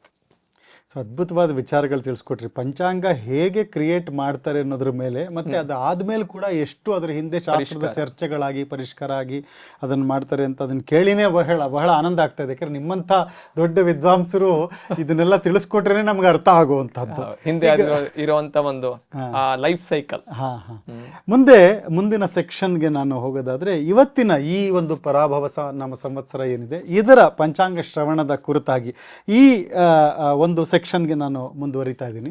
ಇದರಲ್ಲಿ ಈ ಪರಾಭವ ನಾಮ ಸಂವತ್ಸರ 2026-27 ನಮಗೆ ಯೂಶ್ವಲಿ ನಾನು ನೋಡ್ತೀನಿ ನಮ್ಮ ಫೈನಾನ್ಷಿಯಲ್ ಇಯರ್ ಮತ್ತೆ ನಮ್ಮ ಹಿಂದೂ ಸಂವತ್ಸರಗಳು ಒಂದೇ ಟೈಮಲ್ಲಿ ಬರುತ್ತೆ. ಯೂಶ್ವಲಿ ಏಪ್ರಿಲ್ ಟು ಮಾರ್ಚೇ ಬರುತ್ತಿದ್ದು. ಸೊ ಅದೊಂಥರ ನಮ್ಮ ಫೈನಾನ್ಷಿಯಲ್ ಇಯರ್ಗೂ ಈ ನಮ್ಮ ಹಿಂದೂ ಕ್ಯಾಲೆಂಡರ್ಗೂ ಕರೆಕ್ಟ್ ಆಗಿ ಮ್ಯಾಚ್ ಆಗುತ್ತೆ. ಸೊ ಏಪ್ರಿಲ್ ಟು ಮಾರ್ಚ್ ಸಾಮಾನ್ಯವಾಗಿ ಬರುತ್ತೆ. ಈ ವರ್ಷ ಈ ಪರಾಭವ ನಮ್ಮ ಸಂವತ್ಸರ ಏನಿದೆ ಇದರಲ್ಲಿ ಮೊದಲನೇದಾಗಿ ನೋಡೋದಾದ್ರೆ ದೇಶದ ಮಟ್ಟದಲ್ಲಿ ಒಂದು ಏನು ನಾವು ಫಲಗಳನ್ನು ಎಕ್ಸ್ಪೆಕ್ಟ್ ಮಾಡಬಹುದು, ಸಾಮಾನ್ಯವಾಗಿ ಈ ಸಂವತ್ಸರದ ಜನರಲ್ ಆದ ಒಂದು ವಿಷಯಗಳೇನು ಅಂತ ನೀವು ತಿಳಿಸ್ಕೊಡಿ. ಅದರ ನಂತರ ನನ್ನ ದೇಶದ ಮಟ್ಟದಲ್ಲಿ ಮತ್ತೆ ಸಾಮಾಜಿಕವಾಗಿ, ಆರ್ಥಿಕವಾಗಿ, ಆರೋಗ್ಯದಲ್ಲಿ ಮತ್ತೆ ಕೃಷಿ ಮತ್ತು ಮಳೆ ಕುರಿತಾದ ವಿಷಯಗಳಲ್ಲಿ ಈ ವರ್ಷ ಹೇಗಿದೆ ಅನ್ನೋ ವಿಷಯದ ಬಗ್ಗೆ ತಾವು ತಿಳಿಸ್ಕೊಡ್ಬೇಕು. ಕರೆಕ್ಟ್. ಸೊ ಈ ಸಂವತ್ಸರದಲ್ಲಿ ಫಲಾಫಲಗಳನ್ನ ನಾವು ನೋಡ್ಬೇಕಾದ್ರೆ ನಾ ಹೇಳ್ದಂಗೆ ನವನಾಯಕರು ಪೋರ್ಟ್ಫೋಲಿಯೋ ಮ್ಯಾನೇಜ್ಮೆಂಟ್ ಮಾಡ್ಬೇಕು. ನಿಮ್ಮ ಪರಿಭಾಷೆಯಲ್ಲಿ ಹೇಳೋಗಿದ್ರೆ ಪೋರ್ಟ್ಫೋಲಿಯೋ ಮ್ಯಾನೇಜ್ಮೆಂಟ್ ಮಾಡಬೇಕು. ಈ ಪೋರ್ಟ್ಫೋಲಿಯೋ ಮ್ಯಾನೇಜ್ಮೆಂಟ್ ಅಲ್ಲಿ ಮುಖ್ಯವಾಗಿ ಈ ವರ್ಷದ ಫಲ ನೋಡೋಣ, ಆಮೇಲೆ ನೀವು ಹೇಳ್ದಂಗೆ ಆಧುನಿಕವಾದಂತ ವಿಚಾರಗಳಿಗೆ ಬರೋಣ. ಅಂದ್ರೆ ಏನಂತ ರಾಷ್ಟ್ರ ಮಟ್ಟದ, ರಾಜ್ಯ ಮಟ್ಟದ, ವಿಶ್ವ ಮಟ್ಟಕ್ಕೆ ಮತ್ತು ಶೈಕ್ಷಣಿಕ ಅಥವಾ ಕೃಷಿ ಕ್ಷೇತ್ರದಲ್ಲಿ ನೋಡಕ್ಕೆ ಹೋಗುವಂತದ್ದು. ಅದರೊಳಗೆ ಈ ವರ್ಷ ನಾ ಹೇಳ್ದಂಗೆ ಪರಾಭವ, ಸ್ವಲ್ಪ ಭಯವೇ, ಅಂದ್ರೆ ವಾತಾವರಣವೇ ಭಯ. ಯಾಕೆ ಅಂತಂದ್ರೆ ಒಂದು ಬದಲಾವಣೆ ಅಂತ ನಾನು ಹೇಳಿದೆ, ಆರಂಭದಲ್ಲೇ ನಾನು ಹೇಳ್ಬಿಟ್ಟೆ, ಬದಲಾವಣೆ ಕಾಣುವಂತ ಒಂದು ಸಂದರ್ಭಗಳು ತುಂಬಾ ಜಾಸ್ತಿ ಇದೆ. ಯಾಕೆ? ಮುಖ್ಯವಾಗಿ ಈ ವರ್ಷ ಪ್ರಾರಂಭ ಆಗ್ತಾ ಇರೋದು ವಾರ ಬೃಹಸ್ಪತಿ, ಅಂದ್ರೆ ಗುರುವಾರದ ದಿನ ಪ್ರಾರಂಭ ಆಗ್ತಾ ಇದೆ. ಹಾಗೆ ರಾಜ ಯಾರಪ್ಪ? ಗುರು ಬಂದ ಅಂದ್ರೆ ಸಮೃದ್ಧಿ ಅಂತ. The Jupiter is the biggest planet in the ನಮ್ಮ ಯೂನಿವರ್ಸ್ ಅಲ್ಲಿ. ಜೂಪಿಟರ್ ಅವನು ತುಂಬಾ ಒಳ್ಳೆಯವನು, ಅವನು ಅಮರ ಗುರು, ಅಂದ್ರೆ ದೇವತೆಗಳಿಗೆ ಗುರು. ಅವನಿದಾನೆ ಅಂತ ಎಲ್ಲೋ ರಕ್ಷಣೆ ಇದೆ, ಅದಕ್ಕೆ ಕೊನೆಯ ಪಾದದಲ್ಲಿ ಇದೀವಿ ನಾವು. ಅಂದ್ರೆ ವಿಷ್ಣು ವಿಂಶತಿಯಲ್ಲಿ ಇದು ಕೊನೆಯ ನಿಂತಿರುವಂತ ಘಟ್ಟ. ಅದು ಪ್ರಾರಂಭ ಆಗ್ತಾ ಇರೋದು ಗುರುವಾರ. ಸೊ ಉತ್ತಮವಾದಂತ ಮಳೆ ಫಲಗಳೆಲ್ಲ ನಾವು ನಿರೀಕ್ಷಿಸಬಹುದು. ಮತ್ತು ವಿಪ್ರರಿಗೆ ಮತ್ತು ಯಾರು ಭಗವಂತನ ನಂಬಿರ್ತಾರೋ ಅವ್ರಿಗೆ ಎಲ್ಲಾ ಕಾರ್ಯಗಳಲ್ಲಿ ವಿಘ್ನರಹಿತವಾಗಿ ಆಗುವಂತ ಒಂದು ಸಂದರ್ಭವನ್ನ ರಾಜನ ಫಲದಿಂದ ನಾವು ನಿರೀಕ್ಷಿಸಬಹುದು. ಅಂದ್ರೆ ಒಟ್ಟು ಎಲ್ಲೋ ಒಂದ್ ಕಡೆ ಮಾಡ್ರೇಟ್ ಆಗಿ ಫಲಗಳನ್ನ ನಾವು ನಿರೀಕ್ಷಕ್ಕೆ ಏನು ಭಯ ಇಲ್ಲ. ಮುಖ್ಯವಾದಂತದ್ದು ಈ ರೀತಿಯೊಳಗೆ ಎಲ್ಲಾ ಪೋರ್ಟ್ಫೋಲಿಯೋ ಫಲಗಳನ್ನು ಒಂದ್ ಚೂರ್ ನೋಡೋಣ, ನಂತರದಲ್ಲಿ ಸಾರಾಂಶಕ್ಕೆ ಬರೋಣ. ಮಂತ್ರಿ, ಒಂದು ರಾಜ್ಯಕ್ಕೆ ಮಂತ್ರಿ ಬೇಡವಾ? ಮಂತ್ರಿ ಇಲ್ಲ ಅಂದ್ರೆ ಹೆಂಗಾಗತ್ತೆ? ರಾಜನಿಗೆ ಒಂದು ಎಲ್ಲಾ ಕೊಡುವಂತದ್ದು ಒಂದು ಚೀಫ್ ಮಿನಿಸ್ಟರ್ ಬೇಕೇ ಬೇಕು. ಅವನು ಕುಜ. ಮಂಗಳ ಅಂದ್ರೆ ಮಂಗಳ ಅಲ್ಲ, ಅವನು ಅಮಂಗಳ. ಅಂದ್ರೆ ಅವನು ಪಾಪಗ್ರಹ. ಅವನು ಯಾವಾಗ ಮಂತ್ರಿ ಸ್ಥಾನವನ್ನ ತಗೊಂತಾನೋ ನೀವೇ ಯೋಚನೆ ಮಾಡಿ ಅಲ್ಲಿ ಏನ್ ಫಲ ಇರುತ್ತೆ, ನೀವೇ ಹೇಳ್ಬಿಡ್ಬೋದು. ಫಲಗಳಲ್ಲಿ ಒಬ್ಬ ಪಾಪಗ್ರಹ ಕೂತ್ಕೊಂಡ್ರೆ ಆ ಫಲಗಳಲ್ಲಿ ಒಂದ್ ಸ್ವಲ್ಪ ನಮ್ಗೆ ನಿರೀಕ್ಷಿತವಾದಂತ ಫಲಗಳು ಬರಲ್ಲ. ಅಂದ್ರೆ ಕಳ್ಳರಿಗೆ ಒಳ್ಳೆಯ ವರ್ಷ, ಭಯದ ವಾತಾವರಣ, ನಮ್ಮ ಮೇಲೆ ಆಕ್ರಮಣ ಮಾಡಕ್ಕೆ ಒಳ್ಳೆ ಸುಸಂದರ್ಭ. ಅಂದ್ರೆ ಏನಂತ, ಯುದ್ಧ ಆಗುವಂತ ಪ್ರಸಂಗ ಮಂತ್ರಿಯೇ ಬಿಟ್ಕೊಡ್ತಾನೆ. ಅವನೇ ಪ್ರೊಟೆಕ್ಟ್ ಮಾಡ್ಬೇಕು, ಆದ್ರೆ ಅವನೇ ಬಿಟ್ಕೊಡೋ ತರ. ಯಾಕಂದ್ರೆ ಈ ಸಾಧ್ಯತೆಗಳು ಅವನು ಆ ಪೋರ್ಟ್ಫೋಲಿಯೋ ತಗೊಂಡಿದಾನಲ್ಲ, ಎಲ್ಲೋ ಒಂದ್ ಕಡೆ ಅವನೇ ಲೂಸ್ ಆಗ್ತಾನೆ ಅಂತ ಹೇಳ್ಬೋದು. ಸೊ ಒಟ್ಟು ತಾತ್ಪರ್ಯದಲ್ಲಿ ಯುದ್ಧದ ಭಯ, ಯುದ್ಧದ ವಾತಾವರಣ ನೀವು ಆವಾಗ್ಲೇ ನೋಡ್ತಾ ಇದೀವಲ್ಲ, ಈಗ ಆಲ್ರೆಡಿ ಶುರು ಆಗಿದೆ. ಅದಿನ್ನೇ ಮುಂದೆ ಹೋಗುತ್ತೆ, ಮುಂದೆ ಬರೆಯುವಂತ ಸಂದರ್ಭಗಳು ತುಂಬಾ ಜಾಸ್ತಿ. ಸೊ ಆ ರೀತಿ ಒಳಗೆ ಮಂತ್ರಿಯ ಫಲವನ್ನ ನಾವು ನಿರೀಕ್ಷಿಸಬಹುದು. ಮುಂದೆ ಈ ಸೇನಾಧಿಪತಿ, ದಂಡನಾಯಕ ಅಂತ ಕರಿತೀವಲ್ಲ, ಮಿಲಿಟರಿ ಕಮಾಂಡರ್ ಇನ್ ಚೀಫ್, ಅವನು ಈ ಸಲಿ ಚಂದ್ರನಾಗ್ತಾ ಇದ್ದಾನೆ. ಚಂದ್ರ ಒಂದು ಚರ, ಅಂದ್ರೆ ತುಂಬಾ ಯಾವಾಗ್ಲೂ ಮುಂದೆ ಹೋಗುವಂತ ಪ್ಲಾನೆಟ್, ಅಂದ್ರೆ ಸ್ಥಿರವಾಗಿ ನಿಲ್ಲಲ್ಲ. ಸೊ ಅವನ್ ಬಂದಾಗ ಉತ್ತಮ ರೀತಿಯೊಳಗೆ ಬೇರೆದೆಲ್ಲ ಫಲಗಳು ಕೊಡ್ತಾನೆ. ಆದ್ರೆ ಆ ದಂಡನಾಯಕನಿಗೆ ಅದು ಅಷ್ಟು ಒಳ್ಳೆ, ಅಂದ್ರೆ ಅವನಂತರ ಒಂದ್ ಕಡೆ ನಿಂತಿರ್ಬೇಕು ಅಂತ, ಗಟ್ಟಿ ಇರ್ಬೇಕು. He should protect the entire soldier ಅಲ್ವಾ, ಅದು ಕಮಾಂಡರ್ ಇನ್ ಚೀಫ್. ಸೊ ಅದರೊಳಗೆ ಅಷ್ಟು ನಿರೀಕ್ಷಿತವಾದಂತ ಫಲಗಳನ್ನ ನಾವು ಎಕ್ಸ್ಪೆಕ್ಟ್ ಮಾಡಕ್ಕಾಗಲ್ಲ. ಆದ್ರೆ ಉತ್ತಮ ಮಳೆ ಆಗತ್ತೆ. ಚಂದ್ರ ವೃಷ್ಟಿಕಾರಕ, ಅಂದ್ರೆ ಮಳೆ ಕಾರಕ, ವರ್ಷಕಾರಕ. ಸೊ ಒಳ್ಳೆ ಮಳೆ ಆಗುವಂತ ಸಂದರ್ಭಗಳು ಖಂಡಿತವಾಗಿ ಸಿಗತ್ತೆ. ಆಮೇಲೆ ರೋಗರಹಿತವಾಗಿ ಜನಗಳಿರ್ತಾರೆ. ಸೊ ಅದು ಮುಖ್ಯ ಅಲ್ವಾ, ಆರೋಗ್ಯ ಭಾಗ್ಯ, ಆರೋಗ್ಯದಿಂದನೇ ಭಾಗ್ಯ. ಸೊ ಆ ಫಲದಿಂದ ನಾವು ನಿರೀಕ್ಷಿಸಬಹುದು ಏನಂತಾರೆ, ರೋಗಗಳು ಕಮ್ಮಿ ಅಂತ. ಆಮೇಲೆ ಕ್ಷೀರ ವೃದ್ಧಿ ಆಗತ್ತೆ, ಅಂದ್ರೆ ಹಸುಗಳಲ್ಲಿ ಒಳ್ಳೆ ಹಾಲು ಸಮೃದ್ಧಿಯಾಗಿ ಸಿಗತ್ತೆ ಅಂತ ಒಂದು ಫಲವನ್ನ ನಿರೀಕ್ಷಿಸಬಹುದು. ಮುಂದೆ ಪೂರ್ವ ಸಸ್ಯಾಧಿಪತಿ, ಅಂದ್ರೆ ಸಸ್ಯಗಳು, ಪ್ಲಾಂಟ್ಸ್ ಅಂತ ನಾವೇನ್ ಕರಿತೀವಿ, ಅದು ಶುಕ್ರ, ವೀನಸ್. ಸೊ ಅವನು ಆ ಅಧಿಪತಿಯನ್ನು ತಗೊಂಡಿದ್ದಾನೆ. ಅವನಿಂದ ಒಳ್ಳೆ ರೀತಿಯೊಳಗೆ ಸಸ್ಯಗಳು ಸಿಗತ್ತೆ. ಅಂದ್ರೆ ಕೃಷಿ ಜನಗಳಿಗೆ ಇವರು ಶುಕ್ರ, ಗುರು, ಬುಧ ಇಂಥವರೆಲ್ಲ ಬಂದಾಗ ಒಳ್ಳೆ ಅವ್ರು ಹಾಕಿರುವಂತ ಬೆಳೆಗೆ ಒಳ್ಳೆ ಮಾರಾಟತ್ವಾಗಿ ಅವ್ರಿಗೆ ಬರಬೇಕಾಗಿರುವಂತ ಏನು ಲಾಭ ಚೆನ್ನಾಗಾಗತ್ತೆ ಅಂತ ನಾವು ನಿರೀಕ್ಷಿಸಬಹುದು. ನಂತರದಲ್ಲಿ ಅವನು ಒಳ್ಳೆ ಸಮೃದ್ಧಿ ಕೊಡ್ತಾನೆ. ಯಾಕಂದ್ರೆ ಶುಕ್ರ ನಿಮ್ಮ ಫೈನಾನ್ಷಿಯಲ್ ಪೋರ್ಟ್ಫೋಲಿಯೋ ಓನರ್, ಅಂದ್ರೆ ಗುರು ಮುಖ್ಯವಾದಂತದ್ದು ಕಾಂಚನಕ್ಕೆ ಅವನು. ಆದ್ರೆ ಇದನ್ನ ಫ್ಲೋ ಮಾಡಿಸ್ಬೇಕಲ್ಲ, ಅದನ್ನ ಫ್ಲೋ ಮಾಡ್ಸಕ್ಕೆ ಶುಕ್ರನು ಅದಕ್ಕೆ ಒಂದು ಲಕ್ಷ್ಮೀಕಾರಕ ಅವನು. ಸೊ ಲಕ್ಷ್ಮೀ ದೇವಿಯ ವಿಶೇಷವಾದಂತ ಸಾನ್ನಿಧ್ಯ ಉಳ್ಳ ಶುಕ್ರವಾರ ನಾವು ಲಕ್ಷ್ಮೀ ಪೂಜೆ ಮಾಡ್ತೀವಿ. ಸೊ ಅವನು ಅದಕ್ಕೆ ಅವನೇ ಆ ಪೋರ್ಟ್ಫೋಲಿಯೋ ಓನರ್ ಆಗಿರೋ ಕಾರಣಕ್ಕೋಸ್ಕರ ಸಮೃದ್ಧಿ ಕೊಡ್ತಾನೆ, ಸಂಪತ್ತು ವೃದ್ಧಿ ಆಗತ್ತೆ. ಅಂದ್ರೆ ನಿಮ್ಮ ಫಿನಾನ್ಷಿಯಲಿ ಒಂಚೂರು ಎಲ್ಲಾ ರೀತಿಯೊಳಗೂ ವೃದ್ಧಿ ಆಗುವಂತ ಒಂದು ಸಂದರ್ಭಗಳು ಜಾಸ್ತಿ. ಪರಸಸ್ಯಾಧಿಪ ಅಂದ್ರೆ ಈ ನಮ್ಗೆ ಈ ಹಾಕಿರುವಂತ ಗಿಡಗಳು ಫಲವತ್ತಾಗಿ ನಮ್ಗೆ ಫಲ ಬಂದು ಅದು ಅಂದ್ರೆ ನಮ್ಮ ನಿರೀಕ್ಷಿತವಾದಂತ ಜನಗಳಿಗೆ ಅಂದ್ರೆ ಪ್ರಜೆಗಳಿಗೆ ಅದು ತಲುಪಿ ಅವ್ರಿಗೆ ಅದರಿಂದ ಸಮೃದ್ಧಿ ಆಗ್ಬೇಕು. ಅದು ಯಾರಪ್ಪ ಅಂತಂದ್ರೆ ಅದು ಕುಜ.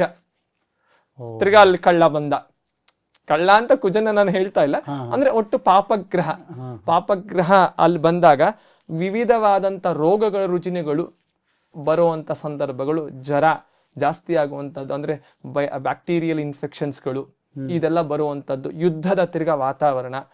ಅಂದ್ರೆ ಏನಂತಾರೆ ನಾವು ಇದನ್ನ ನಾವು ಕೋವಿಡ್ ಟೈಮಲ್ಲೆಲ್ಲ ನೋಡಿದ್ವಲ್ಲ, ಸ್ವಲ್ಪ ಆತರ ಬ್ಯಾಕ್ಟೀರಿಯಲ್ ಇನ್ಫೆಕ್ಷನ್ಸ್ ಗಳೆಲ್ಲ ಆಗುವಂತದ್ದು. ಕೋವಿಡ್ ಅಂತಲ್ಲ, ಆತರ ಬ್ಯಾಕ್ಟೀರಿಯಲ್ ಇನ್ಫೆಕ್ಷನ್ಸ್ ಬರುವಂತ ಆರೋಗ್ಯದ ಸಮಸ್ಯೆಗಳು ಊಟದಿಂದನೇ ಬರುವಂತ ಸಂದರ್ಭಗಳು. ನೀವು ಹೇಳ್ದಂಗೆ ಪರಸಸ್ಯಾಧಿಪತಿ ಅಂದ್ರೆ ನಾನೀಗೇನ್ ಅರ್ಥ ಮಾಡ್ಕೊಂಡೆ ಅಂದ್ರೆ ಯಾರು ಅದನ್ನ ಕನ್ಸ್ಯೂಮರ್ಸ್ ಇದಾರೆ, ಸೊ ಕನ್ಸ್ಯೂಮರ್ಸ್ಗೆ ಅದರಿಂದ ಹೆಲ್ತ್ ಇಂಪ್ರೂವ್ ಆಗಲ್ಲ, ಇಂಪ್ಯಾಕ್ಟ್ ಹೆಲ್ತ್ ಹಾಳಾಗುತ್ತೆ ಅಂತ ತಾವ್ ಹೇಳಿ. ಖಂಡಿತ ಆತರ ಎಲ್ಲ ಆಗುವಂತ ಒಂದು ಸಂದರ್ಭಗಳು.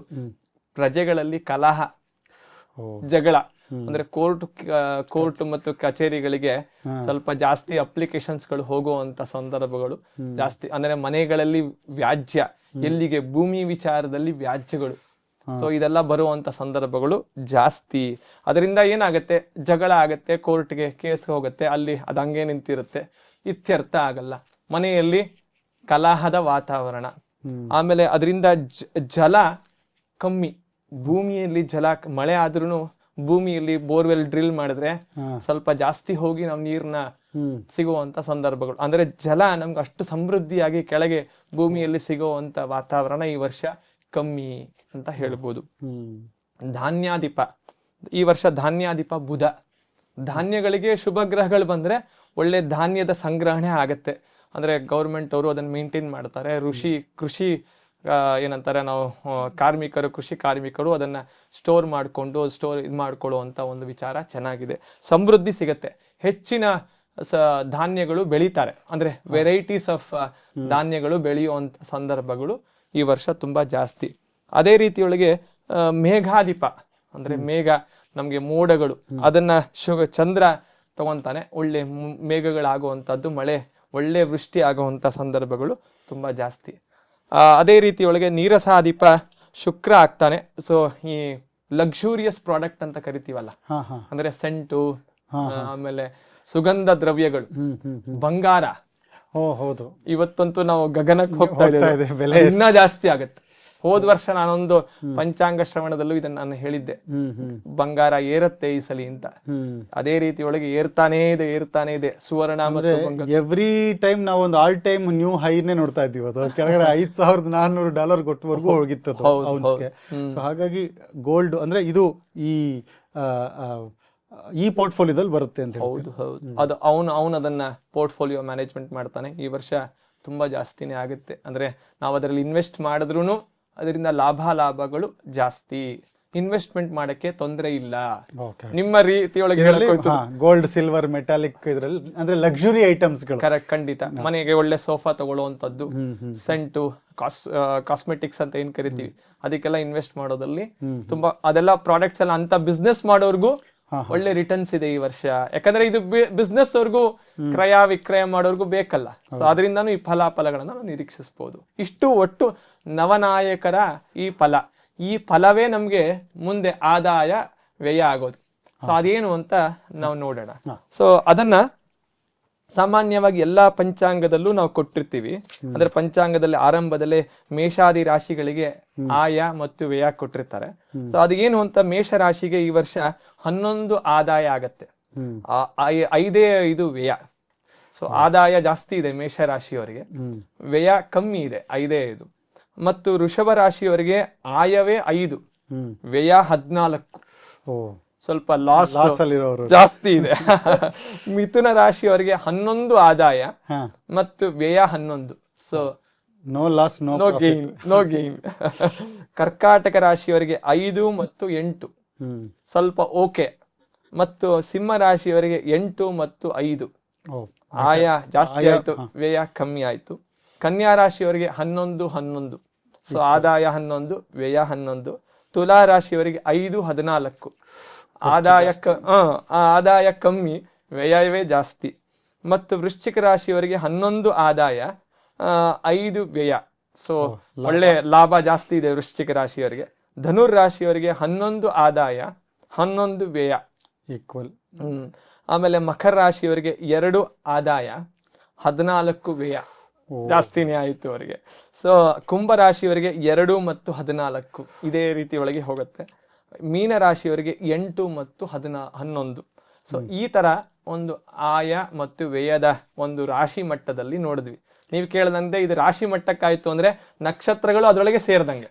ನಮ್ಮ ರಾಶಿ ಇದ್ದಂಗ ಇದನ್ನ ಮೇಲೆ ಇದು ಜನರಲ್ ಫಲ.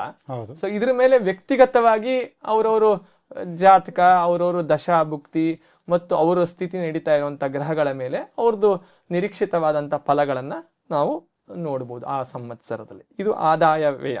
ಮತ್ತು ಕಂದಾಯ ಫಲ ಅಂತ ಒಂದು ಹೇಳುವಂಥದ್ದು, ಅದು ಸಾಕಷ್ಟು ಆದಿ, ಮಧ್ಯ ಮತ್ತು ಅಂತ್ಯ ಅಂತ ಈ ನಕ್ಷತ್ರ ಮೇಲೆ ಅದು ನಿರೀಕ್ಷಿತವಾಗಿ ಹೋಗುತ್ತೆ. ಅದನ್ನ ಪಂಚಾಂಗದಲ್ಲಿ ಕೊಟ್ಟಿರ್ತೀವಿ, ಅದು ಅಷ್ಟೊಂದು ಪ್ರಾಮುಖ್ಯವಾದಂತ ವಿಚಾರ ಅಲ್ಲ. ಒಟ್ಟು ತಾತ್ಪರ್ಯದಲ್ಲಿ ಅದನ್ನು ನೋಡುವಂತ ಒಂದು ಕ್ರಮ. ಈ ತರ ಸಂವತ್ಸರದಲ್ಲಿ ಇಷ್ಟು ಫಲಗಳನ್ನ ಇದ್ದಾಗ ಸಾರಾಂಶ ಹೇಳೋಂಗಿತ್ತು ಅಂದ್ರೆ ಸಂವತ್ಸರ ಒಳ್ಳೆ ಇದೆ, ಆದರೆ ಭಯ ಇರುವಂತ ಒಂದು ವಿಷಯವೂ ಇದೆ. ನಂತರದಲ್ಲಿ ಒಳ್ಳೆ ಮಳೆಯೂ ಆಗತ್ತೆ, ಉತ್ತಮ ರೀತಿಯೊಳಗೆ ಪ್ರಜೆಗಳಿಗೆ ಕೆಲವು ರೋಗ ರುಜಿನಗಳು ಬರುವಂತದ್ದು, ಯುದ್ಧದ ವಾತಾವರಣ ಅಂತ ಒಟ್ಟು ಸಾರಾಂಶದ ಹೇಳ್ಬೋದು. ಸೊ ಈ ಒಂದು ಪೂರ್ತಿ ಸಂವತ್ಸರದಲ್ಲಿ ತಾವು ಎರಡೂ ಹೇಳಿದ್ರಿ, ಒಳ್ಳೇದು ಹೇಳಿದ್ದೀರಾ ಮತ್ತೆ ಯಾವುದು ಕಷ್ಟವಾದ ವಿಷಯಗಳು ಅದನ್ನು ಹೇಳಿದ್ದೀರಾ. ಈ ರಾಶಿ ವೈಸ್ ನೀವು ಹೇಳಿದ್ರಿ ಆಯಾ ವ್ಯಯ ಅಂತ. ಸೊ ಇದು ಜನರಲಿ ಎಲ್ಲರಿಗೂ ಅಪ್ಲಿಕಬಲ್ ಆಗುತ್ತೆ. ಸೊ ನಾವು ಅದಕ್ಕೆ ಪ್ರಿಪೇರ್ ಆಗಬೇಕು. ಅಂದ್ರೆ ಈಗ ನಮ್ಗೆ ಇದಾಗತ್ತೆ ಅಂತ ಗೊತ್ತಿರುತ್ತೆ, ಮೋರ್ ಆರ್ ಲೆಸ್ ನನಗೆ ಈ ವರ್ಷ ಸ್ವಲ್ಪ ಲಾಸೇ ಆಗತ್ತೆ, ಹಾಗಾಗಿ ಆದ್ರೂ ತಡ್ಕೊಳಕ್ಕೆ ನನಗೆ ಆ ಶಕ್ತಿ ನಾನು ವೃದ್ಧಿಸ್ಕೊಳ್ಬೇಕು ಅನ್ನೋದು ನನಗೆ ಇದರಿಂದ ಅರ್ಥ ಆಯ್ತು. ಅಂದ್ರೆ ನಾವು ರೆಡಿ ಆಗ್ಬೋದು, ಪ್ರಿಪೇರ್ ಆಗ್ಬೋದು. ಹಾಗಾದ್ರೆ ಇದೇನಾಯ್ತು, ಪ್ಲಾನರ್ ಆಯ್ತು. ಕರೆಕ್ಟ್ ಅಲ್ವಾ? ಮುಂಚೆ ಹೇಳದಂತೆ ನೀವು ಈ ವರ್ಷದ ಪ್ಲಾನ್ ಮಾಡ್ಕೊಂಡು ಇರ್ಕೋಬಹುದು. ಏನಾಗತ್ತೆ, ಏನು ನಮ್ಮ ವಿಚಾರದಲ್ಲಿ ಏನ್ ನಡಿಬಹುದು ಅನ್ನೋದಕ್ಕೆ ನೀವು ಒಂದು ಪ್ಲಾನ್ ಮಾಡಿ. ಅಂದ್ರೆ ಅಕಸ್ಮಾತ್ ಕೆಲವರಿಗೆ ಯಾರಿಗೋ ಇದು ಅವರ ವ್ಯಕ್ತಿಗತವಾದ ಏನೋ ಒಂದು ಪುಣ್ಯ ವಿಶೇಷದಿಂದ ಉಲ್ಟಾನೂ ಆಗಬಹುದಾ? ಖಂಡಿತ ಆಗ್ಬೋದು, ಖಂಡಿತ ಆಗ್ಬೋದು. ಆ ಪುಣ್ಯ ಪಾಪಗಳನ್ನ ನಾವು ತುಲ್ಯ ಮಾಡಕ್ ಆಗಲ್ಲ. ಅದು ಭಗವಂತ ಅವ್ರಿಗೆ ಕೊಟ್ಟಿರುವಂತ ವಿಚಾರ. ಒಬ್ಬ ಜ್ಯೋತಿಷ್ಕರ ಅಥವಾ ಜ್ಯೋತಿಷಿ ಅಥವಾ ದೈವಜ್ಞ ಒಂದ್ ಹಂತಕ್ಕೆ ಮಾತ್ರ ಹೇಳ್ಬೋದು. ಅದ್ರ ಮೇಲೆ ದೈವ ಭಗವಂತನ ವಿಶೇಷವಾದಂತ ಅನುಗ್ರಹ ಇದ್ರೆ ಇದನ್ನೆಲ್ಲ ಮೀರಿ ಅವನಿಗೆ ಫಲವನ್ನ ನಿರೀಕ್ಷಿಸುವಂತ ಒಂದು ಘಟ್ಟ ಇದ್ದೇ ಇರುತ್ತೆ. ಒಂದು ಗುರು ಈ ಒಂದು ಸಂವತ್ಸರದ ರಾಜ ಆದ್ರಿಂದ ತಾವು ಹೇಳಿದ್ರಿ, ಯಾರು ಈ ಜ್ಞಾನದಲ್ಲಿ ಇರ್ತಾರೆ, ಭಗವತ್ ಜ್ಞಾನದಲ್ಲಿ, ಅದು ಒಂದು ಜನರಲ್ ರೂಲು, ಯಾರು ಭಗವದ್ ಅನುಸಂಧಾನದಲ್ಲಿ ಇರ್ತಾರೆ ಅವ್ರಿಗೆ ಎಂತಹ ಸಮಯದಲ್ಲೂ ಅವನ ಒಂದು ರಕ್ಷಣೆ ಇದ್ದೇ ಇರುತ್ತೆ ಅಂತ. ಆದ್ರೆ ಇದು ರಾಜ್ಯದಲ್ಲಿ ಗುರುನೇ ಬಂದಿರೋದ್ರಿಂದ ಒಂದು ಯಾರು ಜ್ಞಾನಿಗಳಿರ್ತಾರೆ, ಯಾರು ಒಂದು ಭಗವಂತನ ಅನುಸಂಧಾನದಲ್ಲಿರ್ತಾರೆ, ಅಥವಾ ಈ ವರ್ಷ ವಿಶೇಷವಾಗಿ ಹೆಂಗಿದ್ರು ಭಯ ಇದೆಯಲ್ಲ ಅಂತ ನಾದ್ರೂ ಉಪಾಸನೆ ಮಾಡ್ತಾ ಇರ್ತಾರೆ, ಭಗವಂತನ ಕಡೆಗೆ ಬಂದ್ರೆ ಅದು ಅವರಿಗೆ ಸ್ವಲ್ಪ ಕಮ್ಮಿಯ ತೊಂದರೆಗಳಾಗಬಹುದು, ಇಂಪ್ಯಾಕ್ಟ್ ಕಮ್ಮಿ ಇರುತ್ತೆ.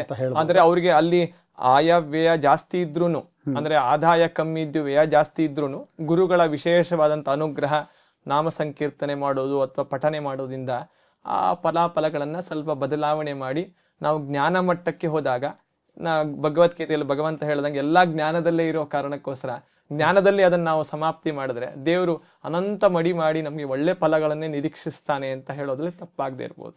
ಹಾಗಾದ್ರೆ ಒಂದು ರೇ ಆಫ್ ಹೋಪ್ ಏನಂದ್ರೆ, ನಮ್ದು ಎಷ್ಟೇ ಒಂದು ವ್ಯಯ ಜಾಸ್ತಿ ಆದ್ರೂ, ಏನೇ ಸಮಸ್ಯೆಗಳು ಬಂದ್ರು ಭಗವಂತನ ದಾರಿನಲ್ಲಿ ನಾವಿದ್ರೆ ನಮ್ಗೆ ಖಂಡಿತ ಅದರಿಂದ ಒಂದ್ ಕಡೆ ಒಂದು ಸಪೋರ್ಟ್ ಸಿಗುತ್ತೆ, ಕಾಪಾಡ್ತಾನೆ.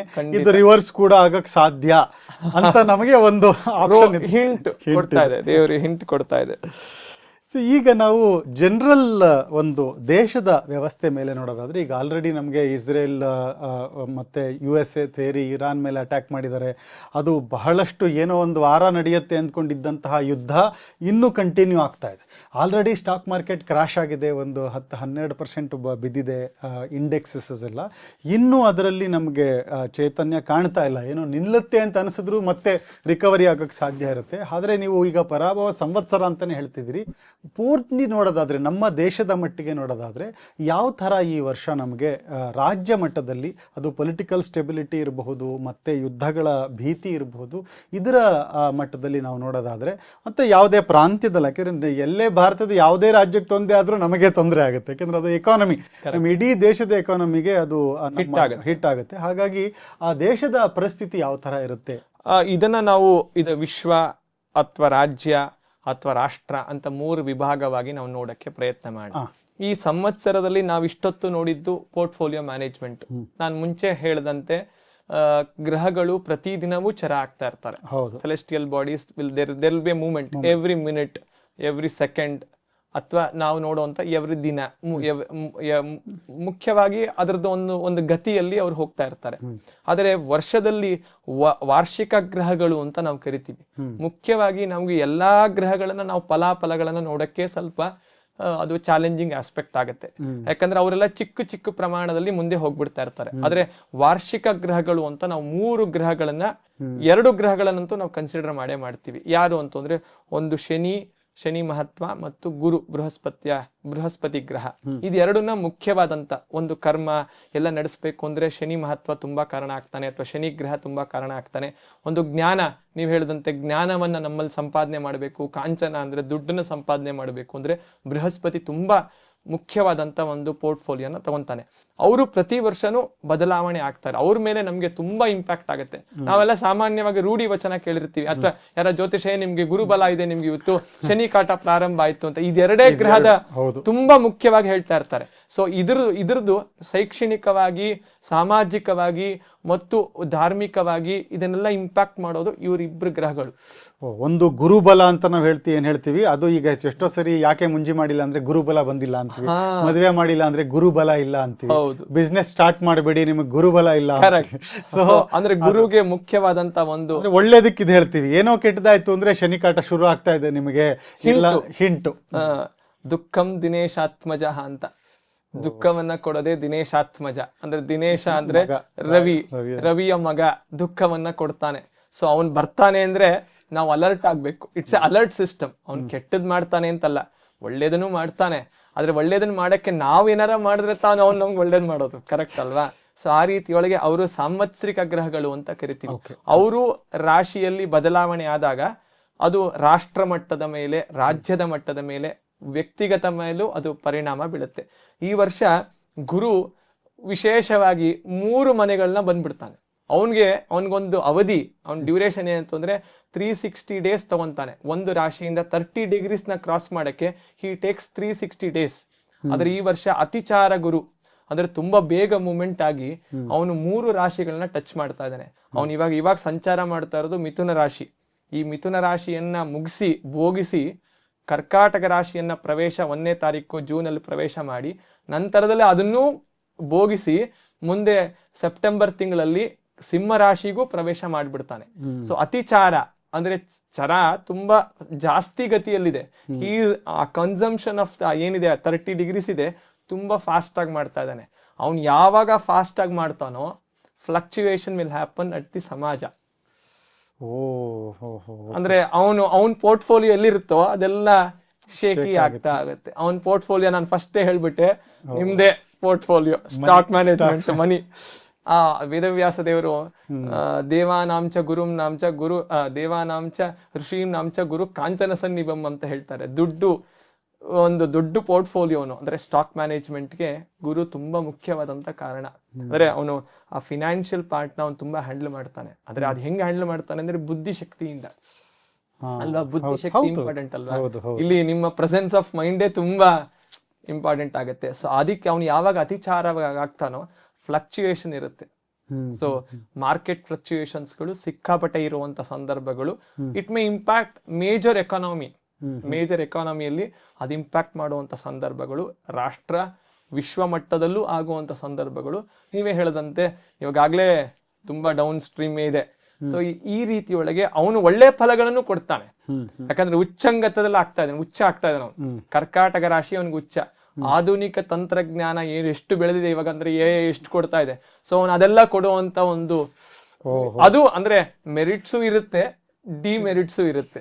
ಸೊ ಮೆರಿಟ್ಸ್ ಅಲ್ಲಿ ನಾವು ನೋಡಿದಾಗ ಅವ್ನು ಕೊಡುವಂತ ಫಲಗಳನ್ನ ತುಂಬಾ ನಿರೀಕ್ಷಿತವಾಗಿ ಕೊಡ್ತಾನೆ. ಡಿಮೆರಿಟ್ಸ್ ಕೊಟ್ಟಾಗ ಒಂಚೂರು ಫ್ಲಕ್ಚುಯೇಟ್ ಮಾಡುವಂತ ಸಂದರ್ಭಗಳು ಕಾಣಿಸುವಂತ ಸಂದರ್ಭ ತುಂಬಾ ಜಾಸ್ತಿ ಇದೆ. ಶನಿ ಅವನದು ಸಂಚಾರ ಈ ವರ್ಷ ತುಂಬಾ ಕಮ್ಮಿ. ಅವನು ಸ್ಥಿರವಾಗಿ ಮೀನರಾಶಿಯಲ್ಲೇ ಇರ್ತಾನೆ. ಸೊ ಅವ್ರಿಗೆ ಅದರಿಂದ ಫಲಗಳನ್ನು ನಿರೀಕ್ಷಿಸುವಂತಹದ್ದು ವಿಚಾರದಲ್ಲಿ ತುಂಬಾ ಕಮ್ಮಿ. ಹೋದ ವರ್ಷ ಏನ್ ನಡೀತೋ ಈ ವರ್ಷನೂ ಅದೇ ತರನೇ ನಡೆಯುವಂತ ಒಂದು ಸಂದರ್ಭ ಇದೆ. ಮುಂದಿನ ವರ್ಷ 2027 ಅವನು ಸಂಚಾರ ಮಾಡಿ ಮೇಷರಾಶಿಯನ್ನ ಪ್ರವೇಶ ಮಾಡ್ತಾನೆ. ಈ ವರ್ಷ ಇಡೀ ವರ್ಷ ಮೀನರಾಶಿಯಲ್ಲೇ ಇರ್ತಾನೆ. ಆದ್ರೆ ರಾಹು ಕೇತುಗಳು ಏನ್ ನೋಡಲ್ ಪ್ಲಾನೆಟ್ಸ್, ಶಾಡೋ ಪ್ಲಾನೆಟ್ಸ್ ಅಂತ ನಾವು ಕರಿತೀವಿ, ಅವರು ನಮ್ಗೆ ಆರಂಭ ಮತ್ತು ಅಂತ್ಯ ಮಾಡುವಂತ ರಾಶಿಗಳು, ಗ್ರಹಗಳು. ಗ್ರಹ ಅಂತ ಕರಿಯಲ್ಲ, ಒಂದು ಪ್ಲಾನೆಟ್ಸ್ ಅಂತ ಅಂದ್ರೆ ಶಾಡೋ ಪ್ಲಾನೆಟ್ಸ್ ಅಂತ ಕರಿತೀವಿ, ನೋಡಲ್ ಪ್ಲಾನೆಟ್ಸ್ ಅಂತ ಕರಿತೀವಿ. ಅವರು ಸಂಚಾರ ಮಾಡ್ತಾರೆ ಈ ವರ್ಷ. ಅವ್ರ ಮೇಲೂ ನಮ್ಮ ಇಂಪ್ಯಾಕ್ಟ್ ಆಗತ್ತೆ. ಯಾಕಂದ್ರೆ ಅವ್ರು 18 ತಿಂಗಳು ತಗೊಂತಾರೆ 30 ಡಿಗ್ರಿಯನ್ನ ಕ್ರಾಸ್ ಮಾಡಕ್ಕೆ. ಸೊ ಅವ್ರು ರೆಟ್ರೋಗ್ರೇಡ್ ಅಲ್ಲೇ ಹೋಗುದು, ರಿವರ್ಸ್ ಆಗಿ ಹೋಗ್ತಾರೆ. ಅವ್ರು ಇವಾಗ ಕುಂಭ ರಾಶಿಯಲ್ಲಿ ಸಂಚಾರ ಮಾಡ್ತಾ ಇದ್ದಾರೆ. ಅವ್ರು ಇನ್ನ ಮಕರ ರಾಶಿಯನ್ನ ಪ್ರವೇಶ ಮಾಡ್ತಾರೆ. ಅವ್ರ ಹಿಂದೆ ಬರ್ತಾ ಹೋಗುವಂತ ಗ್ರಹಗಳು. ಸೊ ಕೇತು ಕರ್ಕಾಟಕ ರಾಶಿಯನ್ನ ಪ್ರವೇಶ ಮಾಡ್ತಾನೆ ಸಿಂಹ ರಾಶಿಯಿಂದ. ಸೊ ಈ ಬದಲಾವಣೆಯು ಅಂದ್ರೆ ನಮ್ಮ ಸಮಾಜದ ಮೇಲೆ ಅದರ ಇಂಪ್ಯಾಕ್ಟ್ ಇರುತ್ತೆ. ಅದೇನು ಅಂತ ನಾವು ರಾಶಿ ಮಟ್ಟಕ್ಕೆ ಬಂದಾಗ ನೋಡೋಣ. ಇದ್ರದ್ದು ರಾಜ್ಯ ಮಟ್ಟದಲ್ಲಿ ಮತ್ತು ವಿಶ್ವ ಮಟ್ಟದಲ್ಲಿ ಇದರಿಂದ ಸಾಕಷ್ಟು ಬದಲಾವಣೆಗಳು ನಾವು ನಿರೀಕ್ಷಿಸಬಹುದು. ಅಂದ್ರೆ ಸೆಪ್ಟೆಂಬರ್ ಇಂದ ಜನವರಿ ಒಳಗೆ ಒಂದು ಘಟ್ಟ, ಈ ಮೇ ಜೂನ್ ಅಲ್ಲಿ ಒಂದು ಘಟ್ಟ ಸಾಮಾನ್ಯವಾದಂತ ಫಲಗಳಲ್ಲಿ ನಾವು ನಿರೀಕ್ಷಿಸಿ ಮಾಡುವಂತ ಒಂದು ಸಂದರ್ಭಗಳು ಕಾಣಿಸುತ್ತೆ. ಈ ಯುದ್ಧದ ಭೀತಿ ಏನಿದೆ ಮತ್ತೆ ಇದರಿಂದ ಆಗುವಂತಹ ಆರ್ಥಿಕವಾದ ಇಂಪ್ಯಾಕ್ಟ್, ಈಗ ಗ್ಲೋಬಲ್ ಜಿಯೋಪೊಲಿಟಿಕ್ಸ್ ಏನು ನಮಗೆ ಒಂದು ಸಮಸ್ಯೆ ಆಗಿದೆ. ಯಾಕೆಂದರೆ ಜಾಗತಿಕವಾಗಿ ಈಗ ಇದು ನಮ್ಮ ದೇಶದ ಸಮಸ್ಯೆ ಅಲ್ಲ, ಇದು ಹೊರಗಡೆ ನಡೀತಾ ಇರುವಂತಹ ಸಮಸ್ಯೆ ನಮಗೆ ಇಂಪ್ಯಾಕ್ಟ್ ಆಗ್ತಾ ಇದೆ. ಸೊ ಈ ವರ್ಷ ಕೂಡ ಇದು ಹೀಗೆ ಕಂಟಿನ್ಯೂ ಆಗುತ್ತೆ, ಇನ್ನು ಸ್ವಲ್ಪ ಎಕ್ಸ್ಟೆಂಡ್ ಆಗಬಹುದು ಅಂತ ತಾವು ಹೇಳ್ತೀವಿ. ಹೌದು, ಆದ್ರೆ ಇದ್ರದ್ದು ಪರಿಣಾಮ ಜಾಸ್ತಿ ಇರುತ್ತೆ. ಯಾಕಂದ್ರೆ ಇದು ಪರಾಭವ ಅಲ್ವಾ. ಸೊ ಇದು ಎಲ್ಲೋ ಒಂದ್ ಕಡೆ ಬದಲಾವಣೆ ಆಗುವಂತ ಒಂದು ಮಾರ್ಗವನ್ನ ತಗೊಂತಾ ಇದೆ. ಖಂಡಿತವಾಗಿ ಇದರದ್ದು ಪರಿಣಾಮಗಳು ಸ್ವಲ್ಪ ಕಾಶಿಯಸ್ ಆಗಿ ವರ್ಷ ನಾವು ಇರ್ಬೇಕು. ಅಂದ್ರೆ ಭೀತಿ ಅಂತ ಹೇಳೋಕ್ಕಿಂತ ಇಂಪ್ಯಾಕ್ಟ್ ಅಂತ ಹೇಳೋದು ಒಳ್ಳೇದು ಅನ್ಸತ್ತೆ. ಎರಡು ಪದದ ಅರ್ಥ ಒಂದೇ ಇರ್ಬೋದು, ಆದ್ರೆ ಅದ್ರದ್ದು ಇಂಪ್ಯಾಕ್ಟ್ ಜಾಸ್ತಿ ಇರುವಂತ ಸಂದರ್ಭಗಳು ಜಾಸ್ತಿ ಇರುತ್ತೆ. ಮತ್ತೆ ಇದು ನಮ್ಮ ಅದೇ ತರ ಒಂದು ಕೃಷಿ ಕ್ಷೇತ್ರ. ನಮ್ಗೆ ಈ ಸ್ಟಾಕ್ ಮಾರ್ಕೆಟ್ ಅಲ್ಲಿ ಕೂಡ ನಾವು ಯಾವುದೇ ಪ್ರಿಡಿಕ್ಷನ್ಸ್ ಮಾಡುವಾಗ ಈ ರೈನಿ ಸೀಸನ್ಸ್ ಬಗ್ಗೆನೂ ನೋಡ್ತೀವಿ ನಾವು. ಈ ವರ್ಷದ ಹೇಗಿದೆ, ಕೆಲವು ವೆದರ್ ರಿಪೋರ್ಟ್ಸ್ ನೋಡ್ಕೊಂಡು ಏನಾದ್ರೂ ಪ್ರಾಬ್ಲಮ್ ಇದೆ ಅಂತಂತಂದ್ರೆ ಅವಾಗ ಅಗ್ರಿಕಲ್ಚರ್ ಎಫೆಕ್ಟ್ ಆದ್ರೆ ನಮಗೆ ಬೇರೆ ಎಲ್ಲ ಕನ್ಸ್ಯೂಮರ್ ಪ್ರಾಡಕ್ಟ್ಸ್ ಎಫೆಕ್ಟ್ ಆಗುತ್ತೆ ಅನ್ನೋ ವಿಷಯದಲ್ಲಿ GDP ಎಫೆಕ್ಟ್ ಆಗುತ್ತೆ ಅನ್ನೋದನ್ನ ನೋಡ್ತೀವಿ. ಕಳೆದ 2 ವರ್ಷದಿಂದ ಯಾವ್ದು ತರದ ತೊಂದರೆ ಆಗಿಲ್ಲ ನಮ್ಗೆ ಅಗ್ರಿಕಲ್ಚರಲ್ ಇಂಪ್ಯಾಕ್ಟ್ ಅಲ್ಲಿ. ಸೊ ಈ ಕೃಷಿ ವಿಷಯದಲ್ಲಿ ಯಾವ ತರ ಇದೆ ಈ ವರ್ಷ? ಅದೇ ಹೇಳ್ದಂಗೆ ಮೇಘಾಧಿಪತಿ ಚಂದ್ರ ಇರೋ ಕಾರಣಕ್ಕೋಸ್ಕರ ಒಳ್ಳೆ ಮಳೆಗಳನ್ನು ನಾವು ನಿರೀಕ್ಷಿಸಬಹುದು. ತುಂಬಾ ಒಳ್ಳೆ ಅತ್ಯುತ್ತಮವಾದಂತ ಮಳೆ ಅಲ್ಲ, ಮಧ್ಯಮಕ್ಕಿಂತ ಜಾಸ್ತಿ ಮಾಡರೇಟ್ ಅಂತ ಒಳ್ಳೆ ಮಳೆಗಳಿರೋ ಕಾರಣಕ್ಕೋಸ್ಕರ ಕೃಷಿಯ ಸಂಬಂಧಪಟ್ಟಿರುವಂತ ಎಲ್ಲ ವಿಚಾರಗಳು ಸಮೃದ್ಧಿ, ಮಧ್ಯಮ ರೀತಿಯೊಳಗೆ ಸಮೃದ್ಧಿ. ಅಂದ್ರೆ ತುಂಬಾ ಲಾಸ್ ಇಲ್ಲ. ಅವ್ರಿಗೆ ಬೇಕಾಗಿರುವಂತ ಬೆಳೆ ಏನು ಹಾಕಿರ್ತಾರೆ ರೈತಾಪಿ ಜನ, ಅವ್ರಿಗೆ ಒಳ್ಳೆ ಫಲಗಳನ್ನ ಈ ವರ್ಷ ನಾವು ನಿರೀಕ್ಷಿಸುವಂತ ಒಂದು ಸಂದರ್ಭ ಇದೆ. ಅದ್ರದ್ದು ಇಂಪ್ಯಾಕ್ಟ್ ಚೆನ್ನಾಗೇ ಇರುತ್ತೆ ಅಂತ ನಾವು ಹೇಳ್ಬೋದು. ಈ ಸಮಾಜದ ಆರೋಗ್ಯ ಮತ್ತೆ ವೈಯಕ್ತಿಕವಾದ ಆರೋಗ್ಯ, ಇದರ ಆರೋಗ್ಯದ ವಿಷಯದಲ್ಲಿ ಆರೋಗ್ಯ ವಿಚಾರದಲ್ಲಿ ಈ ವರ್ಷ ನಾ ಹೇಳ್ದಂತೆ ಸ್ವಲ್ಪ ಬ್ಯಾಕ್ಟೀರಿಯಲ್ ಇನ್ಫೆಕ್ಷನ್ಸ್ಗಳು ಬರುವಂತ ಸಾಧ್ಯತೆಗಳು ಇದೆ. ಸ್ವಲ್ಪ ಅಂದ್ರೆ ನಾವು ಜಾಗೃತೆಯಾಗಿರ್ಬೇಕು. ಯಾಕಂದ್ರೆ ಕುಜ, ನಾ ಹೇಳ್ದಂತೆ ಆ ಕುಜ ಎಲ್ಲೋ 2-3 ಪೋರ್ಟ್ಫೋಲಿಯೋನ ತಗೊಂಡಿದ್ದಾನೆ. ಸೊ ಅವಾಗಿದ್ದಾಗ ನಮ್ಗೆ ಅವಾಗ್ಲೇ ಯಾವಾಗ ಬರುತ್ತೆ ಅಂತ ಹೇಳುವಂತ ಸಂದರ್ಭಗಳು ಕಷ್ಟ. ಅದು ಬ್ಯಾಕ್ಟೀರಿಯಲ್ ಇನ್ಫೆಕ್ಷನ್ಸ್ಗಳು, ಜ್ವರ ಬಂದ್ ಹೋಗೋ ಸೀಸನಲ್ ಚೇಂಜಸ್ ಇರ್ಬೋದು, ಅಥವಾ ಋತುವಿನ ಬದಲಾವಣೆ ಆದಾಗ ಬರುವಂತ ಸಂದರ್ಭಗಳಲ್ಲಿ ಇದೆ. ಈ ವರ್ಷವೂ ಆ ಒಂದು ಇವಾಗ ಪರಸಸ್ಯಾಧಿಪತಿ ಅಂತ ತಾವು ಹೇಳಿದ್ರಿ. ಕರೆಕ್ಟ್. ಅಂದ್ರೆ ನಾನು ಅದನ್ನ ಕನ್ಸ್ಯೂಮರ್ಸ್, ನಾವೇನು ಊಟ ಮಾಡ್ತೀವಿ, ಹೌದು. ನಾವು ದುಡ್ಡು ತಗೊಟ್ಟು ಏನು ಅಕ್ಕಿ ಬೇಳೆ ತಂದು ತಿಂತೀವಿ, ನಮಗೆ ಅದರಿಂದ ಕುಜ ಇರೋದ್ರಿಂದ ಒಂದು ಎಲ್ಲ ಒಂದ್ ಕಡೆ effect ಇಂಪ್ಯಾಕ್ಟ್ ಇರ್ಬೋದು ಆಗುವಂತ ಅಂತ ಹೇಳ್ತೀರಿ. bacterial ಇನ್ಫೆಕ್ಷನ್ಸ್ infections ಆಗ್ಬೋದು ಅಂತ ಆಲ್ರೆಡಿ ಯಾರಿಗೆ ಆರೋಗ್ಯ ಹದಗೆಟ್ಟಿದೆ ಅವ್ರು ಇನ್ನೂ ಹುಷಾರಾಗಿರ್ಬೇಕು, ಜಾಗ್ರತೆ ವಹಿಸ್ಬೇಕು, ತುಂಬಾ ಜಾಗ್ರತೆ ವಹಿಸ್ಬೇಕಾಗತ್ತೆ.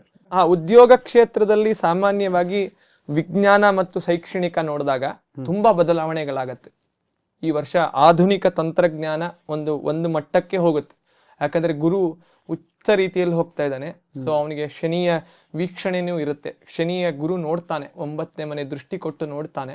ಸೊ ಆ ರೀತಿಯೊಳಗೆ ಆ ಸಂದರ್ಭದಲ್ಲಿ ನಾವು ನೋಡ್ಬೋದು ಅಂತಂದ್ರೆ ಸಾಮಾನ್ಯವಾಗಿ ಜೂನ್ ಇಂದ ಸೆಪ್ಟೆಂಬರ್ ಅಲ್ಲಿ, ಜನವರಿಯಿಂದ ಮೇ ಈ ಏನಂತಾರೆ ಈ ಬ್ರಾಕೆಟ್ ಅಲ್ಲಿ ಖಂಡಿತವಾಗಿ ತುಂಬಾ ಆಧುನಿಕ ತಂತ್ರಜ್ಞಾನ ಒಂದು ಒಳ್ಳೆ ಮಟ್ಟಕ್ಕೆ ಹೋಗುವಂತದ್ದು ನಾವಾಗ್ಲೇ ನೋಡ್ತಾ ಇದೀವಿ. AI ಆರ್ಟಿಫಿಷಿಯಲ್ ಇಂಟೆಲಿಜೆನ್ಸ್ ದೊಡ್ಡ ಮಟ್ಟಕ್ಕೆ ಹೋಗ್ತಾ ಇದೆ. ಪ್ರತಿ ತಿಂಗಳು ಆ ಕಾಂಪಿಟೇಷನ್ ಆಗ್ತದೆ. ಪ್ರತಿಯೊಬ್ರು ಹೊಸ ಹೊಸ ಪ್ರಾಡಕ್ಟ್ಸ್ ರಿಲೀಸ್ ಮಾಡ್ತಾನೆ ಇದ್ದಾರೆ.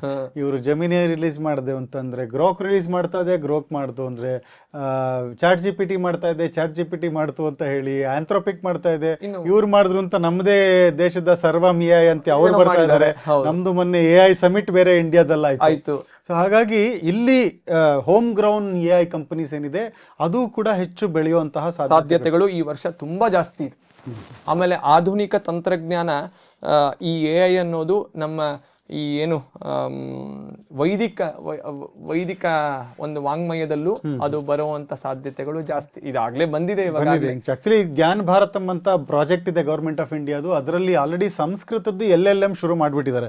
ಸೊ ಆ ಸಂಸ್ಕೃತ ಶ್ಲೋಕಗಳನ್ನ ಅವರು ಒಂದು ಇಡೀ ಒಂದು ಲಕ್ಷಾಂತರ ಶ್ಲೋಕಗಳನ್ನ ಅದನ್ನು ಕೊಟ್ಟು ಆ ಸಂಸ್ಕೃತನ ಅರ್ಥ ಮಾಡಿಕೊಂಡು ನಮಗೆ ನಮ್ಮ ಭಾಷೆನಲ್ಲಿ ತಿಳಿಸೋ ತರದ್ದು ಅದೊಂದು ಶುರುವಾಗಿದೆ ಅಂತ ನಾನು ಕೇಳಿದೆ. ಪ್ಲಸ್ ವೈದಿಕ ಅಂದ್ರೆ ಈ ನಾವು ಮೆಡಿಕಲ್ ಇದು ಹೇಳ್ತೀವಿ, ಹೆಲ್ತ್ ಅಲ್ಲೂ ಈ ಆಯುರ್ವೇದ ಇರ್ಬೋದು ಅಥವಾ ನಮ್ಮ ಅಲೋಪತಿ ಅಥವಾ ನಮ್ಮ ಎಲ್ಲ ಅಲ್ಲಿ ಮೆಡಿಕಲ್ ಒಟ್ಟು ಮೆಡಿಕಲ್ ಅಂತ ಇರೋಲ್ಲ, ಅಲ್ಲೂ ತುಂಬಾ ಈ AI ಆಗುವಂತ ರಾಬೋಟಿಕ್ಸ್ ಆಗ್ಲೇ ಬಂದಿದೆ. ನಾವೆಲ್ಲ ತಂತ್ರಜ್ಞಾನವನ್ನ ನೋಡ್ತಾ ಇದೀವಿ. ಆದ್ರೆ ಈ ವರ್ಷ ಅದರಿಂದ ಸ್ವಲ್ಪ ಜಾಸ್ತಿನೇ ಆಗುವಂತ ಸಂದರ್ಭಗಳು ಜಾಸ್ತಿ ಅಂತ ನಿರೀಕ್ಷೆ, ಒಂದು ಮಹತ್ವವಾದಂತ ಮಟ್ಟಕ್ಕೆ ಹೋಗುತ್ತದೆ.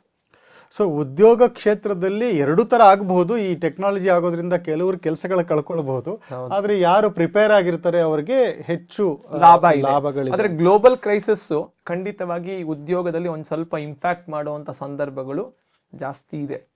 ಆದ್ರೂ ಯಾಕೆಂದ್ರೆ ಈ ಅತಿಚಾರವಾದಂತ ಗುರು ಅವನು ಸ್ಥಿರತ್ವವನ್ನ ನೋಡಿಸ್ತಾನೆ. ಶನಿಯ ಮೇಲೆ ಇಂಪ್ಯಾಕ್ಟ್ ಇರುತ್ತೆ ಒಂದು, ಅಂದ್ರೆ ಕೆಲಸ ಕಳ್ಕೊಳ್ಳೋದು, ಈ ಗ್ಯಾಪ್ ಇನ್ ದ ಕೆರಿಯರ್, ಅದೆಲ್ಲ ಆಗುವಂತ ಸಂದರ್ಭ, ಬೆಂಚಲ್ಲಿ ಕೂತ್ಕೊಳ್ಳೋದು ಅದೆಲ್ಲ ಇರುವಂತ ಸಂದರ್ಭಗಳು ಇದೆ. ಗ್ಲೋಬಲ್ ಕ್ರೈಸಿಸ್, ಗ್ಲೋಬಲ್ ಇಂಪ್ಯಾಕ್ಟ್ ಆಗುವಂತ ಸಂದರ್ಭಗಳು ಇದೆ ಅಂತ ನಾವು ಈ ಉದ್ಯೋಗ ವಿಚಾರದಲ್ಲಿ ನಾವೊಂದು ಫಲವನ್ನ ನಿರೀಕ್ಷಿಸಬಹುದು. ತುಂಬಾ ಕಾಯ್ತಾ ಇರುವಂತಹ ಈ ಒಂದು ಸೆಕ್ಷನ್ ಇದು. ಅಂದ್ರೆ ಪ್ರತಿಯೊಬ್ರು ಈಗ ನಮ್ಮ ರಾಶಿಗೆ ಏನಿದೆ ಈ ಹೊಸ ವರ್ಷದಲ್ಲಿ ಅನ್ನುವಂಥದ್ದು, ಈಗ ನನಗೆ ಈ 12 ರಾಶಿಗಳಲ್ಲಿ ಅವರಿಗೆ ಶುಭಾಶುಭ ಫಲಗಳು ಏನು ಅನ್ನೋದ್ರ ಬಗ್ಗೆ ತಾವು ಇದನ್ನ ನನ್ನ ಒಂದು ವೈಯಕ್ತಿಕವಾದಂತ ನೋಟದಲ್ಲಿ ಇದನ್ನ 3 ವಿಭಾಗವಾಗಿ ಮಾಡೋಣ. ಅಂದ್ರೆ 12 ರಾಶಿಗಳು ಅಂದ್ರೆ ನಾವು ಸಮಾಜದಲ್ಲಿ ನೋಡಿದ್ರೆ ಒಬ್ಬ ವಿದ್ಯಾರ್ಥಿ 20-25 ವರ್ಷದ ತನಕ ವಿದ್ಯಾರ್ಥಿ ಜೀವನ ಅಂತ ಒಂದು ಗ್ರೂಪ್ ಮಾಡೋಣ. ಅಲ್ಲಿಂದ 25 ವರ್ಷದಿಂದ ಹಿಡಿದು ಒಂದು 60 ವರ್ಷದ ತನಕ ಒಂದು ವರ್ಕಿಂಗ್ ಕ್ಲಾಸ್ ಅಂತ ಮಾಡೋಣ. ಇನ್ನೊಂದು ಕೊನೆ ವೃದ್ಧಾಪ್ಯ, 60ರಿಂದ ಅವ್ರು ಎಷ್ಟೇ ವರ್ಷ ಇರಲಿ ಅವ್ರ ವೃದ್ಧಾಪ್ಯದಲ್ಲಿ ನೋಡೋಣ. ಈ 3 ವಿಭಾಗದಲ್ಲಿ ಈ ರಾಶಿಯನ್ನ ಕೂಡ್ಸಕ್ಕೆ ಹೋಗ್ಬೋಣ. ಅದ್ಭುತ. ಅವಾಗ ನಮ್ಗೆ ಫಲಾಫಲಗಳನ್ನ ನಾವು ಬೈಫರ್ಕೇಟ್ ಮಾಡಿ ಕ್ಯಾಟಗರೈಸೇಷನ್ ಮಾಡಿ ನೀಟಾಗಿ ಹೇಳುವಂತ ಇದಕ್ ಬರುತ್ತೆ. ಯಾಕಂದ್ರೆ ಎಲ್ಲ ಒಂದೇ ಸಲ ಕೊಲಾಬ್ರೇಟ್ ಮಾಡಿ ಹೇಳ್ಬಿಟ್ರೆ ಪಾಪ ವೀಕ್ಷಕರಿಗೆ ಅದು ಸಾಮಾನ್ಯವಾಗಿ ಅರ್ಥ ಮಾಡ್ಕೊಳ್ಳಕ್ಕೆ ಸ್ವಲ್ಪ ಚಾಲೆಂಜಿಂಗ್ ಆಗಿರ್ಬೋದು. ಸೊ ಈ ತರ ನೋಡಿದಾಗ ಒಟ್ಟು ಮೇಷರಾಶಿಯವರಿಗೆ ಈ ವಿದ್ಯಾರ್ಥಿಗಳಿಗೆ ಶುಭಪ್ರದ ಇದೆ. ಆದ್ರೆ ಎಫರ್ಟ್ಸ್ ಜಾಸ್ತಿ. ಯಾಕಂದ್ರೆ ಅವ್ರಿಗೆ 7.5 ನಡೀತಾ ಇದೆ. 7.5 ಅಂದ್ರೆ 7.5 ವರ್ಷ ಅಂತ ಕರಿತೀವಿ. ಸೊ ಅಂದ್ರೆ ಈ ವರ್ಷ ಗುರುಬಲ ಕಮ್ಮಿ ಇದ್ರೂ ಮುಂದೆ ಬರುವಂತ ಸಂದರ್ಭಗಳು ಗುರುಬಲ ಕೊಡ್ತಾ ಇದೆ. ಸೊ ವಿದ್ಯಾರ್ಥಿ ಜೀವನಕ್ಕೆ ನಾವು ಎಫರ್ಟ್ಸ್ ಹಾಕಿದಷ್ಟು ಅಲ್ಲಿಂದ ಬರುವಂತ ಫಲಿತಾಂಶಗಳು ಜಾಸ್ತಿ ಆಗುವಂತ ಒಂದು ಸಂದರ್ಭ ಇದೆ. ಸೊ ಅಂದ್ರೆ 7.5 ಇದ್ರೂ ಹೆದರ್ಕೋಬೇಡಿ, ನೀವು ಎಕ್ಸಾಮ್ಸ್ಗೆ ಜಾಸ್ತಿ ಎಫರ್ಟ್ ಹಾಕಿ ಪ್ರಿಪೇರ್ ಆಗಿ ಅಂತ ಹೇಳ್ತೀವಿ. 100 ಮಾರ್ಕ್ಗೆ ಪ್ರಿಪೇರ್ ಆಗೋದಲ್ಲ, ಸ್ವಲ್ಪ ಜಾಸ್ತಿ ಮಾರ್ಕ್ಗೆ ಪ್ರಿಪೇರ್ ಆದ್ರೆ ನಿಮ್ಗೊಂದು 80 ಮಾರ್ಕ್ ಬರುತ್ತೆ. ನಾನು 100ಕ್ಕೆ ಪ್ರಿಪೇರ್ ಆದ್ರೆ ನಂಗೆ 60 ನಾನು ಇರ್ತೀನಿ. ವಿದ್ಯಾರ್ಥಿಗಳು ಅದನ್ನ, ಯಾಕಂದ್ರೆ ಶನಿಯ ಒಂದು ಎಲಾಸ್ಟಿಸಿಟಿ ಇದ್ದಾಗ ನಾವು ಒಂದ್ ಸ್ವಲ್ಪ ಜಾಸ್ತಿ ಪ್ರಿಪೇರ್ ಹಾಕೊಂಡು ಹೋಗ್ಬೇಕು. Prevention is always better then cure ಅಲ್ವಾ. ಸೊ ಇನ್ನು 120ಕ್ಕೆ 150ಕ್ಕೆ ಪ್ರಿಪೇರ್ ಹಾಕೊಂಡು ಹೋದ್ರೆ 80ರಲ್ಲಿ ಡಿಸ್ಟಿಂಕ್ಷನ್ ಬರೋದಲ್ಲಿ ತಪ್ಪಾಗದೆ ಇರಬಹುದು. ಸೊ ಆ ತರ ವಿದ್ಯಾರ್ಥಿಗಳ ಗ್ರೂಪ್ ಅಲ್ಲಿ ಈ ನಿರೀಕ್ಷೆ ಸ್ವಲ್ಪ ಜಾಸ್ತಿನೇ ಮಾಡಬೇಕು ಅಂತ ಒಂದು ವ್ಯವಸ್ಥೆ. ಮೇಷರಾಶಿ ವಿದ್ಯಾರ್ಥಿ ಸ್ಟೇಜ್ ಅಲ್ಲಿ ತಾವು ಹೇಳ್ತಾ ಇದ್ರಿ. ಹೌದು, ಅಂದ್ರೆ ಅವ್ರದ್ದು ಸ್ವಲ್ಪ ಪರಿಶ್ರಮ ಜಾಸ್ತಿ ಬೇಕು ಅಂತ ಹೇಳಿದ್ರೆ. ಮುಂದೆ ಮಧ್ಯಮ ಇದಕ್ಕೆ ನೋಡೋಣ. ಸೊ ಅಲ್ಲಿ ವಿವಾಹ, ಬಿಸ್ನೆಸ್ ಎಲ್ಲ ಆಗುವಂತ ಸಾಧ್ಯತೆಗಳು ತುಂಬಾ ಜಾಸ್ತಿ ಮೇಷರಾಶಿಯಲ್ಲಿ. ಅಂದ್ರೆ 25 ವರ್ಷದಿಂದ 40 ವರ್ಷದ ಇರೋರಿಗೆ ಅಥವಾ 60 ವರ್ಷದ ಅವಧಿಯಲ್ಲಿ ಅವರು ಕೆಲಸದಲ್ಲಿ ಇರ್ಬೋದು, ಪ್ರಗತಿಯನ್ನ ಕಾಣ್ಬೋದು. ಅಥವಾ ಒಟ್ಟು ತಾತ್ಪರ್ಯದಲ್ಲಿ ಈ ವರ್ಷ ಅವರಿಗೆ ಸಾಮಾನ್ಯವಾಗಿ ಒಳ್ಳೆಯ ಫಲಗಳನ್ನ ನಿರೀಕ್ಷಿಸಬಹುದು. ಮತ್ತು ಆರೋಗ್ಯದಲ್ಲಿ ಸ್ವಲ್ಪ 60 ವರ್ಷದ ಮೇಲೆ, ಈ ಮೇಷರಾಶಿಯ 60 ವರ್ಷದ ಮೇಲೆ ಅವ್ರಿಗೆ ಆರೋಗ್ಯದ ವಿಚಾರದಲ್ಲಿ ಸ್ವಲ್ಪ ಮಂಡಿ ನೋವು ಅದೆಲ್ಲ ಸ್ವಲ್ಪ ಜಾಸ್ತಿ ಆಗುವಂತ ಸಂದರ್ಭಗಳು, ಆರೋಗ್ಯದಲ್ಲಿ ಸ್ವಲ್ಪ ಜಾಗೃತೆಯನ್ನ ವಹಿಸುವಂತ ಸಂದರ್ಭಗಳು ಕಾಣಿಸ್ತಾ ಇದೆ. ಅಂದ್ರೆ ಅವ್ರಿಗೆ ಜ್ವರ ಅಂತದೆಲ್ಲ ಸ್ವಲ್ಪ ಬರುವ, ಯಾಕಂದ್ರೆ ಶನಿ ಕಾಟ ಅಲ್ವಾ. ಸೊ ಆ ರೀತಿಯೊಳಗೆ ಅವ್ರಿಗೆ ಒಂದ್ ಸ್ವಲ್ಪ ಒಂದು ಜಾಗೃತೆಯನ್ನ ವಹಿಸ್ಬೇಕು, ಪ್ರಿವೆನ್ಷನ್ ಮಾಡ್ಕೋಬೇಕು. ಯಾವ್ದನ್ನು ನೆಗ್ಲೆಕ್ಟ್ ಮಾಡುವಂತ ಸಂದರ್ಭಗಳು ಇರಬಾರ್ದು. ಮೇಷರಾಶಿಯವರ ಸ್ವಲ್ಪ ವೃದ್ಧಾಪ್ಯದವ್ರಿಗೆ, 60 ವರ್ಷದ ಮೇಲದವರಿಗೆ ಸ್ವಲ್ಪ ಜಾಗರೂಕರಾಗಿರ್ಬೇಕು, ಯಾವುದನ್ನು ಆರೋಗ್ಯದ ಸಮಸ್ಯೆಗಳನ್ನ ನೆಗ್ಲೆಕ್ಟ್ ಮಾಡಬಾರ್ದು. ಖಂಡಿತ ಖಂಡಿತ ಖಂಡಿತ. ಆದ್ರೆ ಏನು ಇದಕ್ಕೆ ಒಂದು ಪರಿಹಾರವನ್ನು ಹೇಳ್ಬೇಕಲ್ಲ, ಬರೀ ಫಲಾಫಲ ಹೇಳಿದ್ರೆ ಹೆಂಗಾಗತ್ತೆ. ಸೊ ಅವರು ಇದನ್ನ ಪರಿಹಾರ ಮಾಡ್ಕೋಬೇಕು ಅಂದ್ರೆ ಮುಖ್ಯ ಪ್ರಾಣದೇವರ ಒಂದಿಷ್ಟು ಸ್ಮರಣೆ, ಅಥವಾ ಆ ದೇವಸ್ಥಾನಕ್ಕೆ ಹೋಗಿ ಅದ ಪ್ರದಕ್ಷಿಣ ನಮಸ್ಕಾರ ಹಾಕೋದು. ಪ್ರಾಣದೇವರ ವಿಚಾರದಲ್ಲಿ ಒಂದ್ ಸ್ವಲ್ಪ ಆದಷ್ಟು ಆಂಜನೇಯನ ವಿಚಾರದಲ್ಲಿ ಅಥವಾ ಪ್ರಾಣದೇವರ ವಿಚಾರದಲ್ಲಿ ಸಾಕಷ್ಟು ಸ್ಮರಣೆ ಮಾಡುವಂಥದ್ದು ಅಥವಾ ನಾಮ ಸಂಕೀರ್ತನೆ ಮಾಡೋದ್ರಿಂದ ಸ್ವಲ್ಪ ತಾಪ ಕಮ್ಮಿ ಆಗುವಂತ ಸಂದರ್ಭಗಳು ಕಾಣಿಸುತ್ತೆ ಅಂತ ಹೇಳ್ಬೋದು. ಇನ್ನು ವೃಷಭ ರಾಶಿಯವರಿಗೆ ಬರೋಣ. ಈ ವೃಷಭ ರಾಶಿಯವರ ಈ ವಿದ್ಯಾರ್ಥಿಗಳ ಒಂದು ವರ್ಗ ಯಶಸ್ಸು ಜಾಸ್ತಿ ಈ ವರ್ಷ. ಒಂದು ಒಳ್ಳೆ ಫಲಾಫಲಗಳಲ್ಲಿ ಅವರು ನಿರೀಕ್ಷಿತವಾದಂಥ ಒಳ್ಳೆ ಫಲಗಳನ್ನ ಅವರು ಸಿಗುವಂತ ಸಂದರ್ಭಗಳು ತುಂಬಾ ಜಾಸ್ತಿ. ವಿದ್ಯಾರ್ಥಿಗಳಿಗೆ ಬಿಟ್ಟು, ಅಂದ್ರೆ ಅವರು ಪರೀಕ್ಷೆ ಬರ್ದಿರ್ಬೋದು, ಅವರಿಗೆ ರಿಸಲ್ಟ್ ಬರುವಂತ ಸಂದರ್ಭಗಳು ಇವಾಗ ಕಾಯಿಸ್ತಾ ಇರೋದು, ಒಳ್ಳೆ ರಿಸಲ್ಟ್ಸ್ಗಳು ಬರುತ್ತೆ. ಅಂದ್ರೆ ಅವರು ಎಕ್ಸ್ಪೆಕ್ಟ್ ಮಾಡೋದಿಂತ ಜಾಸ್ತಿನೇ ಬರುವಂತ ರಿಸಲ್ಟ್ಗಳು ಈ ವರ್ಷ ಜಾಸ್ತಿ. ಸೊ ವಿದ್ಯಾರ್ಥಿಗಳಿಗೆ, ವೃಷಭ ರಾಶಿ ವಿದ್ಯಾರ್ಥಿಗಳಿಗೆ ಸ್ವಲ್ಪ ಖುಷಿಯ ಸಂದರ್ಭ ಬರುವಂತ ಕಾರಣಗಳು ಜಾಸ್ತಿ ಇದೆ. ಮುಂದೆ ಈ ಮಧ್ಯದ ಅವರಿಗೆ, ಸೊ ಅವ್ರಿಗೆ ಖಂಡಿತವಾಗಿ ಉದ್ಯೋಗದಲ್ಲಿ ಒಳ್ಳೆ ಲಾಭ, ಪ್ರಮೋಷನ್ ಆಗುವಂತ ಸಂದರ್ಭಗಳು, ಅದರಿಂದ ಒಳ್ಳೆ ಬೇರೆ ದೇಶಕ್ಕೆ ಹೋಗುವಂತ ಸಂದರ್ಭಗಳು, ಅದರದ್ದು ಏನೇನು ವಿಚಾರಗಳಿದೆ ಅದೆಲ್ಲ ಉತ್ತಮ ರೀತಿಯೊಳಗೆ ಆಗುವಂತ, ಅಥವಾ ಗೃಹ ನಿರ್ಮಾಣ, ಯಾವ್ದೋ ಒಂದು ಪ್ಲಾನ್ ಮಾಡಿರ್ತಾರೆ, ಅವ್ರಿಗೆ ನಿರ್ಮಾಣ ಮಾಡಕ್ಕಾಗಲ್ಲ ಅಥವಾ ಹೊಸ ಸೈಟ್ ತಗೊಳಕ್ಕಾಗಲ್ಲ, ಅದನ್ನ ತಗೊಳ್ಳುವಂತದ್ದು.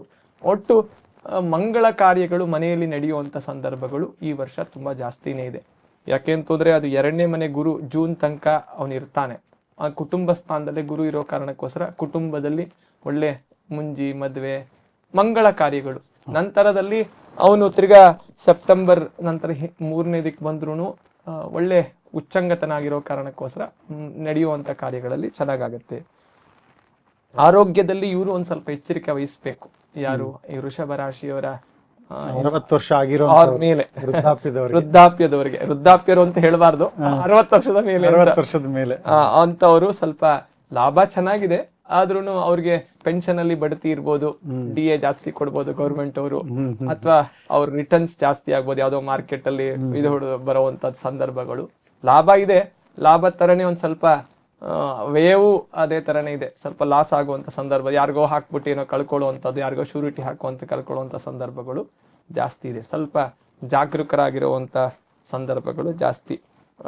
ರುದ್ರದೇವರ ಆರಾಧನೆ ಪರಿಹಾರವಾಗಿ ರುದ್ರದೇವರಿಗೆ ಬಿಲ್ವಾರ್ಚನೆ ಮಾಡಿಸೋದು, ಸೋಮವಾರದ ಹೊತ್ತು ಹೋಗಿ, ಅಥವಾ ರುದ್ರದೇವರಿಗೆ ಅಭಿಷೇಕ ಕೊಡುವಂತದ್ದು, ರುದ್ರದೇವರ ದೇವಸ್ಥಾನಕ್ಕೆ ಹೋಗಿ ತೈಲ ಕೊಡುವಂತದ್ದು, ಪ್ರದೋಷ ಪೂಜೆ ಅಂತ ಮಾಡ್ತಾರೆ. ಅಂದ್ರೆ ಈ ದ್ವಾದಶಿ ತ್ರಯೋತ್ಸಿ ಒಂದು ಸಂಧಿ ಬರುವಂತ ಸಂದರ್ಭಗಳಲ್ಲಿ ಪಂಚಾಂಗಗಳೆಲ್ಲ ಕೊಟ್ಟಿರ್ತೀವಿ ನಾವು, ಪ್ರದೋಷ ಪೂಜೆ ಅಂತ. ಅವಾಗ ರುದ್ರದೇವರಿಗೆ ವಿಶೇಷವಾದಂತ ಅಭಿಷೇಕ ಪೂಜೆಗಳೆಲ್ಲ ನಡೆಯುತ್ತೆ. ಅಲ್ಲಿ ನಾವು ಅಲ್ಲಿ ನಾವು ಹೋಗಿ ಸೇವೆ ಮಾಡುವಂತದ್ದು ಅಥವಾ ಏನಾರ ಮಾಡುವಂತ ಸಂದರ್ಭಗಳಿದ್ರೆ ಉತ್ತಮ ರೀತಿಯಲ್ಲಿ ರುದ್ರದೇವರು ಫಲವನ್ನ ಕೊಡ್ತಾರೆ. ಅದರಿಂದ ಗುರುವಿಗೆ ಶಾಂತಿ ಆಗತ್ತೆ. ಅದರಿಂದ ನಾವು ಎಕ್ಸ್ಪೆಕ್ಟ್ ಮಾಡುವಂತ ರಿಸಲ್ಟ್ಸ್ಗಳು ಎಲ್ಲೋ ಏನೋ ಚುಚ್ಚೋ ಕಡೆ ಹೋಗಿ ಕೊಡ್ಲಿ ಬೀಳೋ ಕಡೆ ಚುಚ್ಚಿದ್ರೆ ಎಷ್ಟು ಇಂಪ್ಯಾಕ್ಟ್ ಆ ತರ ಆಗುವಂತ ಸಂದರ್ಭಗಳು ಜಾಸ್ತಿ.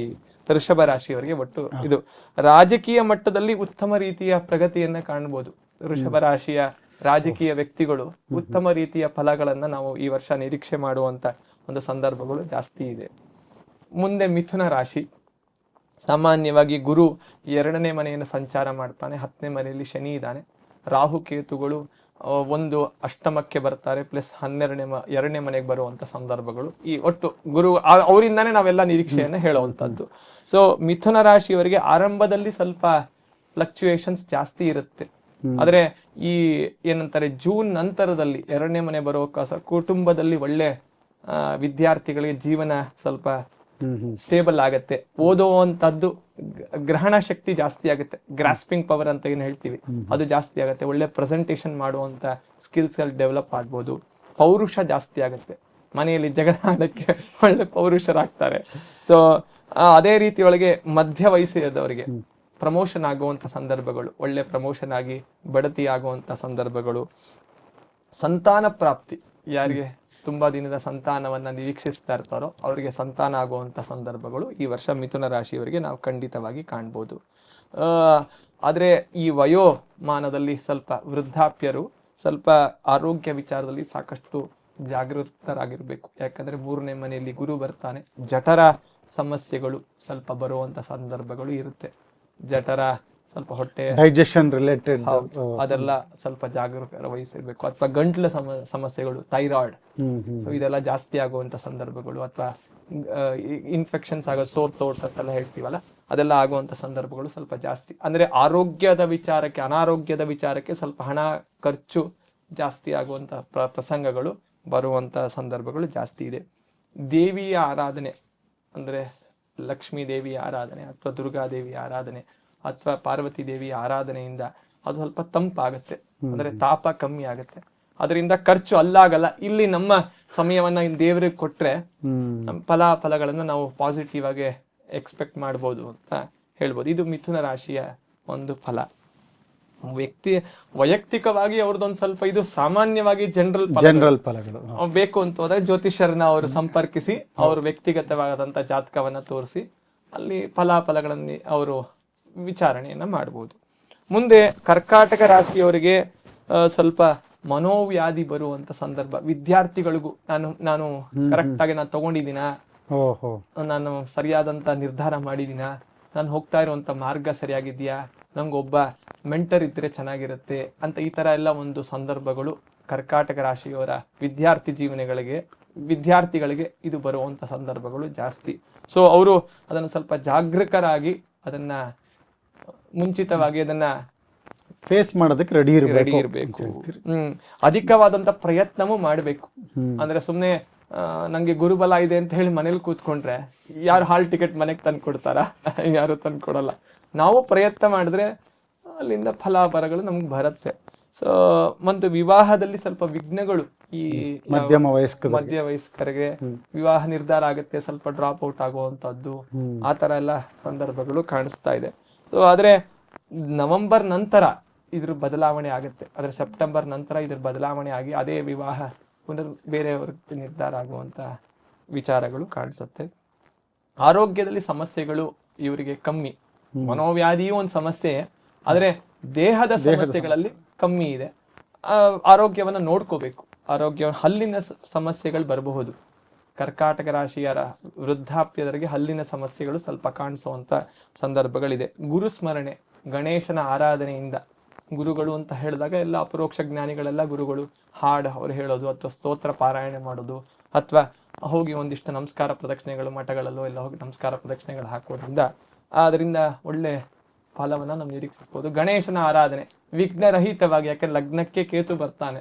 ಸೊ ಕೇತುಗೆ ಗಣಪತಿಯ ಆರಾಧನೆಯಿಂದ ವಿಘ್ನನಾಯಕ, ಅವನು ವಿಘ್ನವನ್ನ ಪರಿಹಾರ ಮಾಡೋದೇ ಅವನ ನಾಯಕತ್ವ ಇದೆ ಅವನಿಗೆ. ಸೊ ಅಂತವನ್ನ ಆರಾಧನೆ ಮಾಡಿದ್ರೆ ನಮ್ಗೆ ವಿಘ್ನಗಳು ಪರಿಹಾರ ಆಗಿ ಸುಲಲಿತವಾಗಿ ಕೆಲಸಗಳಾಗತ್ತೆ. ಕೋರ್ಟ್ ಕಚೇರಿ ವಿಚಾರದಲ್ಲೂ ಸ್ವಲ್ಪ ಜಾಗರೂಕರಾಗಿರುವಂತ ಒಂದು ಸಂದರ್ಭ ಈ ವರ್ಷ ಕರ್ಕಾಟಕ ರಾಶಿಯವರಿಗೆ ಇದೆ. ಮುಂದೆ ಸಿಂಹ ರಾಶಿ, ಸಿಂಹವೇ ರಾಶಿ ಅದು. ಗರ್ಜನೆ ಜಾಸ್ತಿ. ಇಷ್ಟು ದಿನ ಅಷ್ಟಮ ಶನಿ ಕಾಟ ಇತ್ತು, ಈ ವರ್ಷವೂ ಅಷ್ಟಮ ಶನಿ ಕಾಟ ಮುಂದೆ ಹೋಗುತ್ತೆ. 11ನೇ ಮನೆಯಲ್ಲಿರುವಂತ ಗುರು 12ನೇ ಮನೆಗೆ ಪ್ರವೇಶ ಮಾಡಿ ಲಗ್ನಕ್ಕೂ ಪ್ರವೇಶ ಮಾಡಿಬಿಡ್ತಾನೆ. ಸೊ ಆ ಸಂದರ್ಭ ಅಂದ್ರೆ ಸೆಪ್ಟೆಂಬರ್ ಇಂದ ಜನವರಿ ಒಳಗೆ ಮನೋವ್ಯಾಧಿ ಬರುವಂತ ಸಂದರ್ಭಗಳು, ಸ್ವಲ್ಪ ಮನಸ್ಸು ಚಂಚಲ ಆಗುವಂತ, ಇದು ಅಷ್ಟಮ ಶನಿ ಕಾಟ ಅಲ್ವಾ, ನಾವು ಎಕ್ಸ್ಪೆಕ್ಟ್ ಮಾಡದಷ್ಟು ಬರ್ಲಿಲ್ಲ ಅಂತ ಮನೋವ್ಯಥೆ ಪಡುವಂತದ್ದು. ಈ ತರ ಎಲ್ಲ ಸಿಂಹ ರಾಶಿಗಳ ವಿದ್ಯಾರ್ಥಿ ಜೀವನದಲ್ಲಿ ನಿರೀಕ್ಷಿತವಾದಂತ ಒಂದು ಫಲಗಳನ್ನ ನಾವು ಎಕ್ಸ್ಪೆಕ್ಟ್ ಮಾಡ್ಬೋದು.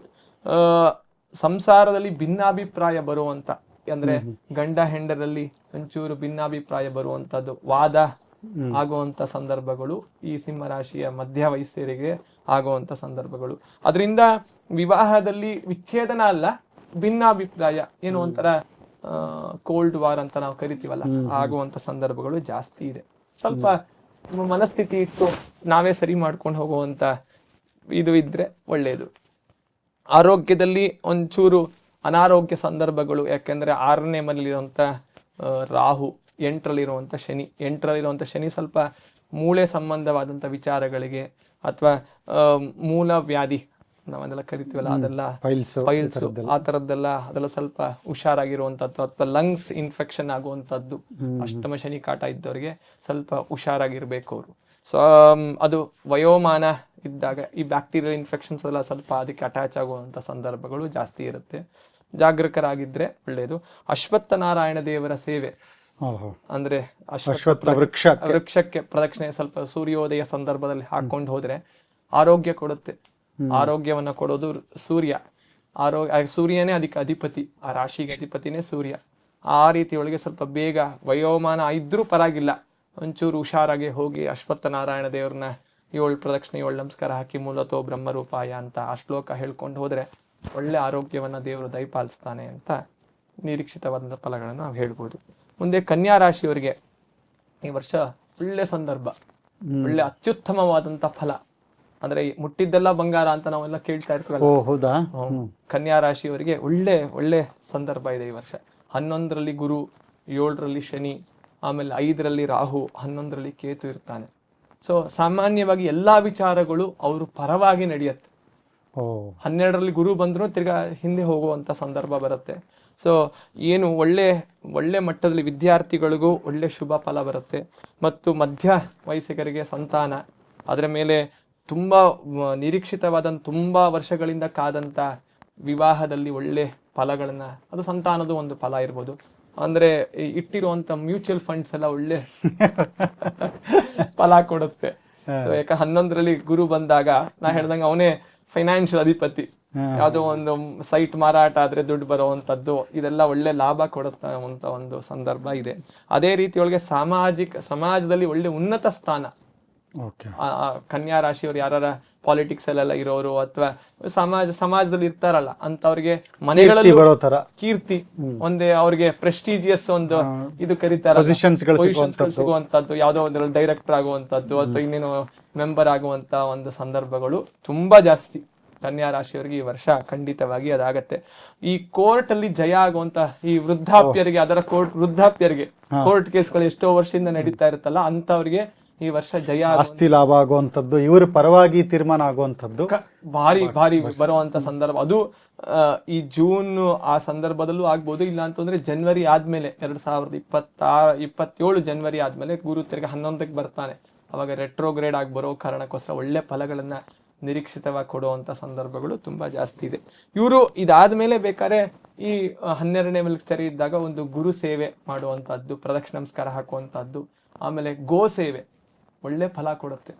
ಗೋವಿನ ಸೇವೆ ಮಾಡಿದ್ರೆ ಗೋ ಗ್ರಾಸ ಕೊಡುವಂತಹದ್ದು, ಒಂದಿಷ್ಟು ಗ್ರಾಸ ಕೊಟ್ಟು ಗ್ರಾಸ ಮಾಡುವ, ಅಂದ್ರೆ ಅವ್ರಿಗೆ ಆಲ್ರೆಡಿ ಚೆನ್ನಾಗಿದೆ ಆದ್ರೂ ಮಾಡಿ ಅಂತ ಹೇಳ್ತೀರಾ. ಯಾಕಂದ್ರೆ ಅವ್ರಿಗೆ ಒಂದು ಸೆಪ್ಟೆಂಬರ್ ಇಂದ ಜನವರಿ ತನಕ 12ರಲ್ಲಿ ಗುರು ಇದ್ದಾಗ ಸ್ವಲ್ಪ ದುಡ್ಡು ಸಾತ್ವಿಕಕ್ಕೆ ಖರ್ಚಾಗತ್ತೆ. ಅಂದ್ರೆ ಸಾತ್ವಿಕಕ್ಕೆ ವ್ಯಯಸ್ಥಾನದಲ್ಲಿ ಗುರು ಇದ್ದಾಗ ಸಾತ್ವಿಕ ಸಂದರ್ಭದಲ್ಲಿ ಖರ್ಚಾಗತ್ತೆ. ಖರ್ಚಾದ್ರೂ ಪರವಾಗಿಲ್ಲ, ಇದನ್ನ ಮಾಡಿ ಲಾಭವನ್ನ ಪಡೀರಿ, ಮುಂದೆ ಜನವರಿಯಿಂದ ಲಾಭ ಪಡೀರಿ ಅಂತ ಹೇಳುವಂತ ಒಂದು ವಿಷಯ. ಸೊ ಮುಂದೆ ತುಲಾ ರಾಶಿಯವರಿಗೆ ಇವಾಗ ಅತ್ಯುತ್ತಮ ಸಮಯ ನಡೀತಾ ಇದೆ ಇವಾಗ ನಡೀತಾ ಇರೋ, ಯಾಕಂದ್ರೆ 9ರಲ್ಲಿ ಗುರು ಇದ್ದಾನೆ. ವಿದ್ಯಾರ್ಥಿಗಳಿಗೆ ಒಳ್ಳೆ ಉನ್ನತ ಸ್ಥಾನ ಸಿಕ್ಕಿರುತ್ತಾಗ್ಲೇ ಇವಾಗ್ಲೇ. ಅಂದ್ರೆ ಅವರು ಫಲಾಫಲ ಯೋಚನೆ ಮಾಡಿದ್ರೆ ಒಳ್ಳೆ ಅವ್ರಿಗೆ ಸಿಗುವಂತ ಮಾರ್ಕ್ಸ್ ಇರ್ಬೋದು ಅಥವಾ ಪ್ರಗತಿ ಇರ್ಬೋದು, ಎಲ್ಲಾ ರೀತಿಯೊಳಗೂ ತುಲಾ ರಾಶಿಯವರಿಗೆ ತುಂಬಾ ಚೆನ್ನಾಗಿ ನಡೀತದೆ ಇವಾಗ. ಇನ್ ಮುಂದೆ ಈ ವರ್ಷ ಜೂನ್ ತನಕನೂ ಅದ್ರ 10ನೇ ಮನೆಯಲ್ಲಿ ಗುರು ಬಂದ್ರು 6ರಲ್ಲಿರುವಂತ ಶನಿ ಒಳ್ಳೆ ರೀತಿಯೊಳಗೆ ಪ್ರಗತಿಯನ್ನ ಕೊಡ್ತಾನೆ. 4ರಲ್ಲಿ ರಾಹು ಬಂದ್ರೆ ಅದೇನ್ ತಪ್ಪು ಅಂತ ಏನಿಲ್ಲ, ಯೋಚನೆ ಶಕ್ತಿ ಜಾಸ್ತಿ ಆಗುತ್ತೆ, ಚಾಲೆಂಜಸ್ ತಗೊಳಕ್ಕೆ ಅನುಕೂಲ ಮಾಡ್ಕೊಡುತ್ತೆ. ಇನ್ನೊಂದ್ ಸ್ವಲ್ಪ ಚಾಲೆಂಜಸ್ ತಗೊಳ್ಳೋಣ, ಇನ್ನೊಂದು ಬೇರೆ ಮುಂದೆ ಹೋಗೋಣ ಅಂತ ಒಂದು ಏನಂತಾರೆ ಮ್ಯಾನಿಫೆಸ್ಟೇಷನ್ ಆಗುತ್ತೆ, ಹುಮ್ಮಸ್ಸಿರುತ್ತೆ, ಎಂಥ್ಯೂಸಿಯಾಸಮ್ ಬರುತ್ತೆ, ತುಂಬಾ ಎಂಥ್ಯೂ ಬರುತ್ತೆ. ಸೊ ಅದರಿಂದ ಅವನಿಗೆ ಒಳ್ಳೆ ರೀತಿಯೊಳಗೆ ಮಾಡ್ತಾನಲ್ಲ, ಪ್ರಗತಿ ಮಾಡ್ತಾನೆ. ಮಧ್ಯ ವಯಸ್ಕರಿಗೂ ಅಷ್ಟೇ, ರಾಜಕೀಯದಲ್ಲಿ ಒಂದು ಪರಿಶ್ರಮ, ಇಷ್ಟು ದಿನ ಹಾಕಿದ್ದಂತ ಪರಿಶ್ರಮ ಇವಾಗ ಫಲ ಕೊಡುತ್ತದು. ಎಷ್ಟೋ ದಿನದಿಂದ ಒದ್ದಾಡ್ತಾ ಇರ್ತಾರೆ, ಸೊ ಅವ್ರಿಗೇನು ನಮ್ಗೆ ಫಲಾನೇ ಕ್ರೆಡಿಟ್ಸೇ ಬಂದಿಲ್ಲ ಅಂತ ಹೇಳ್ತೀವಲ್ಲ, ಅದು ಒಳ್ಳೆ ರೀತಿಯೊಳಗೆ ಫಲ ಕೊಡುವಂತ ಸಂದರ್ಭ ತುಲಾ ರಾಶಿಯ ಪೊಲಿಟಿಷಿಯನ್ಸ್ ಅಂತ ಏನ್ ಕರಿತೀವಿ ಅವ್ರಿಗೂ ಆಗುವಂತದ್ದು. ವಯೋಮಾನ ಇರೋರಿಗೆ ಸ್ವಲ್ಪ ತಮ್ಮ ತಂದೆ ತಾಯಿಗಳನ್ನ ಸ್ವಲ್ಪ ಜಾಗರೂಕರಾಗಿ ನೋಡ್ಕೋಬೇಕು, ಉದಾಸೀನ ಮಾಡಬಾರ್ದು. ಅಂದ್ರೆ ಎಲ್ಲೋ ಬಿಟ್ಬಿಡೋದು ಅದೆಲ್ಲ ಮಾಡದೆ ಅವ್ರನ್ನೂ ನಾವು ಸೇವೆ ಮಾಡ್ಬೇಕು, ಅವರಿಂದ ನಾವು ಅಂತ ಒಂದು ಇಟ್ಕೊಂಡು ಮಾಡಿದ್ರೆ ತುಂಬಾ ರೀತಿಯೊಳಗೆ ಬದಲಾವಣೆಗಳು ಕಾಣಿಸುತ್ತೆ ಅಂತ ಹೇಳ್ಬೋದು. ಇವರಿಗೆ ಪರಿಹಾರ ರೂಪದಲ್ಲಿ ಯಾಕೆ ಅಂತಂದ್ರೆ 4ರಲ್ಲಿ ರಾಹು, 10ರಲ್ಲಿ ಗುರು ಕೇತುಗಳು ಸಂದರ್ಭ ಇರೋ ಕಾರಣಕ್ಕೋಸ್ಕರ ಗಣೇಶನ ಆರಾಧನೆ ಮುಖ್ಯವಾಗಿ ಮಾಡಿದ್ರೆ ವಿಘ್ನರಹಿತವಾಗಿ ಈ ಫಲಗಳನ್ನ ನಾವು ನಿರೀಕ್ಷಿಸಬಹುದು. ಇನ್ನು ವೃಶ್ಚಿಕ ರಾಶಿ, ಅದು ಈ ಸಂದರ್ಭ ಒಂದ್ ಸ್ವಲ್ಪ ಸಾಮಾನ್ಯವಾಗಿ ತಡೆಗಳಿತ್ತು. ಇನ್ ಮುಂದೆ ಈ ಜೂನ್ ನಂತರದಲ್ಲಿ 9ನೇ ಮನೆಗೆ ಗುರು ಬರ್ತಾನೆ, 5ರಲ್ಲಿ ಶನಿ ಇದ್ದಾನೆ.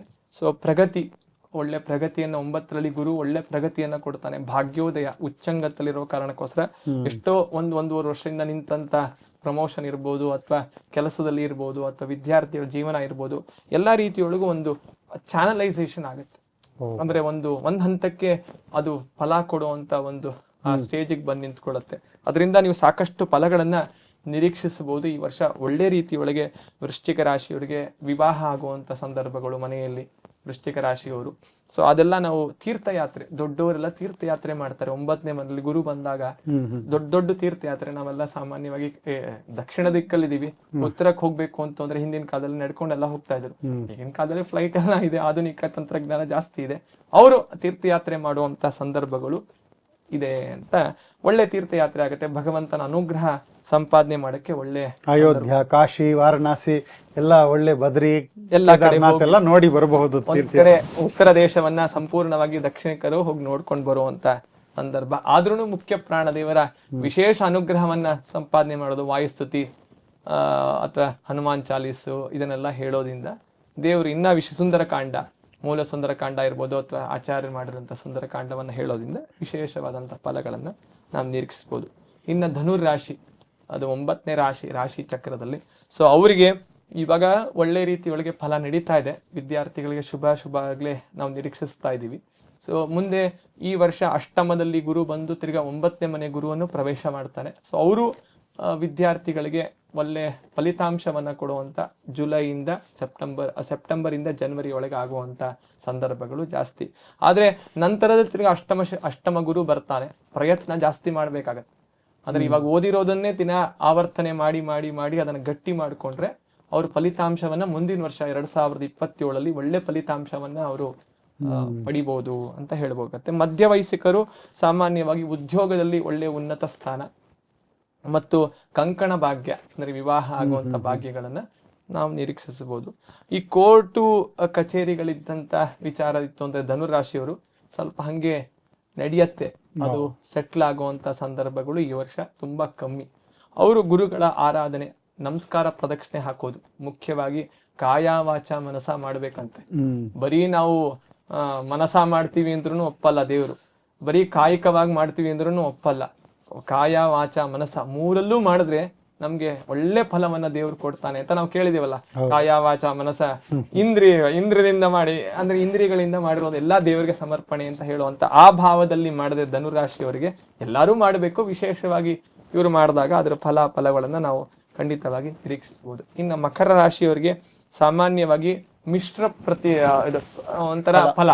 ಈ ವರ್ಷ ಮಿಶ್ರ ಫಲ. 3ನೇ ಮನೆಯಲ್ಲಿ ಶನಿ ಇದ್ದಾನೆ, ಆದ್ರೂ 7ಕ್ಕೆ ಗುರು ಬಂದು ಸಂಚಾರ ಆಗ್ಬಿಡ್ತಾನೆ. ಅವನು 6ರಲ್ಲಿದ್ದಂತ ಗುರು 7ಕ್ಕೆ ಬಂದು 8ಕ್ಕೆ ಹೋಗ್ಬಿಡ್ತಾನೆ. ಆದ್ರೆ ಜನವರಿ ನಂತರದಲ್ಲಿ 2027 ಜನವರಿ ನಂತರದಲ್ಲಿ ಒಳ್ಳೆ ಫಲಗಳನ್ನ ನಾವು ಮಿಶ್ರ ಫಲವನ್ನ ನಾವು ಪಡಿಬಹುದು. ಆಮೇಲೆ ಒಳ್ಳೆ ಫಲಗಳನ್ನು, ಆದ್ರೆ ವಾಹನದಲ್ಲಿ ಓಡಿಸ್ತಾ ಇರ್ಬೇಕಾದ್ರೆ ಸ್ವಲ್ಪ ಜಾಗರೂಕರಾಗಿರುವಂತ, ಯಾಕಂದ್ರೆ ಲಗ್ನದಲ್ಲಿ ರಾಹು ಬರ್ತಾನೆ.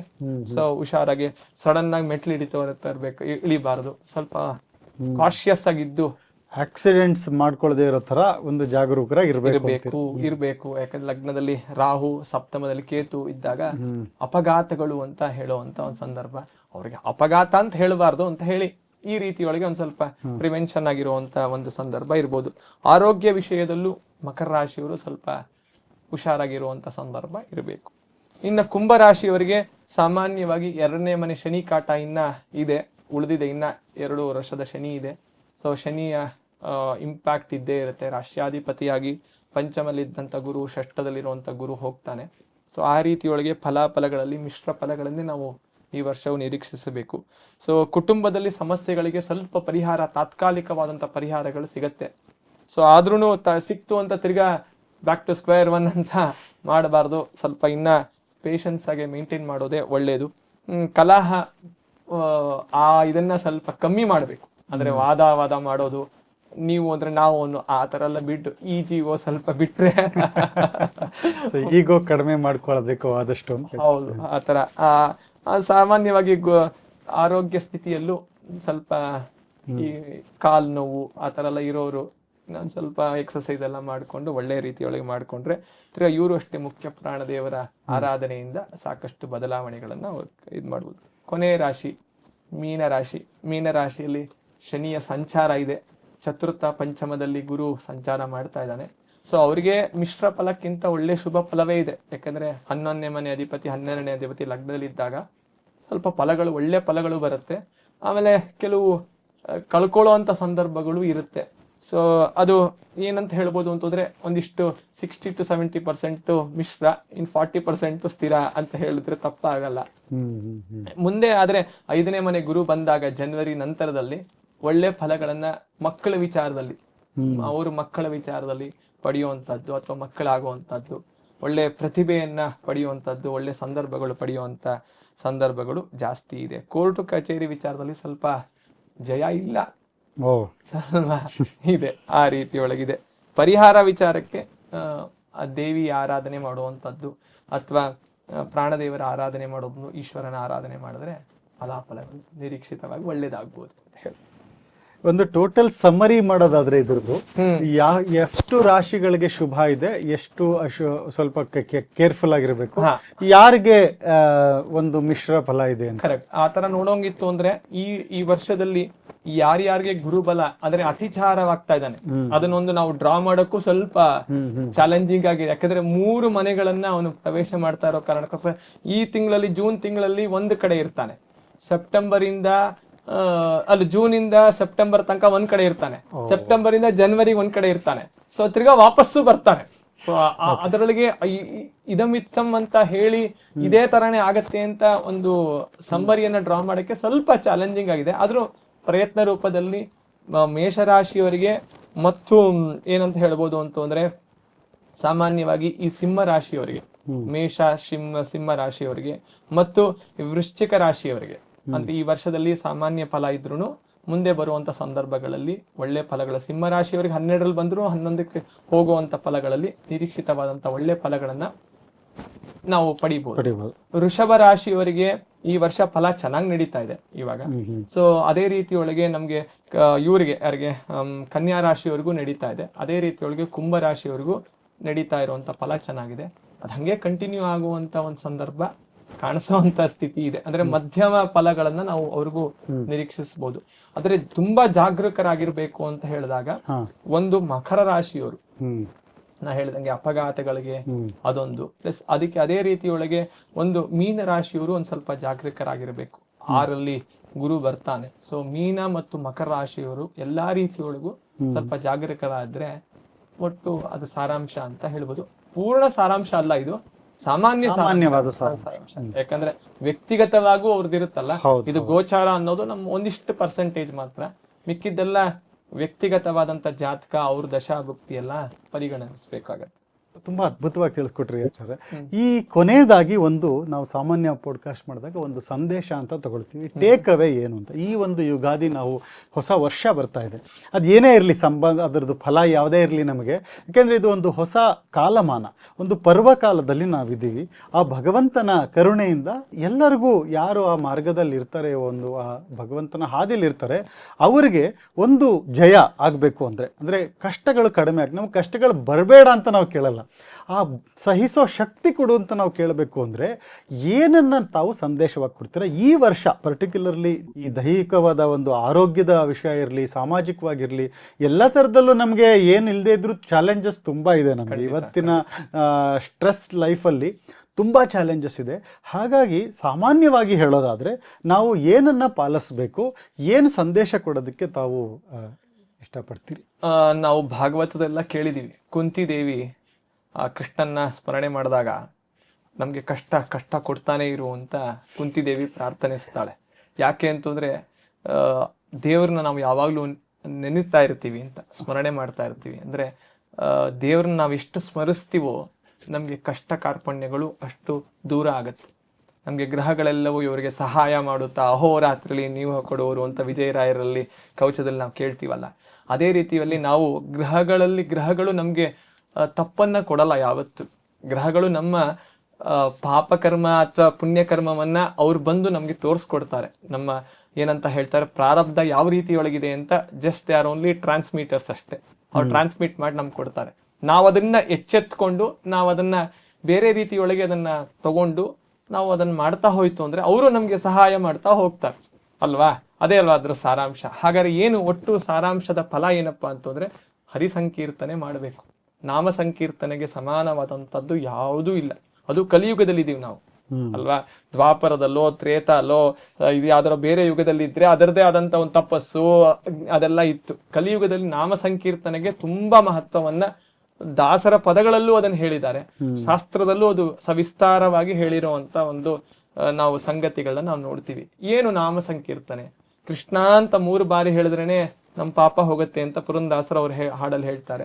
ಬಾರೋ ಮನೆಗೆ ಗೋವಿಂದ ಅಂತ ಹೇಳ್ತಾರೆ. ಹಾಗಾದ್ರೆ ಸಾಮಾನ್ಯವಾದಂತ ಜನಗಳಲ್ಲೂ ಏನೂ ಕಷ್ಟ ಇಲ್ಲದೆ ಎಲ್ಲಾ ಕಾಲದಲ್ಲೂ ಕೃಷ್ಣ ರಾಮ ಹರೇ ರಾಮ ಹರೇ ರಾಮ ರಾಮ ರಾಮ ಹರೇ ಅಥವಾ ರಾಮ ರಾಮ ರಾಮ ಅಂತ ಹೇಳ್ತಾ ಇರೋದು, ಕೃಷ್ಣ ಕೃಷ್ಣ ಅಂತ ಹೇಳ್ತಾ ಇರೋದು. ಸ್ಪೆಸಿಫಿಕ್ ಆಗಿ ಬೇಕಾಗಿರುವಂತ ಇಷ್ಟ ದೇವರು ಇರ್ತಾರೆ ಅವರಿಗೆ. ಆ ನಾಮ ಸಂಕೀರ್ತನೆಯನ್ನ ಮಾಡಿದ್ರೆ ಎಷ್ಟೋ ಪಾಪಗಳಾಗತ್ತೆ. ಅಯ್ಯೋ ನಾವು ಈ ತರನೇ ಮಡಿಲೇ ಕೂತ್ಕೋಬೇಕಾ, ನಾವು ಪಂಚೆನೆ ಉಟ್ಕೋಬೇಕಾ ಅಂತ ದೇವ್ರ ಸ್ಮರಣೆ ಮಾಡಕ್ಕೆ ಏನು ನಿರ್ಬಂಧನೆ ಇಲ್ಲಲ್ಲ. ಆದ್ರೆ ಮಂತ್ರ ಮಾಡಕ್ಕೆ, ಅದು ಅನುಷ್ಠಾನ ಮಾಡಕ್ಕೆ ನಿರ್ಬಂಧನೆಗಳಿದೆ. ಶುದ್ಧವಾದಂತ ಒಬ್ಬ ಬ್ರಹ್ಮಚಾರಿ ಇದ್ರೆ ತ್ರಿಕಾಲ ಸಂಧ್ಯಾವನೆ ಮಾಡೋದು, ಅದನ್ನು ಬಿಟ್ಟು ನಾ ಎಲ್ಲ ಮಾಡ್ತಾ ಇದ್ದೀನಿ ಅಂದ್ರೆ ಏನ್ ಬಂತು? ನಮ್ಮ ಒಂದು ವರ್ಣಾಶ್ರಮದ ಧರ್ಮದಲ್ಲಿ ಅವನು ಏನ್ ಮಾಡ್ಬೇಕು, ಹೀ ಸಪೋಸ್ ಟು ಡೂ ದಟ್ ಅಲ್ವಾ? ಡಿಸಿಪ್ಲಿನ್ ಆಗಿ ತ್ರಿಕಾಲ ಸಂಧ್ಯಾವನೆ ಮಾಡೋದು, ಅಗ್ನಿ ಕಾರ್ಯ ಮಾಡೋದು. ಅವ್ನು ಓದ್ತಾ ಇರ್ಲಿ, ಅವ್ನು ಯಾವುದೇ ಒಂದು 10th ಸ್ಟ್ಯಾಂಡರ್ಡ್ ಇರಲಿ, ಯಾವುದೇ ಒಂದು ಒಳ್ಳೆ ಕ್ಲಾಸಲ್ಲಿ ಓದ್ತಾ ಇರ್ಲಿ, ಲೌಕಿಕ ಓದ್ರುನು ಆದ್ರೆ ಅವ್ನು ಮಾಡುವಂತ ಒಂದು ಏನು ಕರ್ತವ್ಯ ಇದೆ, ಕರ್ತವ್ಯಕ್ಕೆ ಚ್ಯುತಿ ತಂದು ನಾವು ಲೌಕಿಕದಲ್ಲಿ ಸಾಧನೆ ಮಾಡ್ತೀವಿ ಅನ್ನೋದು ಅಷ್ಟು ಸಮಂಜಸವಾದಂತ ವಿಚಾರ ಅಲ್ಲ. ಸೊ ಹಾಗಾದ್ರೆ ಏನಾಯ್ತು ಅಲ್ಲಿ ಅಂತಂದ್ರೆ, ನಾವು ಮಾಡುವಂತ ಕರ್ತವ್ಯದಲ್ಲಿ ಧರ್ಮ ಶ್ರದ್ಧೆ ಇದ್ರೆ ದೇವರು ನಮ್ಗೆ ಒಳ್ಳೆ ರೀತಿಯೊಳಗೆ ಫಲ ಕೊಡ್ತಾನೆ. ಅವರು ಬ್ರಹ್ಮಚಾರಿಗೆ ಮಾತ್ರ ಅಲ್ಲ, ಎಲ್ಲಾ ವಯಸ್ಸಿಕರಿಗೂ ಅದು ಸಾಮಾನ್ಯವಾಗಿ ಆಗತ್ತೆ. ಸೊ ನಾವು ಧರ್ಮಶಾಸ್ತ್ರ ಧರ್ಮೋ ರಕ್ಷತಿ ರಕ್ಷಿತ, ನಾವು ಧರ್ಮವನ್ನ ಶುದ್ಧವಾಗಿ ಮಾಡಿದ್ರೆ, ಆಚರಣೆಯಲ್ಲಿ ಶುದ್ಧವಾಗಿ ಮಾಡಿದ್ರೆ ಗ್ರಹಗಳೆಲ್ಲವೂ ನಮ್ಗೆ ಸಹಾಯ ಮಾಡುತ್ತಾ ಅಹೋರಾತ್ರಿಲಿ ಸುಖವ ನೀವ ಕೊಡುವರು ಅಂತ ನಾವು ಇದನ್ನು ನಿರೀಕ್ಷಿಸಬಹುದು. ಆದ್ರೆ ಅದರೊಳಗೆ ಮುಖ್ಯವಾದಂಥದ್ದು ನಾಮ ಸಂಕೀರ್ತನೆ. ಎಲ್ಲಾ ಕಾಲಘಟ್ಟದಲ್ಲೂ ಏನೂ ನಿರ್ಬಂಧನ ಇಲ್ಲದೆ ದೇವರ ಸ್ಮರಣೆ ಮಾಡ್ತಾ ಕಾಯ ವಾಚ ಮನಸ, ನಾವು ಕಂಪ್ಯೂಟರ್ ಕೆಲಸ ಮಾಡ್ತಾ ಇರ್ತೀವಿ, ಒಳಗೆ ಮನಸ್ಸಲ್ಲಿ ದೇವ್ರ ಸಂಕೀರ್ತನೆ ಮಾಡಿದ್ರೆ ಏನ್ ತಪ್ಪಾಗತ್ತೆ? ತಪ್ಪೇನಾಗಲ್ಲ. ಏನೋ ಒಂದ್ ಕೆಲಸ ಗಾಡಿಲಿ ಓಡಿಸ್ತಾ ಇರ್ತೀವಿ, ದೇವ್ರ ನಾಮ ಸಂಕೀರ್ತನೆ ಮಾಡಿದ್ರೆ ಏನ್ ತಪ್ಪು? ದೇವ್ರು ಹೇಳ್ತಾನ ಮಾಡಬೇಡ ಅಂತ ಮಾಡ್ಬೋದು. ಯಾರ ಹತ್ರನೋ ಮಾತಾಡ್ತಾ ಇರ್ತೀವಿ, ಹಲೋ ಅಂತ ಹೇಳೋದ್ ಬಿಟ್ಟು ಹರೇ ಕೃಷ್ಣ ಹರೇ ರಾಮ ಹರೇ ಶ್ರೀನಿವಾಸ ಅಂತ ದೇವ್ರ ಸ್ಮರಣೆ ಮಾಡ್ತಾ ಹೇಳಿದ್ರೆ ಅದೊಂದು ನಾಮ ಸಂಕೀರ್ತನೆ ಆಗತ್ತೆ. ಒಟ್ಟು ಇಷ್ಟೇ ಸಾರಾಂಶ. ದೇವ್ರ ನಾಮ ಸಂಕೀರ್ತನೆ ನಾವು ಎಷ್ಟು ಮಾಡ್ತೀವಿ, ನಮ್ಮ ವರ್ಣಾಶ್ರಮ ಧರ್ಮದಲ್ಲಿ ಏನಿದೆ ಅದನ್ನ ಫಾಲೋ ಮಾಡಿದ್ರೆ ಎಲ್ಲಾ ಗ್ರಹಗಳು ನಮ್ಗೆ ಸಹಾಯನೆ ಮಾಡ್ತಾರೆ. ಸಕಲ ಗ್ರಹ ಬಲ ನೀನೆ ಸರಸಿಜಾಕ್ಷ ಅಂತ ಅಷ್ಟನ್ನ ನಾವು ಮಾಡ್ಕೊಂಡು ಹೋಯ್ತು ಅಂದ್ರೆ ಖಂಡಿತವಾಗಿ ಇಷ್ಟೆಲ್ಲ ಇರುತ್ತೆ. ಇದನ್ನ ನಮ್ಮ ಇದ್ರೊಳಗೆ ಇದ್ದೇ ಪ್ರಾರಬ್ಧ ಕರ್ಮದಲ್ಲಿ ಇದ್ದೇ ಇರುತ್ತೆ. ಕಷ್ಟಗಳು ಇಲ್ಲದೆ ಯಾರು ಇರ್ಲಿಕ್ಕೆ ಸಾಧ್ಯನೇ ಆಗಲ್ಲ. ಪ್ರತಿಯೊಬ್ಬರಿಗೂ ಕಷ್ಟ. ಸೊ ಅದನ್ನ ನಾವು ದಾಟಬೇಕು ಅಂತಂದ್ರೆ ನಮ್ಗೊಂದು ಆರ್ಮ್ಸ್ ಅಂಡ್ ಅಮಿನೇಷನ್ಸ್ ಬೇಕು. ಅದ್ರೊಳಗೆ ಮುಖ್ಯವಾದಂತ ಆರ್ಮ್ಸ್ ಅಂಡ್ ಅಮಿನೇಷನ್ಸ್ ಏನು, ನೀವು ಬ್ಯಾಟಲ್ ಫೀಲ್ಡ್ಗೆ ಹೋಗ್ತೀರಾ ನಾನು ಏನು ಇಟ್ಕೊಳ್ಳಲ್ಲ ಅಂದ್ರೆ ಹೆಂಗಾಗತ್ತೆ, ಆಗಕ್ ಸಾಧ್ಯವೇ ಇಲ್ಲ. ಸೊ ಅದಕ್ಕೆ ಏನಂದ್ರೆ ದೇವರ ಬಲವೇ, ನೀನು ಬೇಡ ನಿನ್ನ ಬಲ ಸಾಕು ಅಂತ ನಾವು ಹೇಳ್ತೀವಲ್ಲ, ಅವನ ಬಲವೇ ನಮ್ಗೆ ಮುಖ್ಯವಾದಂತಹದ್ದು. ಆದ್ರೆ ಮಾಡುವಂತ ಕರ್ತವ್ಯದಲ್ಲಿ ಚ್ಯುತಿ ತಂದು ನಾನು ಇದನ್ನ ಮಾಡಲ್ಲ, ಬರೀ ನಾಮ ಸಂಕೀರ್ತನೆ ಮಾಡ್ತೀನಿ ಅಂದ್ರೆ ಅದು ತಪ್ಪು ಅಲ್ವಾ. ನಾನು ಸಂಧ್ಯಾವನೆ ಮಾಡಲ್ಲ, ಬ್ರಹ್ಮಚಾರಿಯಾಗಿ ಅಥವಾ ಗೃಹಸ್ಥನಾಗಿ ನಾನು ಸಂಧ್ಯಾವನೆ ಮಾಡಲ್ಲ, ನಾನು ಬರೀ ದೇವ್ರ ಸ್ಮರಣೆ ಮಾಡ್ತೀನಿ ಅಂದ್ರೆ ಇಲ್ಲ. ಸಂಧ್ಯಾವನೆ ಮಾಡಿ ನಾಮ ಸಂಕೀರ್ತನೆ ಮಾಡು. ಒಬ್ಬ ಗೃಹಿಣಿಯಾಗಿ ಮಾಡಬೇಕಾಗಿರುವಂತ ತುಳಸಿ ಪೂಜೆ ಇರ್ಬೋದು, ಅಥವಾ ಅವಳಿಗೆ ನಿರ್ಬಂಧವಾಗಿ ಹೇಳಿರುವಂತ ಎಲ್ಲಾ ಸಂದರ್ಭದಲ್ಲೂ ಮಾಡಿದ್ರೆ ಮನೆ ವಾತಾವರಣ ಶುದ್ಧವಾಗಿರುತ್ತೆ, ಗ್ರಹಗಳೆಲ್ಲವೂ ಇವರಿಗೆ ಸಹಾಯ ಮಾಡ್ತಾರೆ. ಅಂದ್ರೆ ವಿಜಯರಾಯರಿಗೆ ಮಾಡಿದ್ದಾರೆ ಅಂದ್ರೆ ನಾವು ಭಕ್ತಿಯಿಂದ ವಿಜಯರಾಯರ ಸ್ಮರಣೆ ಮಾಡಿದ್ರೆ ನಮ್ಗೆ ದೇವರು ಕೊಡುವಂತ ಫಲಗಳನ್ನ ಖಂಡಿತವಾಗಿ ಕೊಡ್ತಾನೆ. ಇದು ಸಾರಾಂಶ. ಅದ್ಭುತವಾದ ಒಂದು ಸಂದೇಶ ಕೊಟ್ರಿ ತಾವು. ತುಂಬ ಧನ್ಯವಾದಗಳು ಆಚಾರ್ಯ. ತಾವು ಆ್ಯಕ್ಚುಲಿ IT ಕಂಪ್ನಿನಲ್ಲಿ ವರ್ಕ್ ಮಾಡಿ 8-10 ಅವರ್ಸು ಆ ಸ್ಟ್ರೆಸ್ಡ್ ವರ್ಕ್ ಅವರ್ಸ್ ಜೊತೆಗೆ ಅಷ್ಟು ಅನುಷ್ಠಾನ ಮಾಡಿ ಇಷ್ಟೆಲ್ಲ ಶಾಸ್ತ್ರದ ವಿಷಯಗಳನ್ನು ನಮಗೆ ತಿಳಿಸಿದ್ರಿ. ಅದರಲ್ಲೂ ಜ್ಯೋತಿಷ್ಯ ಇವತ್ತು ಅದೊಂದು ಓಷನ್.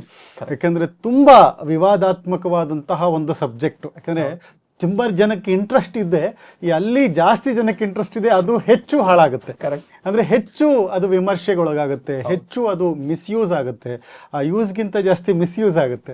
ಆಮೇಲೆ ಹೆಚ್ಚು ದೋಷಗಳು ಸೇರ್ಕೊಳ್ಳುತ್ತೆ, ಕಮರ್ಷಿಯಲ್ಸ್ ಆಗಿಬಿಡುತ್ತೆ. ಹಾಗಾಗಿ ತಾವು ಇದನ್ನು ವೃತ್ತಿ ಮಾಡ್ಕೊಳ್ಳದೆ ಪ್ರವೃತ್ತಿಯನ್ನು ಮಾಡಿಕೊಂಡು ಒಂದು ಸಮಾಜಕ್ಕೆ ಒಂದು ದೊಡ್ಡ ಕೊಡುಗೆಯನ್ನು ಕೊಡ್ತಿದ್ದೀರಿ. ಈ ಪಾಡ್ಕಾಸ್ಟ್ಗೋಸ್ಕರ ತಾವು ಸಮಯನ ತಗೊಂಡು ನಮ್ಮ ಮುಂದೆ ಬಂದು ಇಷ್ಟು ದೀರ್ಘಕಾಲದವರೆಗೆ ಈ ವಿಷಯಗಳನ್ನು ತಿಳಿಸ್ಕೊಟ್ಟಿದ್ದಕ್ಕೆ ತುಂಬ ಅನಂತ ನಮಸ್ಕಾರಗಳು. ನಿಮಗೂ ಅಷ್ಟೇ ಧನ್ಯವಾದಗಳು. ಇದರೊಳಗೆ ಒಳ್ಳೆ ಅಂಶ ಏನಾರ ಇತ್ತು ಅಂದ್ರೆ, ನನ್ಗೆ ಈ ಕಲಿಕೆಯನ್ನ ಕೊಟ್ಟವರು 3 ಜನ. ಆರಂಭ ಕಲಿಕೆಯನ್ನ ನಮ್ಮ ಯಡಿಯೂರು ಅಂದ್ರೆ ಬೆಂಗಳೂರು ಯಡಿಯೂರಲ್ಲಿ ನಾಗರಾಜರಾವ್ ಅಂತ ಒಬ್ರು ಇದ್ರು. ಸೊ ಅವ್ರು ನನ್ಗೆ ಆರಂಭ ವಿದ್ಯೆಯನ್ನ ಕೊಟ್ರು. ಸಾಮಾನ್ಯ ಜ್ಯೋತಿಷ್ಯವನ್ನ ಹೇಳ್ಕೊಟ್ಟು ಈ ತರ ಜ್ಯೋತಿಷ್ಯಪ್ಪ ಅಂತ ಹೇಳ್ಕೊಟ್ರು. ನಂತರದಲ್ಲಿ ಈ ಗಣಿತ ಭಾಗವನ್ನ ಮತ್ತು ಸ್ವಲ್ಪ ಈ ಪಂಚಾಂಗದ ಎಲ್ಲ ಲೆಕ್ಕಾಚಾರಗಳನ್ನ ನಮ್ಮ ಅಲ್ಲಿಪುರಿ ವಾದಿರಾಜಾಚಾರ ಅಂತ ಬಳ್ಳಾರಿಯಲ್ಲಿ ಇರ್ತಾರೆ, ಅವ್ರು ನಂಗೆ ಹೇಳ್ಕೊಟ್ರು. ನಂತರದಲ್ಲಿ ಈ ಜ್ಯೋತಿಷ್ಯವನ್ನ ಪೂರ್ಣ ಮಟ್ಟಕ್ಕೆ ಫಲ ಏನು ಇವತ್ತು ಕೇರಳ ಪ್ರಾಂತ್ಯದಲ್ಲಿ ಏನಿದೆ ಅದನ್ನ ನಂಗೆ ಪೇಜಾವರ ಸ್ವಾಮಿಗಳ ಶಿಷ್ಯರು A.V. ರಾಘವೇಂದ್ರ ಭಟ್ರು ಅಂತ ಎರುಣಾಕಲ್ ಇರ್ತಾರೆ, ಅವರು ಪೂರ್ಣ ಮಟ್ಟಕ್ಕೆ ಪಾಠ ಮಾಡಿ ಈ ತರ ಜ್ಯೋತಿಷ್ಯ ಹಿಂಗ್ ಕಲಿಬೇಕು, ಹಿಂಗ್ ಮಾಡಬೇಕು, ಗುರುಗಳ ವಿಶೇಷವಾದಂಥ ಅನುಗ್ರಹದಿಂದ ನಮಗೆ ಪಾಠ ಮಾಡಿದ್ರು. ಸೊ ಈ ಏನೇ ಒಳ್ಳೇದು ಬಂದ್ರು ಈ 3 ಗುರುಗಳ ಫಲವೇ. ಏನಾರ ತಪ್ಪಿದ್ರೆ ಅದು ನನ್ನ ವೈಯಕ್ತಿಕವಾದಂಥ ಫಲ ಅಷ್ಟೇ ಹೊರತು ಈ ಏನೇ ಆದ್ರೂ ಸಮಾಜಕ್ಕೆ ಇದು ಒಳ್ಳೇದಾಯ್ತು ಅಂದ್ರೆ ಆ ಗುರುಗಳ ಮುಖಾಂತರ, ನಮ್ಮ ತಂದೆ ತಾಯಿಗಳ ಆಶೀರ್ವಾದ ಮುಖಾಂತರ ದೇವರಲ್ಲಿ ಶ್ರೀಕೃಷ್ಣಾರ್ಪಣಮಸ್ತು ಅಂತ ಹೇಳಿ ಈ ಸಂವತ್ಸರ ಎಲ್ಲರಿಗೂ ಒಳ್ಳೇದಾಗ್ಲಿ, ಭಗವಂತ ವಿಶೇಷವಾಗಿ ಅನುಗ್ರಹಿಸಿ ಅಂತ ಶ್ರೀಕೃಷ್ಣಾರ್ಪಣ ಅಂತ ಹೇಳ್ತೀವಿ.